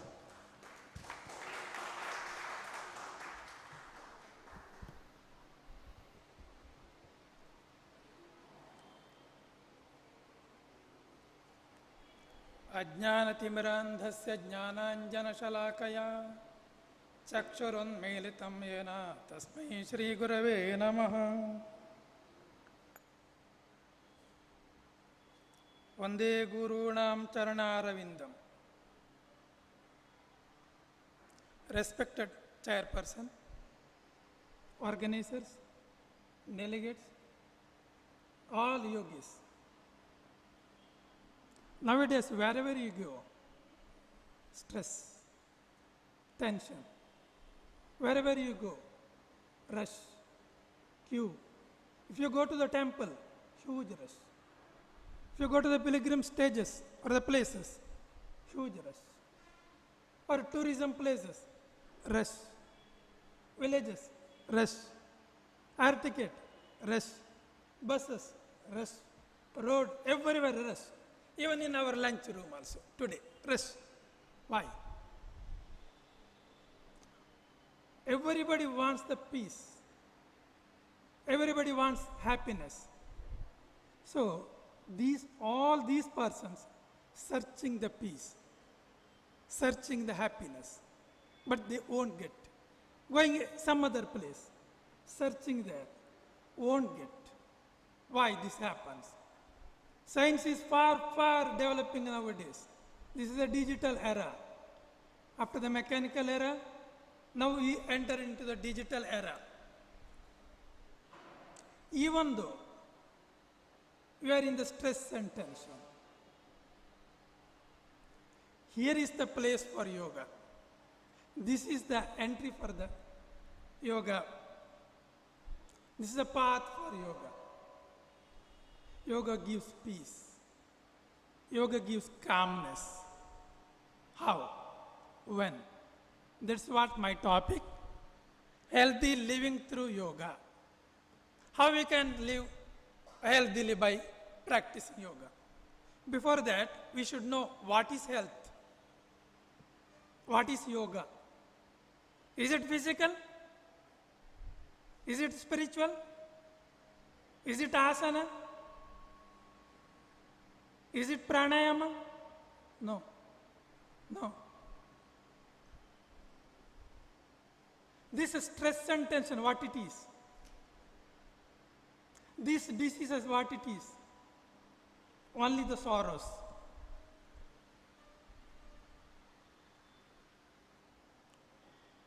These all stress, tension, diseases, everything are the sorrows. To overcome these sorrows, only the path, yoga. To overcome all these three sorrows, not only one sorrow. For a physical sorrow, some other pathy is there. Allopathy, Ayurveda, homeopathy, many is there. But if you want to overcome all these three together, only the path is yoga. The three sorrows are Adhyatmika, Adidaivika, Adibhautika. Spiritual, metaphysical, and physical. Now we are struggling in the place of physical problems. All the hospitals rush. All the clinics rush. Bed is full. Science is fully developed. Doctors are full-fledged. Double degree. But patients are much more. Day by day, increases, not decreasing. This is not only because of 140 crores of people. Because of increased stress, tension, diseases, this happens. To overcome this, only the path is overcoming these Trivida Dukkha's. What we can do by the help of yoga, we'll see.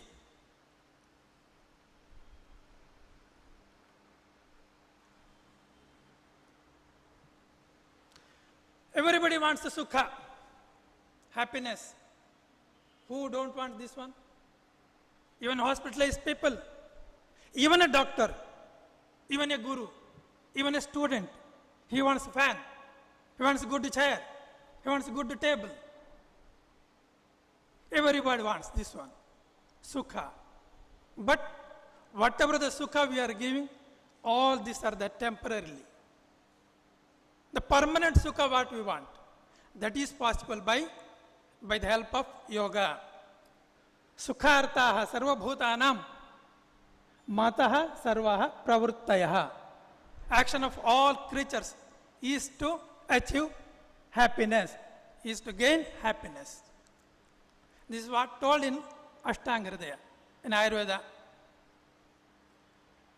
That sukha means happiness. Sukha means health. Dukkha means illness. Dukkha is the disease. That is what in Ayurveda told, Sukha samjakam arogyam viparitam dukkhamevacha. So, disease is the dukkha, sukha is the health. Happiness is the health. We'll see what else in yoga. What is yoga we want to see.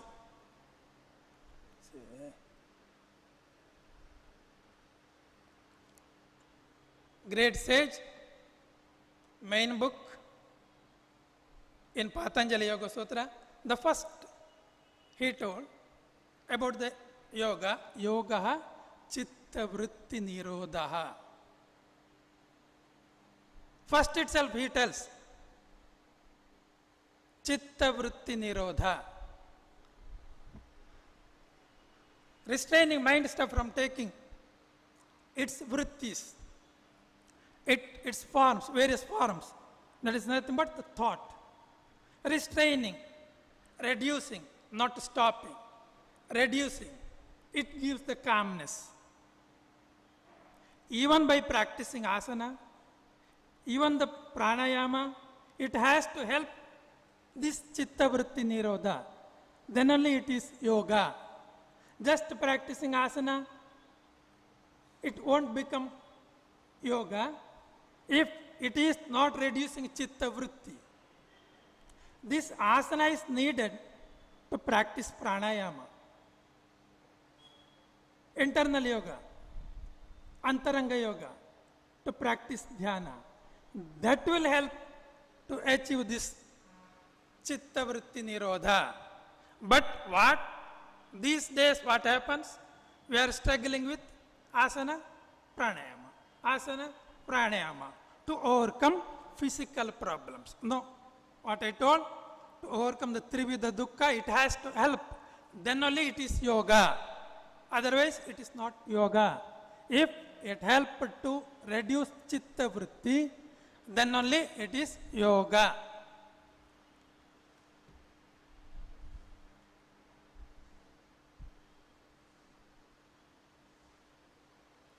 This yoga gives optimal functioning capacity of body and mind, improving one's spiritual state, providing long-time calmness and health. What is the meaning of the meaning of yoga? Yoga is the thorough knowledge. What is thorough knowledge? Complete knowledge. If there is a complete knowledge about any subject, any topic, then there is no doubt. That is yoga. Or another meaning, union between Jivatma and Paramatma, individual soul and eternal soul, union between that one also called yoga. That is also called moksha. That is also called liberation. There is the health. That is the health. All other things are temporarily one. Liberation, achieving the moksha, that is the the health. That is possible by practicing yoga, not at one birth, it may be several births. It may take several births. We have to see what is health. Already told, sukha is health. What is sukha? Nice explanations we can get in Sushruta Samhita. Samadosha samagnischa samadhat malakriyaha prasanna atma indriya manaha swasthaha ityabhidhiyate. Samadosha, balanced doshas. 3 doshas are there. That should be balanced. Vata pitta kapha should be balanced. And balanced digestive power. Gastric fire. Saptagni. Jataragni as well as Saptagni. If it is balanced. And balanced dhatu.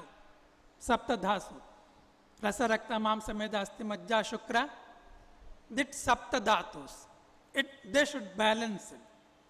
They should each other cooperative. And proper excretion. Malakriyaha. 3 malas. Parisha, Mutra and Sweda. Proper excretion. Completely excrete from the body. They are waste for our body. And pleasant soul. Atma. Prasanna Atma. Pleasant. If all this balanced dosha, digestive fire, balanced with dhatu, proper excretion, then one will get pleasant soul, together with pleasant organs, pleasant manas. If all these, if it is there, then that is called arogya, that is called health, that is happiness. This is one picture I want to tell about biomechanics of Ayurveda. According to Ayurveda, in the morning, in the night, after 2 o'clock till 6 o'clock, it is the time of Vata, predominantly. All days the Vata, Pitta, Kapha is there, but predominantly it is there from 2 to 6. Similarly, from 6 to 10 in the morning, daytime, AM 6 to 10 AM, it is the time of Kapha, it is in the night time, and in the daytime it is the Kapha, and in the noon, 10 AM to 2 AM, it is the time of Pitta. So, in the noon, we are taking food. According to Ayurveda, we have to take heavy food in the noon. That's also in between 10 to 2, not after 2. That time, Pitta is predominant. Again, after 2, you have to work. That is the time for Vata. After 6, that means after the sunset, Vata also reduces. Predominant with the Kapha, you have to prepare to go bed. So at last, 10 o'clock, you have to go bed. Again, night one should not take food. If you take food, again, Pitta aggravates. After 10, before 10, you have to go bed. What time one has to get up? Early in the morning. That we will discuss later. This is the biomechanical system according to yoga. In the morning 2 to 6, that is the time for sattva. That is related to manas. As already I told, yoga, chitta vritti nirodha, it related to the chitta. So vata pitta kapha is related to the body. Sattva rajas tamas is related to the mind. That's what I am telling. In the morning 2 to 6, the time for predominantly the time for sattva. Then the tamas 6 AM to 10 AM. Then again 10 to 2 PM. That is the time for rajas. In the night time, in the morning 2 to 6, sattva. Then 6 to 10, the tamas. 10 to 2, that is the time for rajas. So simple, for example, if a person is working at night, he has to go bed early in the morning from the 6 itself, not from the after 10. From the 6 itself, he has to come back, he has to take a bath, simple mild diet. If he wants, he has to take rest. That is the time for tamas. It is good for the health. One should not take work in the night. If any time, if he worked at night, he has to take like that. This is the biomechanical picture for the yoga. Now I want to tell basic principles of yoga to maintain the health. What you have to do. During yoga practices, one has to practice yoga from the birth till the death. So always one has to practice, wake up early in the morning. What time one has to get up? Already told, at the time of Vata, when in the body, when in the chitta, sattva is predominant, that is after 2, before 6. In Ayurveda it told, Brahme Muhurte Uttishtet. Around 96 minutes earlier to the sunrise, one has to get up. Why? One has to increase the sattva. If he won't want to increase the sattva, he can get up later also. Later what happens? What is the time? See, after the 6, the time of tamas. If a person get up after 6, drowsiness he feels, lethargic he feels. That is because of tamas. So, if anybody wants to improve his health, he has to get up early before sunrise. Next, one has to take bath. How many times? Twice or thrice, accordingly. One has to practice yoga only after taking bath. Why? Why one has to take bath and practice yoga? Shaucha, that is told in Yama Niyama. One has to follow that Yama Niyama also. So result will come for the diseased person just by getting up early in the morning itself. Just you tell with the patient, get up early in the morning. If a patient is not able to come up in the morning session, if it is the problem, you have to compel him to come in the early in the morning. You have to get up early, take bath, come around 6. Just because of that itself, the sattva increases in his body, the diseases will start to reduce it. And taking sattvic food, that is positive in life energy, which is helpful to the health, which is not disturbing dhatus, which is not disturbing doshas, which is good to improve the body energy. How much he has to take, I will tell later. Follow Shaucha, already told, cleanliness, external and internal. External by taking bath, internal by intake of the sattvic food. Follow Santosha, always pleasant, contentment. Mukha gantiki kondirudalla, naggu mukhadinda irbeku. Follow Swadhyaya, self-study. For what? What he has to study? Self-study. Which subject? Related to the Adhyatma or related to the Atma, Paramatma. To get calmness, to get health. Follow Ishwara Pranidhana, submit to the Supreme Being. Each and every work, one has to surrender to the God. One has to submit everything to the Supreme. And timely intake of food. Already told, when the person gets hungry, that time he has to take. When the hungry will start, at the time of Rajas increases. At the time of Pitta increases. 10 to 2 p.m., that's the time for the intake of the food. Other timings, one can take very limited food. Heavy food only in the noon. Follow one's duty diligently. Must avoid extremes. Luxury, austerity, both one has to avoid. Must not completely fast. Fasting is not good to achieve the happiness. Must not consume too much food. It is also not good. Must not oversleep. How many hours one has to sleep? Maybe 6 to 9 hours sleep is enough for a person. If it is more than that, that's again the tamas will increase. Kapha will increase. Disease will increase. Must not be awake overnight. One has to go to bed at night. Timely go to bed.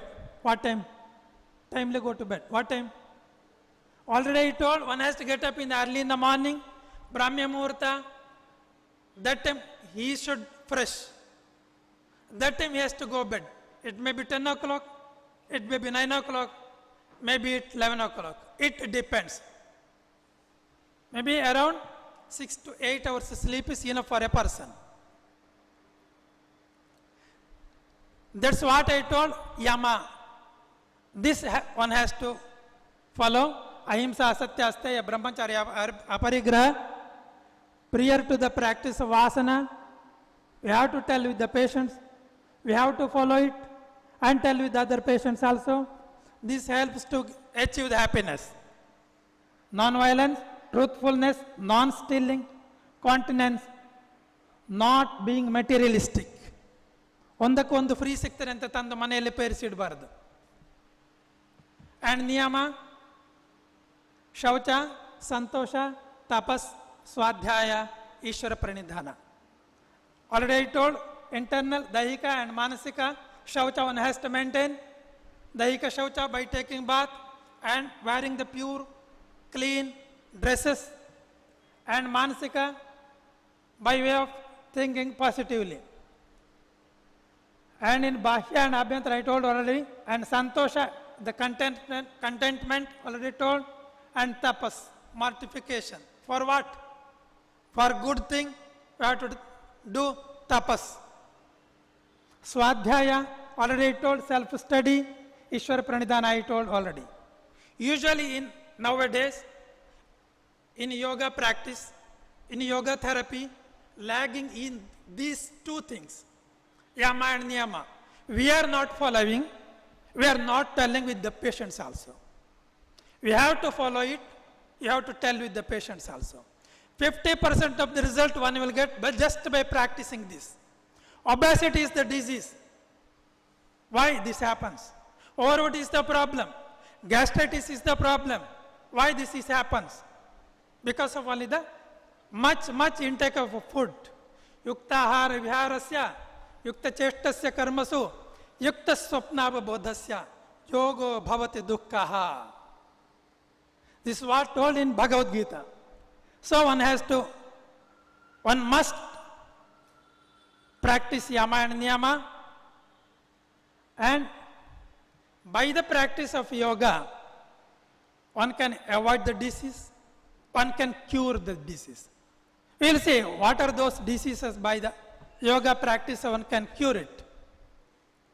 For example, physical conditions like PCOD, polycystic ovarian syndrome are the disease, menopausal disorders, gastroesophageal reflux disorders, insomnia, irritable bowel syndrome, obesity or overweight, hypothyroidism, arthritis, diabetes mellitus, and such disorders like hypertension, and physical conditions like backache, in that lumbar spondylosis, cervical spondylosis, ankylosing spondylitis, disc prolapse, frozen shoulder, hypertension, bronchial asthma, it may be allergic and allergic rhinitis, Parkinson's diseases, mental health conditions like stress, depression, addictions, post-traumatic stress disorders, postpartum depression, schizophrenia, so on. One can increase it. How? Most of the diseases are nowadays psychosomatic. More than 82% of the diseases are psychosomatic. That can be nicely one can treat by the practice of yoga. How? Already I told, yoga chitta vritti nirodha. The vritti came from the chitta. If reduced, restrained, then one can cure or reduce the problems.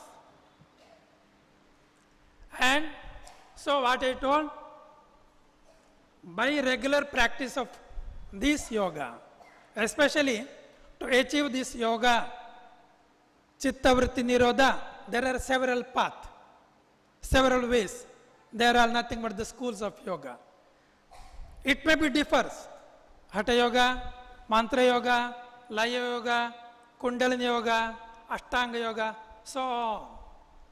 This is somewhat type of path, but ultimately achieving the liberation or the thorough knowledge. There we will get happiness.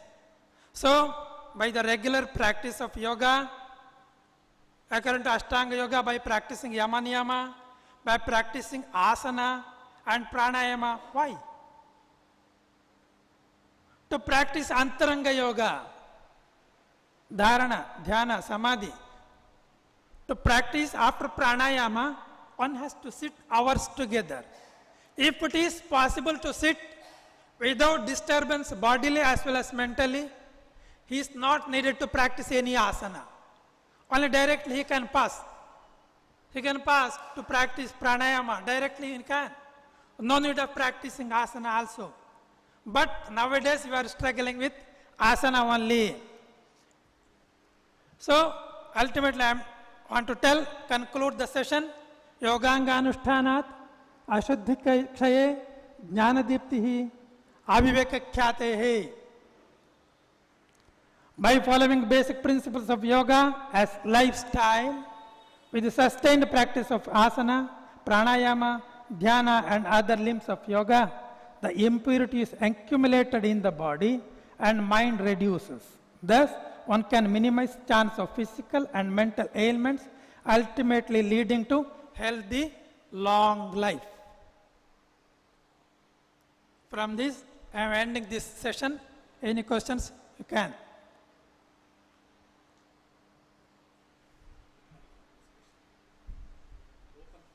Yes. And I want to tell another thing. Ganapati Jaiswar sir told,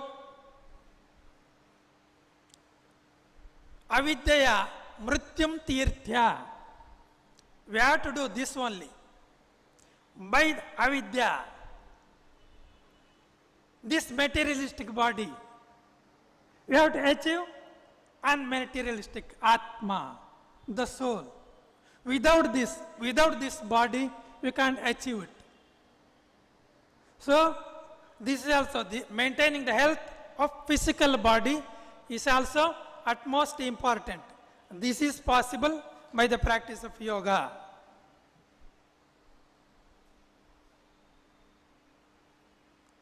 There is no questions. Thank you once again.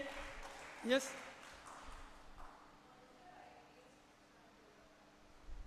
Yes.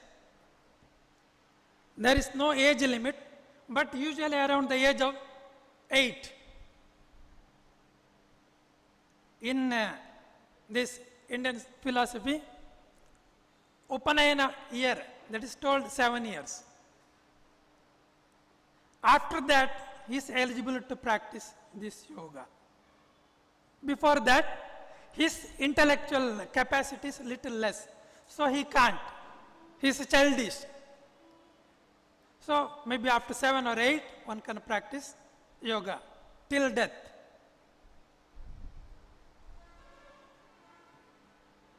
Any questions?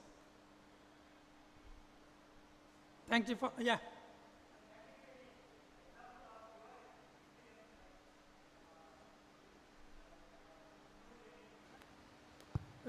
In which?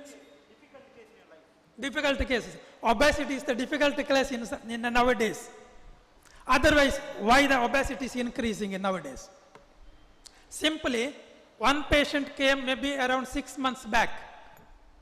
She may be aged about 44 years. He tried in this food therapy, even in Ayurveda, even in Panchakarma, aerobics.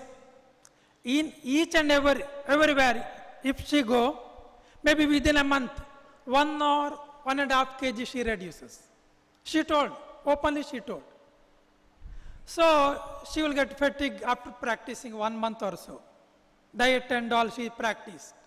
Maybe 1 kg, 1.5 kg. If she left it, again it will increase. Then started aerobics.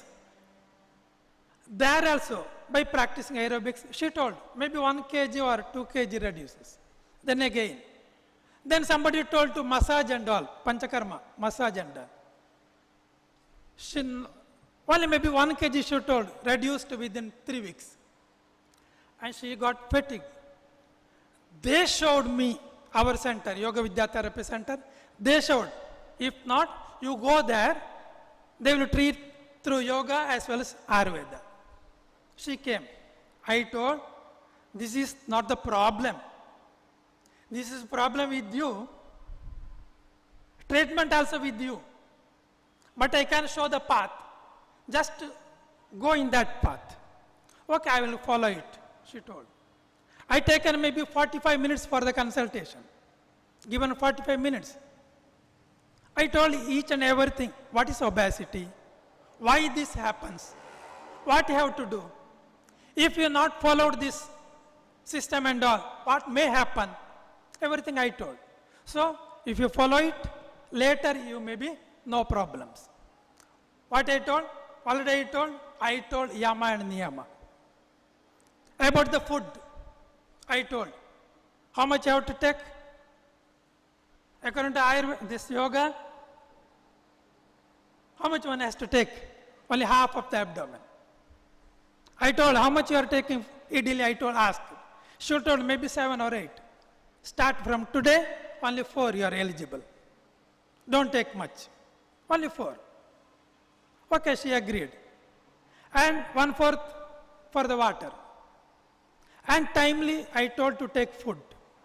And junk food, such things, those which food are not good for yoga, I told her to avoid it.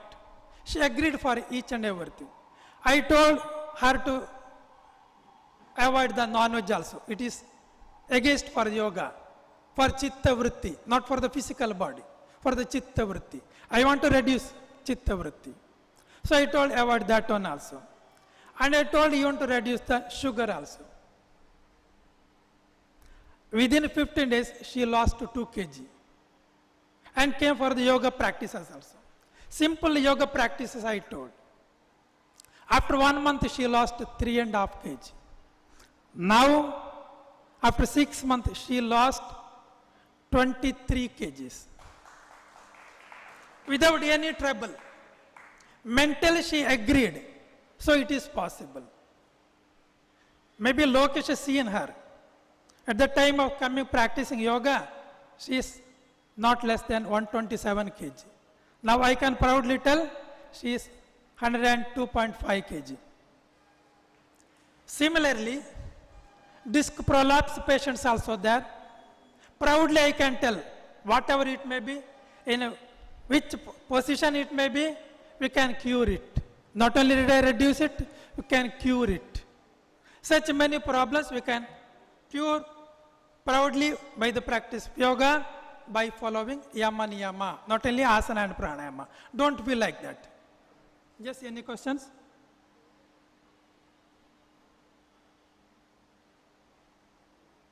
Yes? Once again, thank you for all. Thank you for the organizers. Thank you for the opportunity given to me. Thank you once again. Vande Gurunam.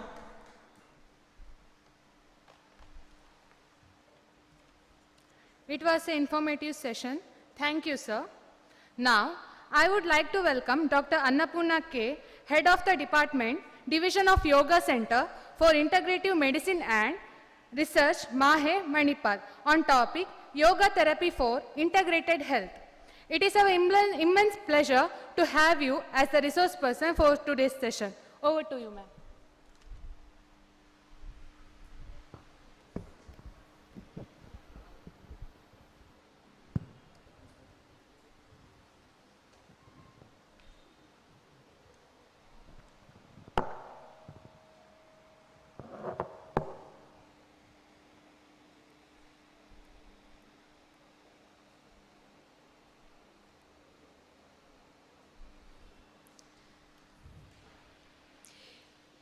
Very good afternoon to all of you. Most probably, my session is totally different. It's all about yoga therapy for integrated health. And as I have to manage the time, I just go through the slides.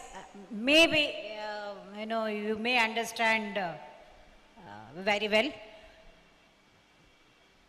Respected chairperson and my teacher, Dr. Ganapati Joysa sir, and all the yoga teachers, aspirants and yoga asaktas, my namaskaras.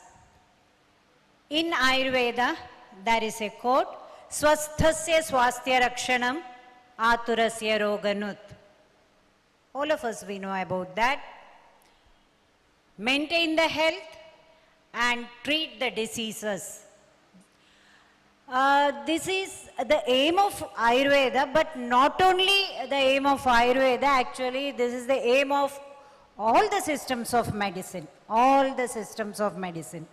And integrative medicine is application of 2 or more systems of medicine to get better health and to get better treatment, or totally to get better integrated health. So let us just go through what is integrated health, what is integrative medicine, in what way yoga therapy helps to enhance integrated health. So, yes, as I have mentioned, the aim of integrated health is It's a well coordinated care among the different providers and different institutions by bringing conventional and complementary approaches together to care for the whole person. So as I have mentioned, application of different institutes of medicine and different traditions of medicine by bringing the present system of medicine, that is conventional medicine and the complementary medicines together to care for the whole person or patient. Also integrated, health emphasizes multimodal interventions, which are 2 or more interventions for the person or patient. What happened? Yes. To explain it more, in healthcare settings, researchers currently exploring the potential benefits of integrated health in a variety of situations, including pain management in cancer patients to promote health rather than just treating the diseases. So in various crucial conditions, this integrated health approaches are applied, and the researchers currently exploring it more in pain management and in cancer patients. There are, complementary health approaches in integrative, we call it as integrative medicine. So practice of traditional healers or traditional different medicines, Ayurveda medicine, homeopathy, naturopathy, Chinese medicine kind of, traditional medicine and functional medicine, where they more focus on the root causes of the disorders. So all these, medicinal systems can be applied 2 in number or more than that, called as integrative medicine to promote integrated health. This is one chart where different, complementary health approaches in 2012 percentage wise. Now, most probably 5% might have been, increased. This clearly gives about the nutritional application in integrative medicine. So what and all components are there, and mind-body practices as psychological and physical applications of various treatments as integrative medicine. There is well documented evidence for the increasing use of complementary and alternative medicines in the management of various disorders. WHO refers to the rise in the use of non-conventional medicines as traditional, complementary and alternative medicine all over the world in its traditional medicine strategy. That means with the present existing medicine, applying other systems of medicine integratively is, very well popular in Western countries also. Many study reports indicate that complementary and alternative therapies as integrative medicine may be more beneficial than and with conventional treatment. They give more benefits in the treatment of disorders with the present system of medicine, that is modern medicine. Okay? And coming to the yoga therapy, in what way integrative medicine can be planned? Yoga is an ancient Indian science, is also being used as a therapy in the Occidental cultures, but systematized approaches are seldom published, very rarely published.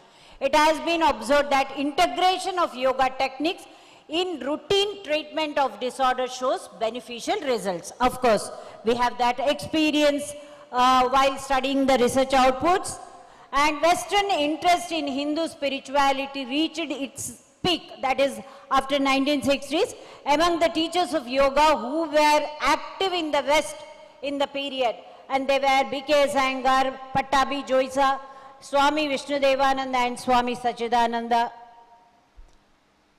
And 1980s, followers of Swami Sachidananda connected to yoga to heart health, yoga as a purely physical system of health, outside the counterculture and unconnected to a religious denomination. Since then, yoga has been used as a supplementary therapy for diverse conditions such as cancer, diabetes, asthma and AIDS. The scope of medical issue where yoga is used as a complementary therapy and continues to grow. And this is all about in what way, even though yoga is spiritual discipline, it has been used clinically as a therapeutic intervention. Swami Kualayananda used yoga therapy according to the modern medicine. Since then it is being utilized in Kaivalya Dhama and other yoga centers in India. The first methodical medical application of yoga started in India at 1918 at the Yoga Institute of Warsaw near Mumbai, Yoga Institute of Santa Cruz. This was soon followed by the clinical work at Kaivalya Dhama, Yoga Institute in Lonavala under Swami Kualayananda. Okay. Since last 2 to 3 decades for treating psychiatric patients, mental health professionals have started looking at various complementary and alternate treatments, and yoga has been thought of as one such possible treatment option. Yoga therapy has now also become a popular route to physical and mental well-being and has been adapted for use in integrative medicine for integrated health. Yes, now what may be the scope with the modern medicine? Yoga therapy alone with all the systems of medicine for all the disorders as lifestyle modification treatment with the scientific evidence as research intervention and manageable cost. And again, yoga therapy in integrated health can be used as a complementary medicine, alternative medicine, mind-body medicine as preventive aspect, as rehabilitation aspect, as supportive aspect, overall as integrative medicine for integrated health. And how it can be standardized based on all these points, qualifications, knowledge-based yoga therapy, patient-centered limitations of yoga therapy, following the ethical issues and certain yoga association rules. Now let us just go through yoga therapy for integrated health and those concepts. There is no drug interaction, that is a concept of integrated health using yoga therapy. There may be drug interaction effects in other systems of medicine, but in yoga therapy no drug interactions, no adverse effects, and mainly for the physical and mental well-being in the patients and to improve quality of life, length of life in the patients, majorly focusing on yama-niyama practices and sattvika ahara practices. These are the benefits of yoga therapy as integrated health. And what is knowledge-based yoga therapy? See, there are few references. All of us we know heyam dukkam managatam as preventive aspect. Yoga therapy can be used in integrative medicine. Tam vidya dukkha sanyoga viyogam yoga samjnitam as promotive measures. One can use it for integrated health. Drishta drishya samyogaha heya hetuhu viveka kyatihi aviplavatanopaya. So as corrective and curative measures also yoga therapy can be applied. More than that, as I have mentioned, swastasya swastya rakshanam aturasya roganut. Yes, literature says many schools of yoga and many techniques of yoga, many traditions of yoga to overcome the dukkha or sufferings, to attain one-pointedness of the mind, that is chittavritti nirodha, to attain integrated health. What are the principles? As all of we know, proper application of specific prescribed kriyas, sattvika ahara, yamaniyamas, asanas, pranayamas, bandha mudras, dhyana and shavasana techniques for integrated health. As I have mentioned, practice of specific and prescribed principles of yoga therapy. And concepts of yoga therapy for integrative health.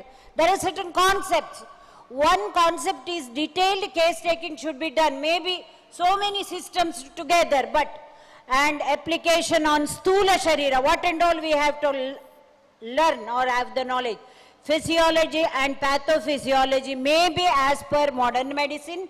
Tridosha balance with Dhatu Agni Mala balance as per Ayurveda concepts, and Sukshma Sharira knowledge as per yoga concepts, all the prana functions, and Chitta Vritti Nirodha as the control of Indriyas, Chitta and Purusha, as well as the major concept of yoga therapy in integrated health is transformation of a patient or person into Sattvika Guna or into spirituality. Also, integrated health through yoga therapy is possible to attain healthy Annamaya Kosha, Pranamaya Kosha, Manomaya Kosha, Vijnanamaya Kosha, Anandamaya Kosha from gross body level to subtle body level and to the Purusha or enhancement of self. Transformation of personality in integrated health. Types of personality, as all of us we know, Tamasika is more projection of ignorance and limited features. Rajasika personality is more projection of egoism, highlighting sensations, name and fame and desireful, whereas Sattvika personality is Ayush Sattva, as all of us we know, kindness, affection and knowledge. Effectiveness of yoga therapy is all over physical, mental, spiritual, to bring the calmness and transformation through the disciplines towards Sattvika personality. And this is the highlight of yoga therapy in integrated health or medicine, process of connecting ourselves to the universal self. That is exactly the definition says, Jivatma Paramatma Samatavastha, equanimity of individual self or enhancing individual self equal to the universal self, so that Heyam Dukkham Anagatam may be attained. Now certain clinical applications, few points I would say where we have to give the importance. There should be clinical experience about patient care, importance of detailed case-taking method, adapt diagnostic criteria or methods, counseling space for patients, line of treatment should be planned, prescription of specific yoga principles should be there, systematic practice of yoga principles, this is very important. Systematic practice should be adapted as yoga therapy. Follow-up strategies should be developed. Discussions with the referred clinician should be followed. Feedback disciplines should be developed. More than that, Abhyasa and Vairagya concept should be applied in integrated health. And as all of us we know, Satu Dirgha Kalaha Nairantarya Satkara Sevito Dradabhumihi. This concept should be taught to the patient, and Vairagya, from the sensations as well as Trigunas, these two concepts, Abhyasa and Vairagya, should be applied in integrative medicine for integrated health using yoga therapy. That is the highlight of yoga therapy. And by long-term Abhyasa, yoga improves peripheral physiology, develops a psychophysiological response of persistent decreased endocrine activity, thereby reducing sensitivity to manifestation of the disorders. And all these whatever reference we get, that is the outcome of Chitta Vritti Nirodha. And certain limitations, as I have mentioned, with or without medicine, that should be considered in integrated approach.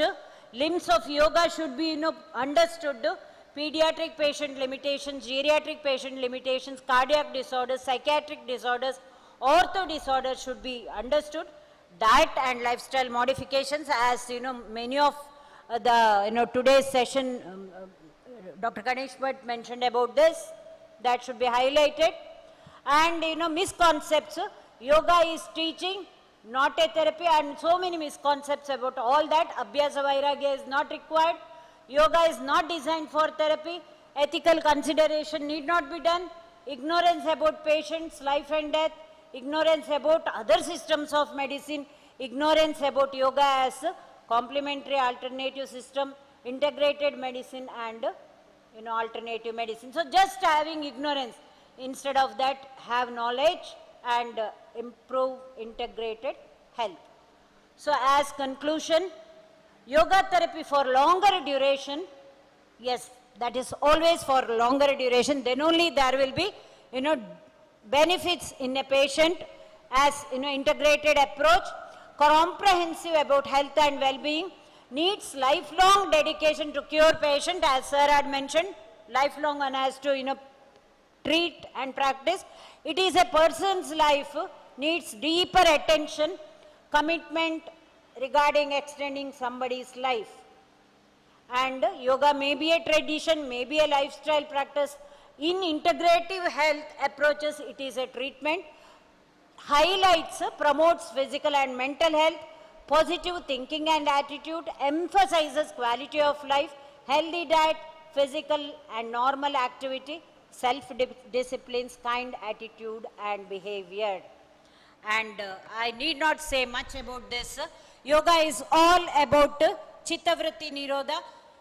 By the process of Chittavritti Nirodha, maybe to attain health, swastha se swasthya rakshanam, or maybe to treat a patient with integrated approach, and for the integrated health, only by the process of Chittavritti Nirodha towards self-enhancement, Jivatma Paramatma Sanyoga, that is yoga. So this concept of spirituality should be highlighted.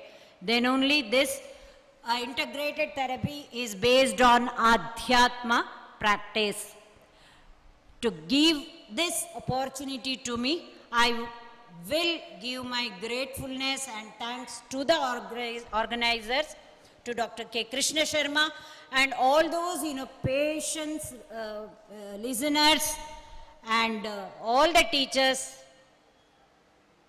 to Dr. Ganapati Joysa sir. I give my heartful thanks. Thank you one and all. Namaste. Any questions? Any questions? This is a quite different topic. Yoga therapy for integrated health, considering it as an integrated medicine. Any questions you can ask? Or without wasting the time, you can email to me. Namaste, one and all.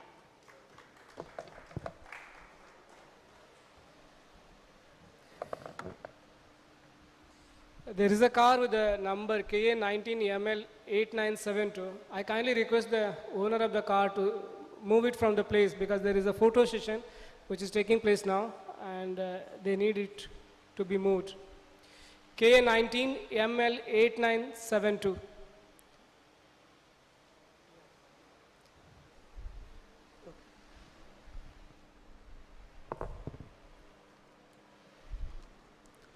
It was a very insightful and beautiful session, ma'am. Thank you so much. Now I am extremely grateful to welcome and introduce Dr. Subramanya Pailur. Dr. Subramanya Pailur sir is currently positioned as HOD and Associate Professor and Academic Coordinator, Department of Yoga in Central University of Kerala. He also has the experience of working in SVYASA as Director and Associate Professor. He is also a member of Syllabus Working Committee for Preparation Yoga Syllabus for UGC, Government of India. He received his PhD from SVYASA Yoga University, Bangalore. He has also received Sri Manonmani Rudraya Award for the best thesis entitled A Comparative Study of the Psychophysiology Effects of Cyclic Meditation and Supine Rest. He also received Dr. Sushila Thakit Prakriti Mandir Award for the best research investigation in the field of natural health, naturopathy and yoga, entitled Changes in Mind Latency, Auditory Evoked Potentials following 2 yoga-based relaxation techniques. Today in this program, he is going to talk about the topic Trends and Research in the Yoga Therapy. We are extremely happy to having you, sir. I heartfully welcome you. Sir, over to you. Thank you, sir.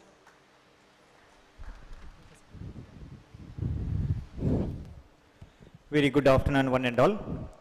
Most respected Chairperson, Professor Ganapati Joysa sir, my guru, and backbone of this national conference, Professor Krishna Sharma sir, and all the seniors, delegates, aspirants, and my dear students. In this session, I am here to present you the research trends or recent trends in research in yoga therapy. Since morning, you have been hearing much about yoga, the philosophical aspects, traditional textual concepts, physiology of benefits of yoga, and yoga therapy, clinical aspects. And now here, I am to present the much highlights of research findings by using yoga as a tool. As we all know that I'll be skipping the initial slides. My presentation includes two parts, the concept of yoga and research findings. As there is much time constraints for the valedictory program, I'll be going further into the research findings. Two definitions of yoga are very important. One is from Yoga Vasishtha and another is from Patanjali Yoga Sutra.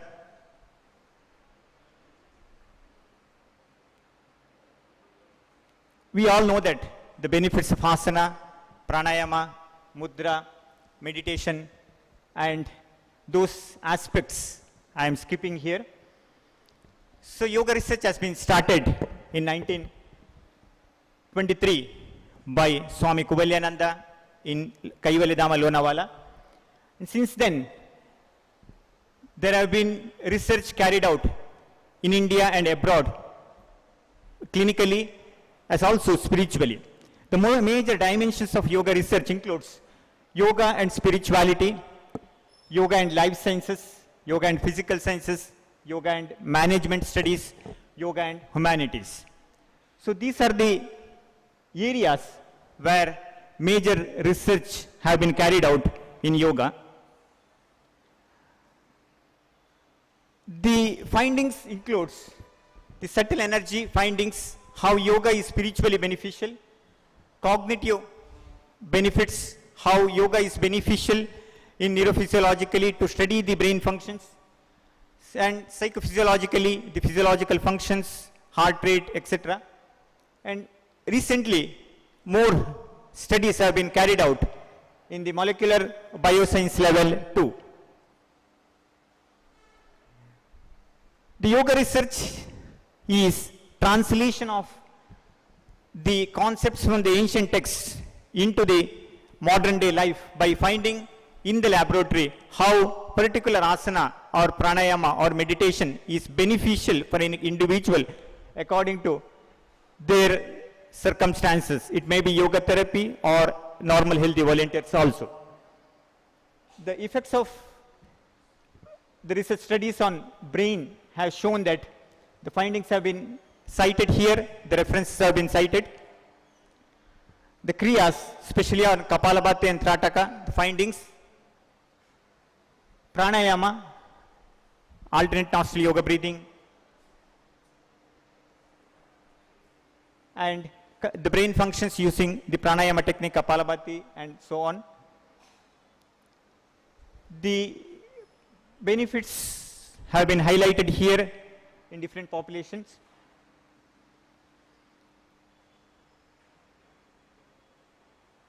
By chanting Om chanting benefits. Physiological studies have been carried out in heart rate, breath rate, heart rate variability, skin conductance, galvanic skin resistance, EMG, and all the major parameters have been studied very well and published in a scientific journals. These are the major journals indexed in Scopus and PubMed, where yoga papers have been published. So these findings, clinical applications of yoga, that is yoga for diabetes and obesity.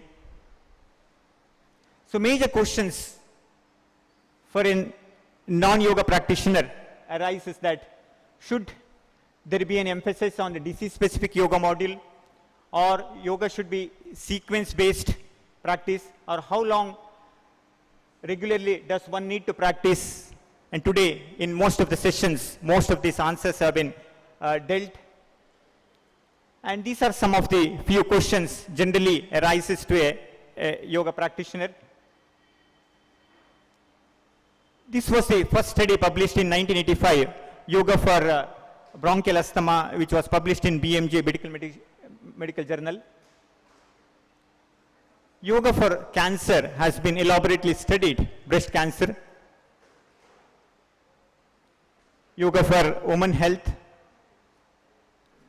yoga for diabetes, yoga for musculoskeletal disorders. And these are the variables on pranayama. These are the concepts in the ancient text described, and it has been fructified by and testified by the yoga researchers in the clinical setup. Recently, there was a study on practicing pranayama with the swimmers. Their efficiency increased. Like this, the cognitive testing with 128 channel EEG machine, we study in the lab to test the brain functions. Topographical image of fMRI of the brain, studying meditation technique. This was published 2 years back. And translational research of therapeutical applications have been classified in different areas in rehabilitation sessions. In summary, we can say that traditional yoga texts prescribe concepts and techniques, and it has been very well studied in the scientific setup. As the time constraint, I run through the slides, and if any questions, detailed discussions can be made one-to-one. And thank you one and all for giving me an opportunity. And I thank all the organizers for organizing such a national seminar in yoga. Thank you one and all.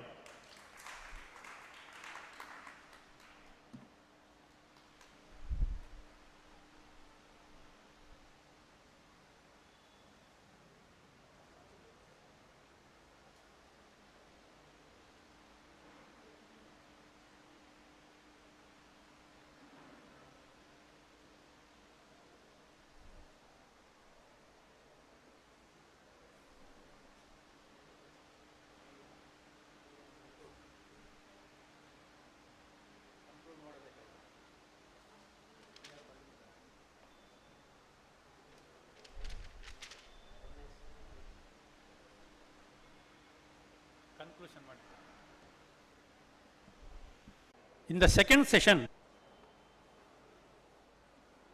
Dr. Annapurna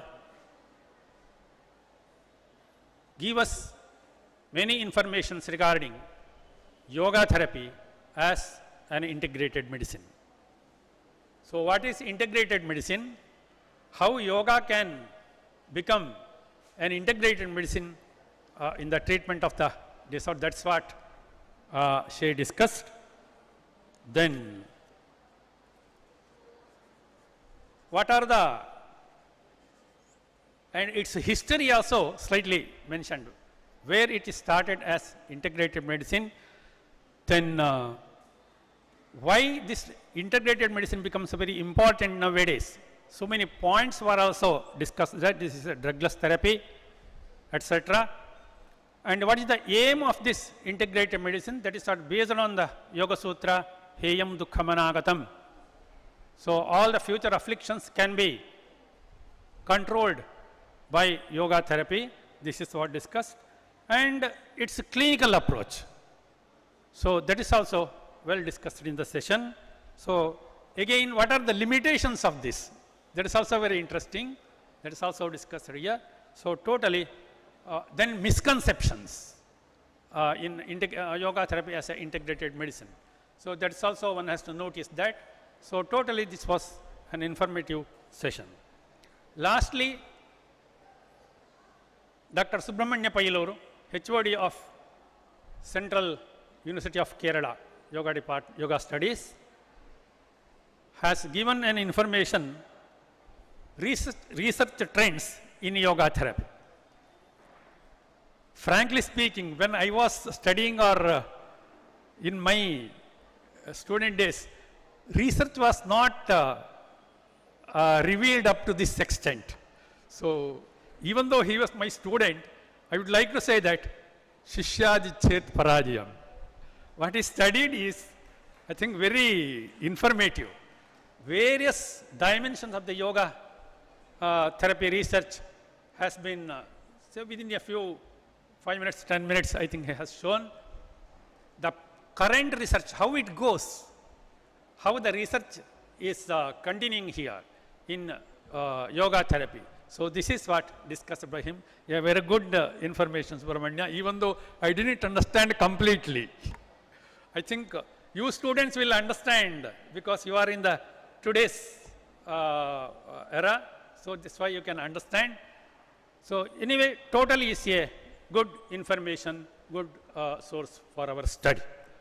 So I think this is what the 3 sessions has been conducted here. I think overall the sessions were very useful. I think with this knowledge we can continue further the studies even in concept studies as well as in research studies. So this is what I would like to give my feedback regarding these sessions. Thank you one and all.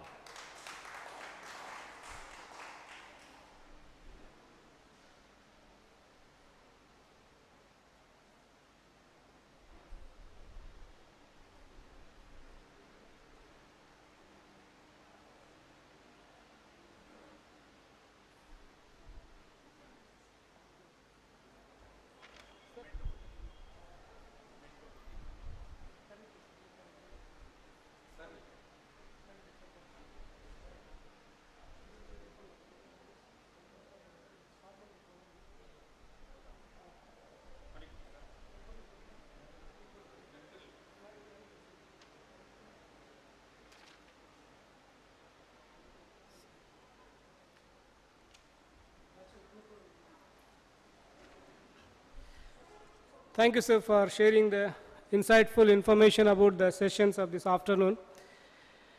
Now I request our Professor Dr. K. Krishna Sharma, sir, to present the memento to the speaker, resource person, Dr. Annapurna, madam.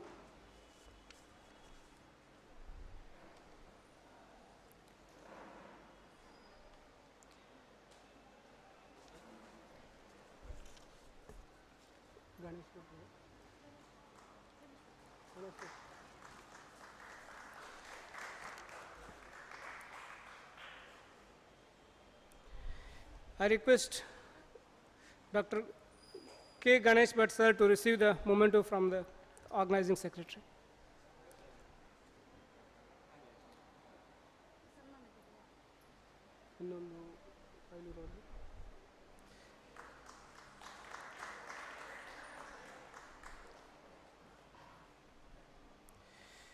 I request Professor Dr. K. Krishna Sharma, sir, to present the memento to the resource person, Dr. Subramanya Pailur.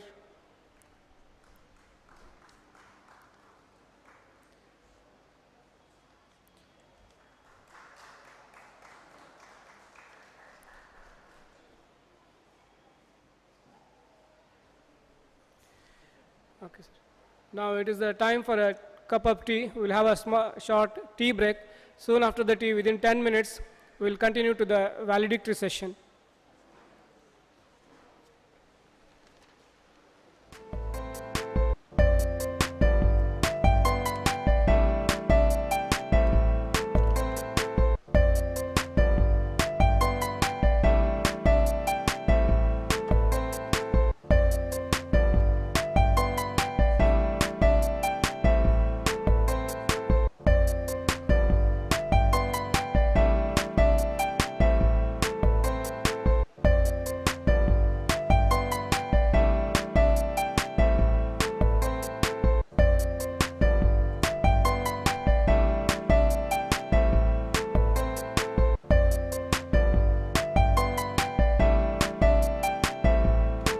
There is a display of the posters. I request all the audience to have a look and share your views on the interaction.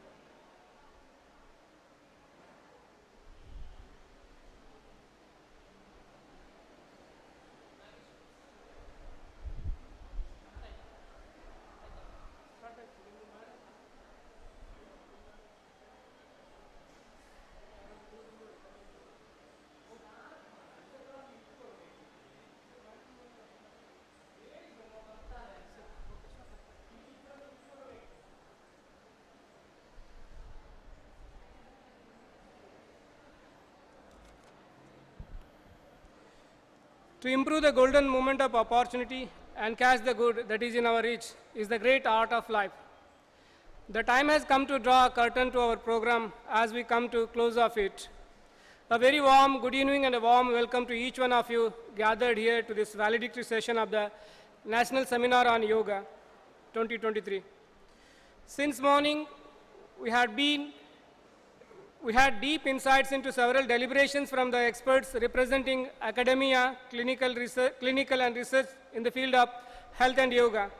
As we come to the valedictory function, I now take this opportunity to invite and welcome the dignitaries to the dais. We are happy to have with us Professor I. Karunasagar, Professor Indrani Karunasagar, Dr. Ansuya Rai, and Dr. K. Krishna Sharma, Organizing Secretary of this National Seminar on Yoga. I request all the dignitaries to come over the dais.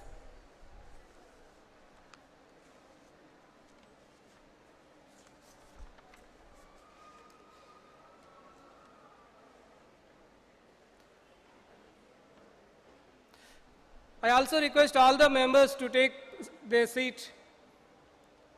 All the participants kindly requested to be in your seats at the earliest.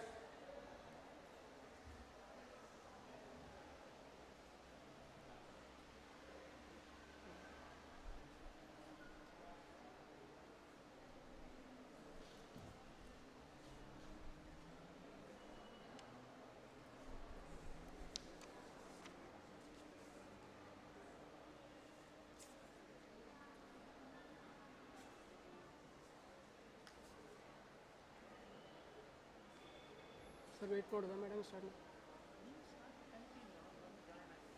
Okay.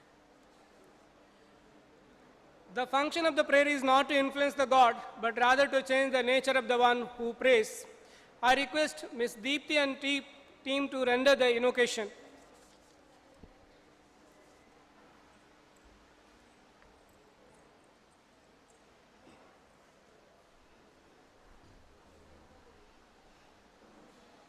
शारदे संगीत विशारदे शारदे संगीत विशारदे गानलोले दयामयी ताये शारदे संगीत विशारदे वीणा पाणी पुस्तकधारिणी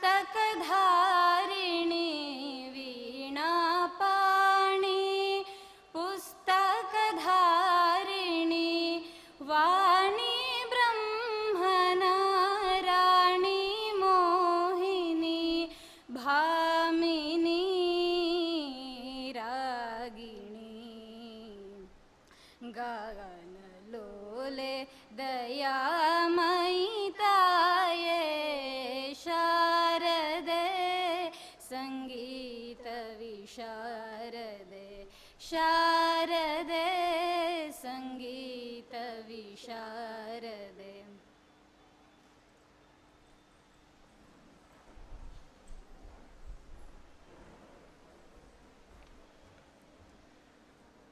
Thank you, Ms. Deepthi and team, for rendering the invocation.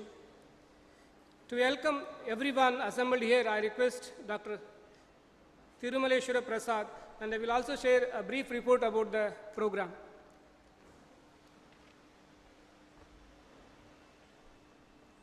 Good evening to all of you. We are here for the valedictory of the National Seminar on Yoga. I welcome Chief Guest of this valedictory function, Professor I. Karunasagar, Advisor, Research, Patents, Advisor, DST, NUTEC, Nitte deemed to be University, Deralakatte. I welcome you, sir. I welcome guest of this valedictory function, Professor Indrani Karunasagar, Director, Projects and NUTEC, Coordinator for MSc, Nitte University Center for Science Education and Research, Deralakatte, Mangalore. Welcome you, madam.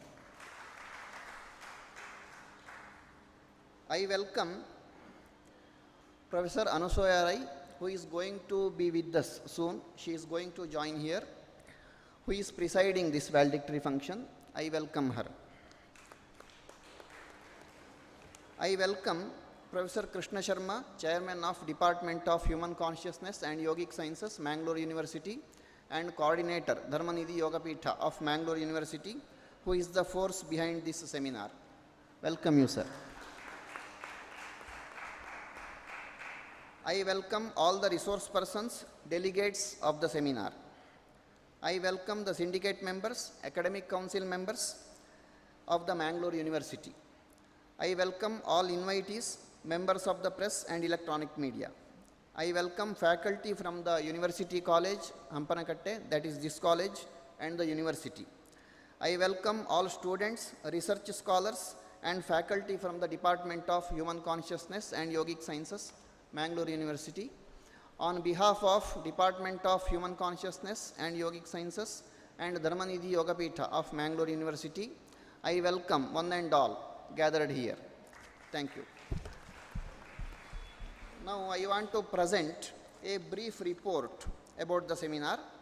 This seminar, National Seminar on Yoga, is organized as part of celebration of 9th International Day of Yoga.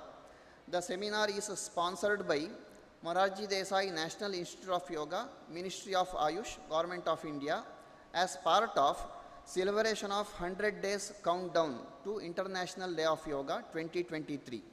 The seminar is jointly organized by Department of Human Consciousness and Yogic Sciences and Dharmanidhi Yogapeetha of Mangalore University in collaboration with Morarji Desai National Institute of Yoga, New Delhi, and hosted by University College, Hampanakatta, Mangalore. Theme of the seminar is Yoga for Health. Inauguration of the seminar was in the morning, and it was by Dharmadarshi Sri Harikrishna Punaruru and presided by Professor Jayaraja Amin, Honorable Vice Chancellor of Mangalore University.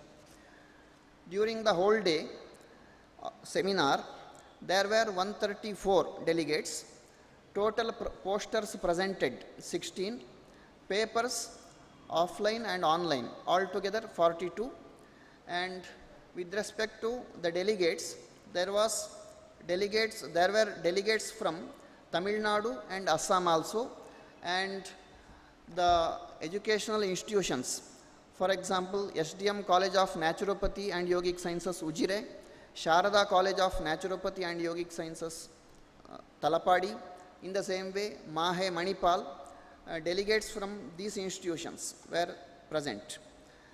There were total 4 sessions of paper presentations, 2 sessions of presentations from 8 resource persons on different topics. Resource persons from Central University, Kerala, Mahe, Morarji Desai National Institute of Yoga, Rashtriya Sanskrit Samsthan were there. The invited talks covered the topics pertaining to the theme of the seminar, that is Yoga for Health, which we have all witnessed here. And now we are here for the valedictory. I once again welcome all of you to this valedictory function. Thank you.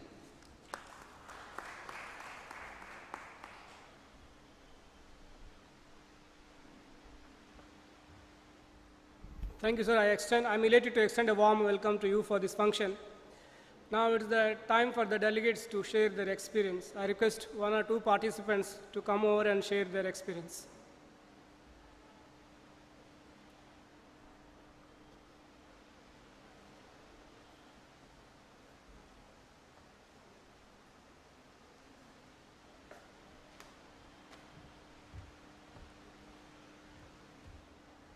Namaste, my name is Amita Shetty and I am a student of PG Diploma Yogic Science, University College, Mangalore. I thank the organizers of the seminar on behalf of my batchmates. We are grateful for this national seminar where we got an opportunity to receive abundant information on different yoga techniques, health benefits, and clinical information in reference to yoga. It has been a fulfilling and enriching day. The day began with the yoga practice in the morning. Thank you all to the resource persons, the poster presentation, and the different sessions we were able to attend. I also got an opportunity to prepare and present a paper. Thank you so much, sir. Thank you.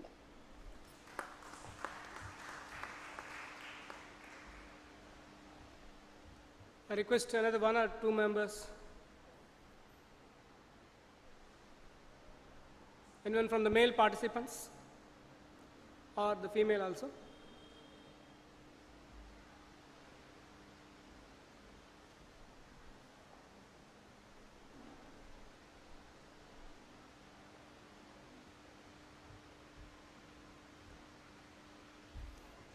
Namaste everyone. So my name is Dr. Sudhindra from Vigor Institute of Yogic Science, Bangalore. So today we came to know so many new things in researches. Research means every day we'll be searching.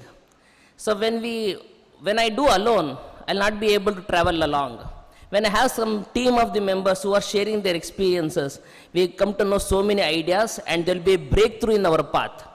So today I came across some of the breakthrough in my way of thinking in yoga. That's what a very enriching thing in this seminar. So I'm thankful for the people who are organizing this seminar, who made us to attend and who gave a lot of knowledge. And there are a lot of participants who are sharing this knowledge, which motivated us to go further in yoga. See, when you're alone in yoga, we feel dehydrated. When we see so many people in this field are fully motivated, automatically even our battery get recharged. That's what I felt today. So my battery got recharged by attending this seminar. Thank you everybody. Have a great day.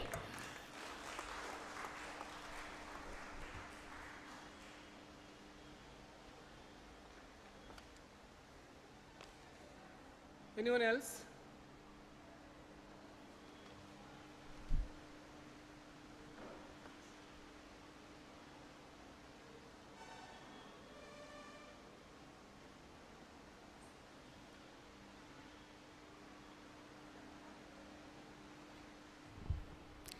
Namaste. My name is Abhinita Deepak Nitilkar. I am third year BNY student from Sharada College, Talapadi. This is my first poster presentation experience. So as a student, I was really nervous, but when I got the opportunity to see so many presentations with so many different topics, so much exposure, so many paper presentations, the topics that were spoken, I understood one thing, that not all the knowledge is available in the book. Sometimes you have to live the experience. Sometimes you have to go and see them.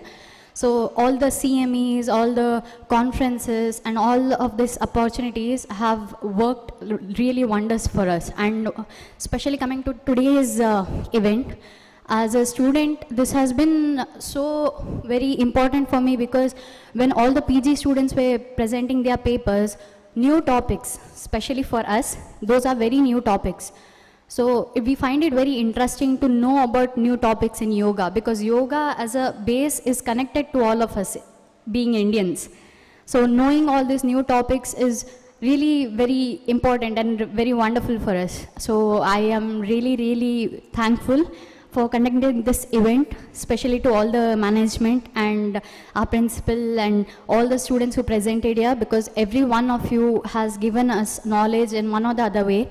So thank you so much for this opportunity. Really grateful to you. Thank you so much.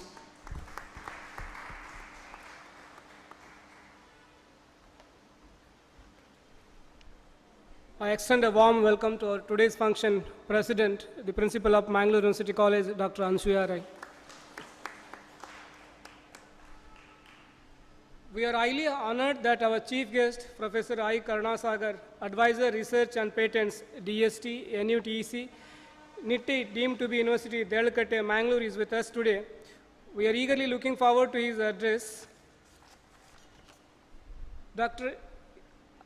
I. Karunasagar obtained his master's and PhD degree in microbiology from Mysore University, India. He carried out postdoctoral research in the United States of America, Japan, and United Kingdom and Germany, where he was Humboldt Scholar and visiting professor.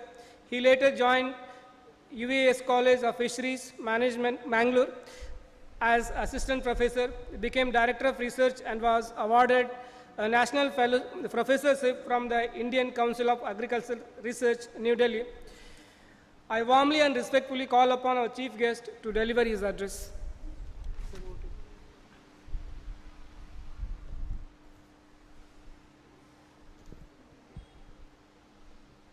President of this function, Professor Anusuya Rai, Principal of this beautiful college, and the organizers, Professor Krishna Sharma, who's Indrani, distinguished resource persons,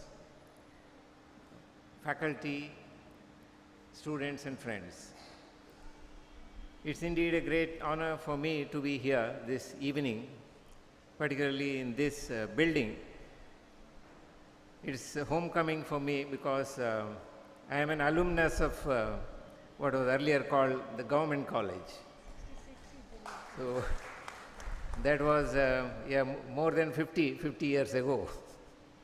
I studied here. I did my BSc in botany, zoology and chemistry before I moved on to study microbiology. So I'm very happy to be back in this institution, and this is indeed maintained so well. And it's a heritage building, so it's indeed a great pleasure for me to be here. And we have a group, alumnus group, so I will share the picture of this beautiful building with my group classmates. So they are also very proud of having gone through the portals of this institution. I am also very happy to be here on the occasion of National Seminar on Yoga, because I have been practicing yoga, though I have not learnt it systematically, but I had gone through a short course, but I have been practicing yoga now for more than 40 years. And I do it daily, so I'm very happy to be here with the people who are experts in the field of yoga. Now, yoga has got a lot of attention recently, and I'm happy to know that there were close to 200 delegates coming from different parts of India, and you had discussions on different topics, and you had presentations, posters, and there was a lot of opportunity for students to interact with faculty and also with experts from other institutions. So it's a great occasion for all people working in this field to come together and discuss various aspects of your work. Now, if we look back a few years ago, yoga was not being treated the way it is today. Today there is so much of attention on yoga, even in the Western world. Of course, I was working in the United Nations, so when I went there, of course, the people were not very familiar with yoga. But today, when I looked at, we have a database related to medical publications called PubMed. This is something like, of course, those who are in science, maybe you are looking at databases like Web of Science or Scopus, but PubMed is focusing only on publications related to medical science. So when I searched PubMed to see how many publications are there related to yoga, I found more than 7,500 publications, and most of them coming from these groups in the Western world. So there is so much of interest in the Western world now in yoga, and they are using this in wellness. Of course, people are now being aware that it's not only treatment that is important for diseases, but being well is important. And for being well, yoga is very important. And of course, I also realized that it is important to do yoga in a very systematic way, because though it's a very ancient technique coming from the Vedas, but if we look at now from the present day context, you can see that those who designed these yogic asanas, they had a knowledge of human anatomy, human physiology, and various asanas were designed to facilitate or improve various organs in our body. So we can find yogic asanas for pancreas or for liver or for different parts of the body. So how could people during the Vedic period design this without a knowledge of the human anatomy and physiology? Of course, they had that knowledge, but somehow that has not been recorded, so we do not have that record today to show how they designed it, but now we need to understand. So now I think what the present day scientists are doing is trying to apply the modern knowledge of human anatomy, physiology, and pathology, and trying to see how yoga is helping people to be well and also overcome many of the health problems that is affecting mankind today. So it is very important for yoga to be inculcated in our youngsters, so they need to learn yoga in the right way and practice it properly. Because in some of the papers when I read, they say, particularly the Western authors, they say, of course, we don't what yogic practice, because we have a method. In the materials and methods, what yoga did you practice? So what is the record for yoga? So in some scientists say they did it based on Iyengar technique, because Iyengar yoga became very popular because that book was available. So this way we need to also document in a very systematic way so that the scientists who are working on this can access information about yoga and then implement the various studies that they are doing and trying to interpret it in the modern way. So many Western hospitals have now departments of yoga which is helping people to get well and improve the various conditions with which they are affected. So it has now become a global science, and India being the home of this great knowledge, we should cultivate this, and I am very happy that Mangalore University organized this event, and you had opportunity for a lot of scientists working in this area to come together and discuss various aspects of this. So I was happy to hear the report of this event national seminar, and I'm sure there will be continued interaction between all of you, the delegates here, and also the students who can pursue. And also maybe you need to connect to other institutions, try to connect to other departments, because today we understand that science is very multidisciplinary. So if we need to understand yoga, we need to apply multidisciplinary approaches. So we need to understand not only human physiology and anatomy, but also other aspects of maybe chemistry and physics to understand the various aspects of this yoga.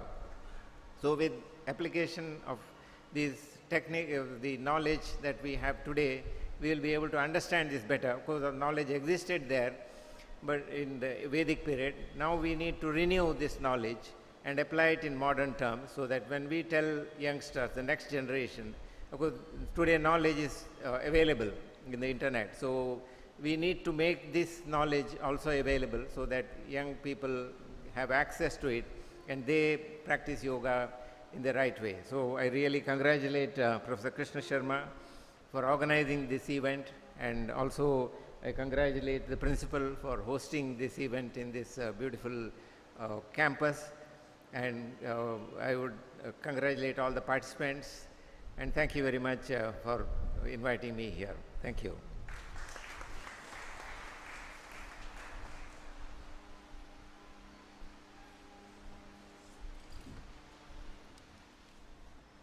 Thank you, sir. We thank you for appreciation of the beneficial aspects of yoga for the promotion of health and prevention of diseases. India is the land of yoga, and your encouraging words on the promotion of research in yoga and allied science is a great motivation for us. Now we have another distinguished guest, Professor Indrani Karunasagar. Professor Indrani Karunasagar obtained her PhD degree in microbiology from Mangalore University and did postdoctoral research at the University of Stirling, United Kingdom, University of Maryland, United States of America, and University of Würzburg, Germany. Currently, she holds the position of Director of Projects and NUTEC at Nitte University, Mangalore. She received several national and international honors and awards, including the Fellowship of the National Academy of Agricultural Sciences of India, Lifetime Achievement Award of the Ministry of Science and Technology, Government of India, Rafi Ahmed Kidwai Award of the Indian Council of Agricultural Research, Directorship of the UNESCO Center. She has served on FAO World Health Organization expert meeting on microbiological risk assessment as advisor of International Foundation of Science, Sweden.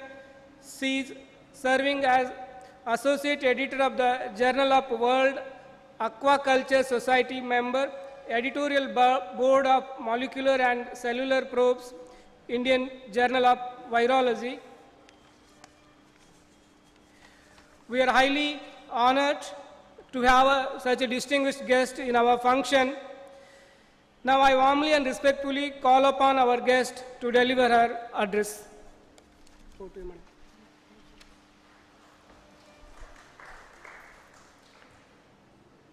Namaste and good evening to everyone here, dignitaries on the dais, off the dais, and dear friends. Our compeer master could read my biodata. Karunasagar's biodata is so long that it would not have been possible to fit in an event. That is why I think they only managed to read mine, because whatever I achieved or got is only through him. Now coming to yoga per se, all the positive aspects of it, all of you would have deliberated. Dr. Karunasagar also explained the benefits. But there is one practical benefit of a non-yogic, but who is watching somebody doing yoga 45 years of marriage, that I would like to share with you. Well, if you have, for the men and for the ladies it would be the same. If you have a wife you can't tolerate, do yoga and you will start tolerating her. Likewise, ladies, if you have great difficulty tolerating husbands, please do yoga. So the one quality that yoga probably brings into an individual is the ability to tolerate, which is probably the most important quality that we as human beings have got to have. Whether it is religious tolerance, whether it is family tolerance, whether it is tolerating each other as individuals, we know the differences make us all intolerant, because if the other person's qualities don't match yours, you always find that you're not able to tolerate something which you think in your perception is not right. So becoming tolerant for me is a very important mental health issue that yoga, pranayama, things like this make you, you know. And we are in an era where we call the omics era. Bioinformatics, metabolomics, we have transcriptomics, name an omic, and it is today the research, of course facilitated a lot by artificial intelligence, machine learning, deep learning. All these words are there a lot in yoga also. So the integration of classical sciences like yoga with the modern tools is probably at its peak today. And being a microbiologist, we look a lot at the microbiome. We know the cells in our body, microbial cells in any human, far exceeds the number of cells of the body itself. That being the case, whether it is the nasal tract from where of course we breathe in, breathe out, our lungs, or if we take our gut, or any other part of the body, we find that we are laden with microorganisms which we don't all the time grow in a laboratory, because many of them can be seen only using molecular tools. And therefore, the sum total of all that we see using the molecular tools as well is called the microbiome. And it's the microbiome that is the one that gets affected if we have diabetes, if we have blood pressure, if we have any other chronic ailments or acute ailment. And when we treat any individual with drugs or antibiotics for acute infections, we are disturbing the microbiome. So what are we achieving? As a microbiologist, I look at it this way. When you do yoga, you are trying to see how to maintain the milieu interior, how can you see that the microbiome is not disturbed? We talk of biodiversity all the time. We are the most, I should say, biodiversity containing form of life. And that which is called the microbiome decides how we are functioning in health or in disease. So when we are healthy, as it was mentioned by Karunasagar, the well-being is more important rather than addressing a disease, and that is done by maintaining our microbiome in all the parts of the body, which of course in Ayurveda we talk about Vata, Pitta, Kapha, but ultimately it's all the disturbance that takes place in the microbiome. I was very pleased that in India we have sometimes people, we always understand our own credits after somebody brings it from the West to us and says, this is very good. This is very true in all the fields. So whenever I visited UNESCO, almost during every year I go for meetings, being associated with them, I was very surprised when Prime Minister, our present Prime Minister, Shri Modi ji had gone and had taught yoga there in UNESCO. There's a huge hall. I was fortunate to see that hall. And every Friday afternoon, all the staff, of course it's voluntary, nothing is by compulsion, they all assemble in that hall to do yoga. So such is the power of spreading a good word with evidence of, the human race bettering itself. If the individuals better themselves, naturally the society benefits from it.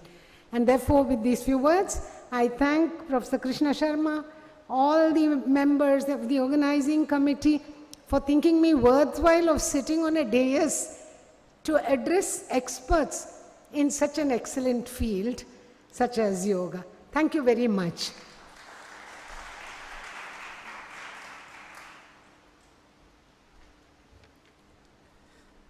Thank you, Madam. Thank you for your insightful words. To the integration of the ancient wisdom of yoga with the advancement of science and technology, such as artificial intelligence, machine learning, and the applications of the omics in the promotion of the beneficial aspects of yoga. The preventive, promotive, and curative aspects of yoga as natural healthcare measures have been contributing to reduce the burden of global healthcare system. Definitely your words will be a great inspiration for the researchers in the field of yoga to carry these initiatives in order to help the betterment of the humanity. Now, we are moving to the felicitation of our guest as a token of our gratitude and respect for their participation in this event. I request the dignitaries to felicitate the chief guest, Professor I. Karunasagar.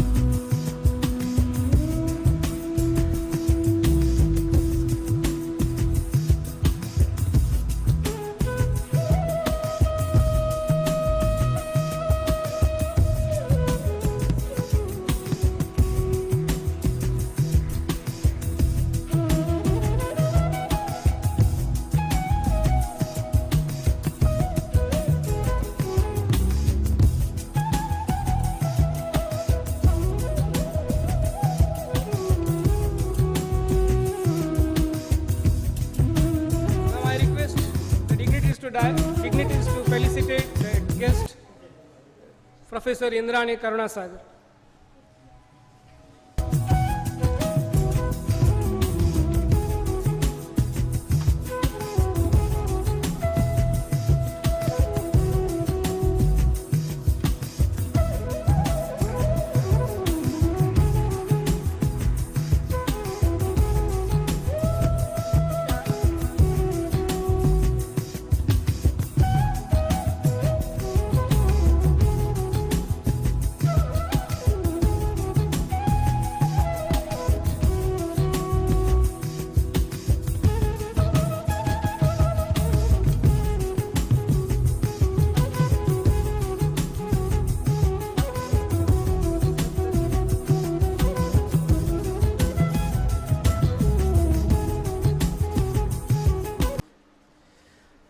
request the dignitaries to felicitate our President, Dr. Ansuya Rai, Madam.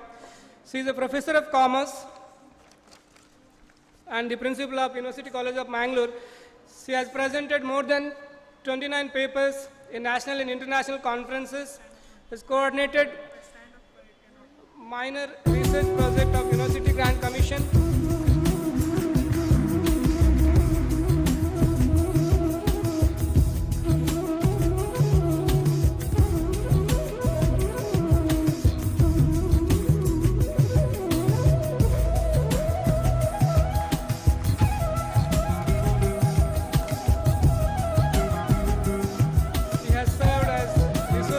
Chairperson and invited lectures for various conferences and seminars.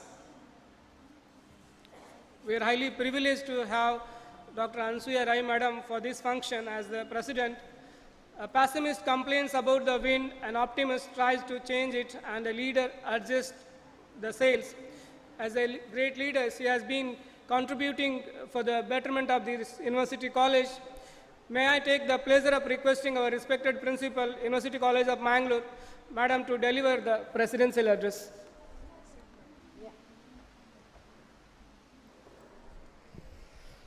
Good evening, one and all. Dignitaries on the dais, invitees and delegates. First of all, I thank the organizers of today's seminar for honoring me. I never expected this. And we have come to the end of one-day national seminar on yoga. Actually, today, Registrar of Mangalore University, Dr. Kishore Kumar CK, should have been the president of the program. Due to his urgent official program, he is not here. So, being the host college principal, I am here in front of you. And I thank the convener for giving this opportunity. Just now we heard two speakers who spoke on the subject which is different from what they are practicing in their profession. Professor Karunasagar sir, who I am proud to say that he is our alumni also, and Madam Indrani Karunasagar also, and they spoke the why we should practice yoga. If we look at the delegates today, we can see the delegates from different age group.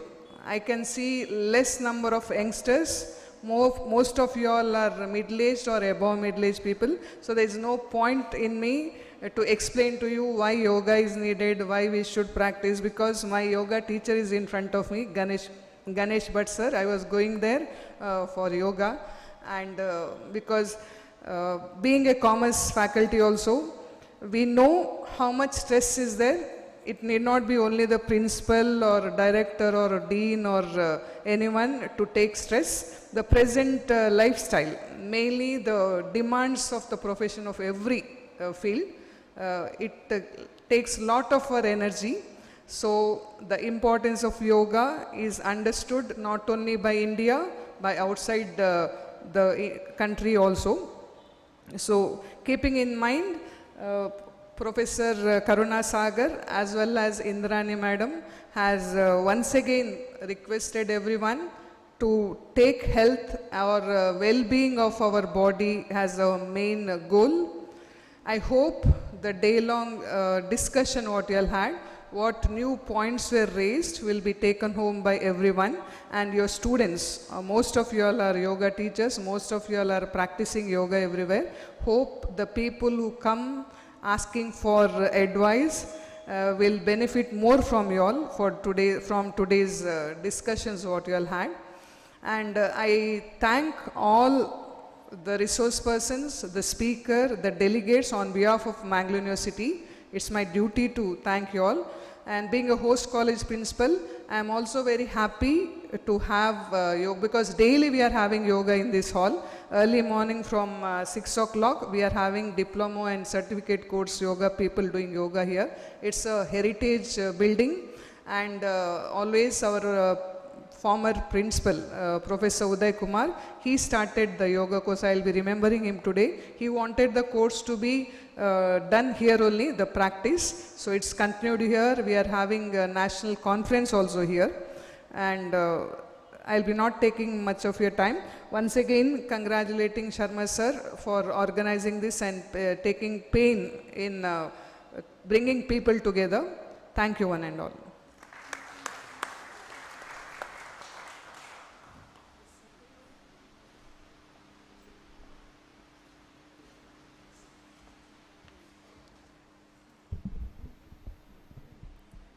Thank you, madam, for your encouraging words for us to inculcate the regular practice of yoga for good health. Indeed, it has been a great privilege and pleasure for all of us to enjoy the experience in this heritage building. And I request all the members to visit the Yoga Therapy Center so that you can have how a center will be there. Now, we will be moving to the last part of this function. Gratitude is the fairest blossom which springs from the soul. Every celebration is an experience. The external fades away and the internal lingers and echoes in the most depth of our hearts. We are reminded that events like this are milestones on the journey of the life. This national seminar on yoga was made possible by many hands, hearts and minds working together. To express a word of appreciation and gratitude, we have with us Dr. Ajitesh NH, who would propose the vote of thanks.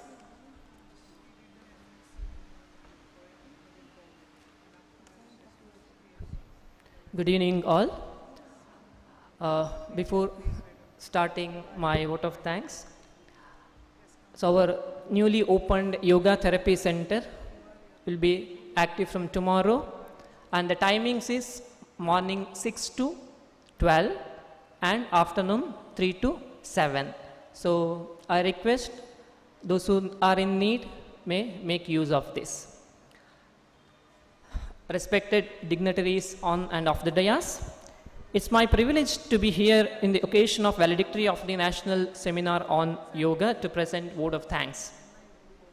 On behalf of Department of Human Consciousness and Yogic Sciences, Dharmanidhi YogapeethaMangalore, Mangalore University, University College, Mangalore, I wholeheartedly express my gratitude to today's chief guest, Professor I. Karunasagar, Advisor, Research and Patents, Advisor, DST, NU Tech, Nitte deemed to be University, Derlakatte. Thank you, sir.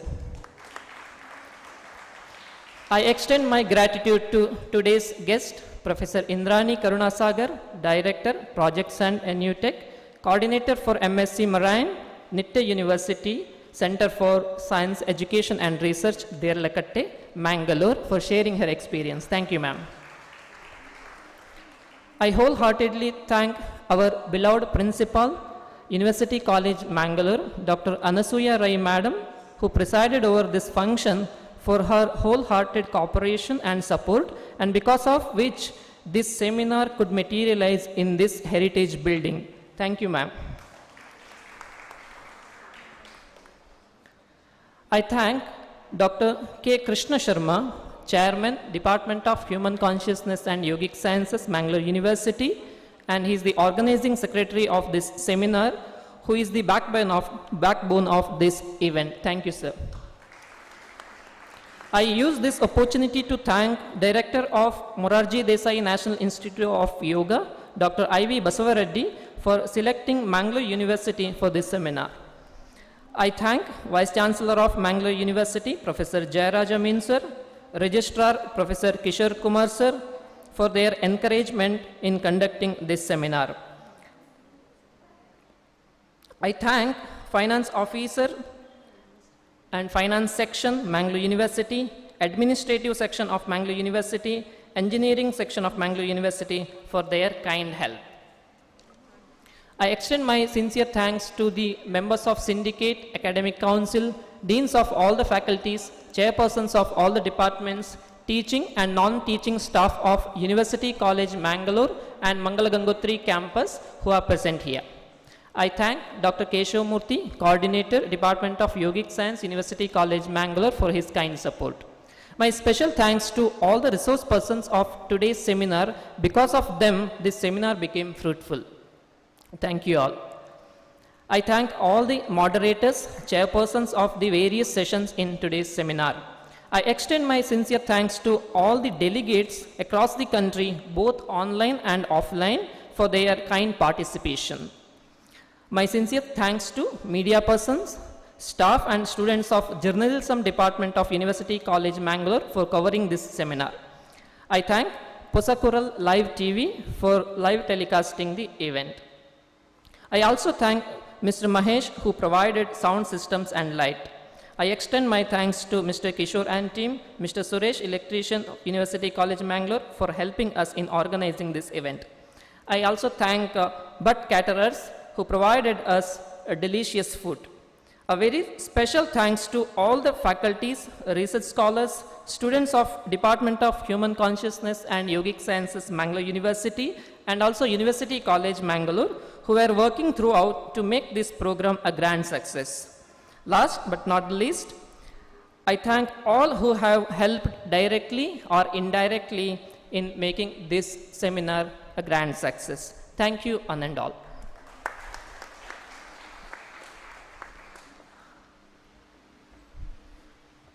Thank you, Dr. Ajitesh. Your certificates will be ready. You can collect the certificates from the registration counter. Now let us stand for the national anthem.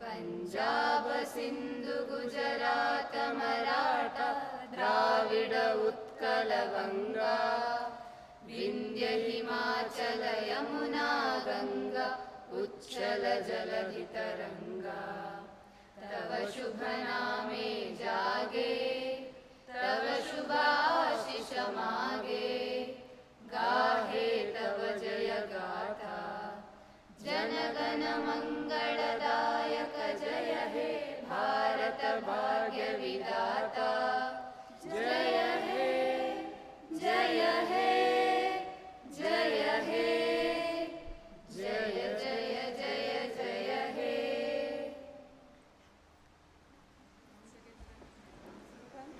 Thank you.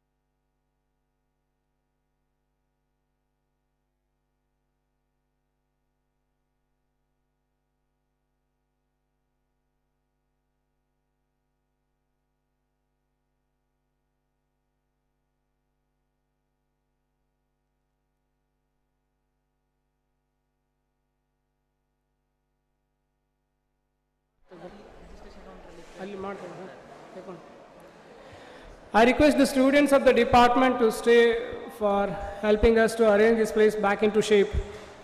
Department of Yogic Science, Mangalore University.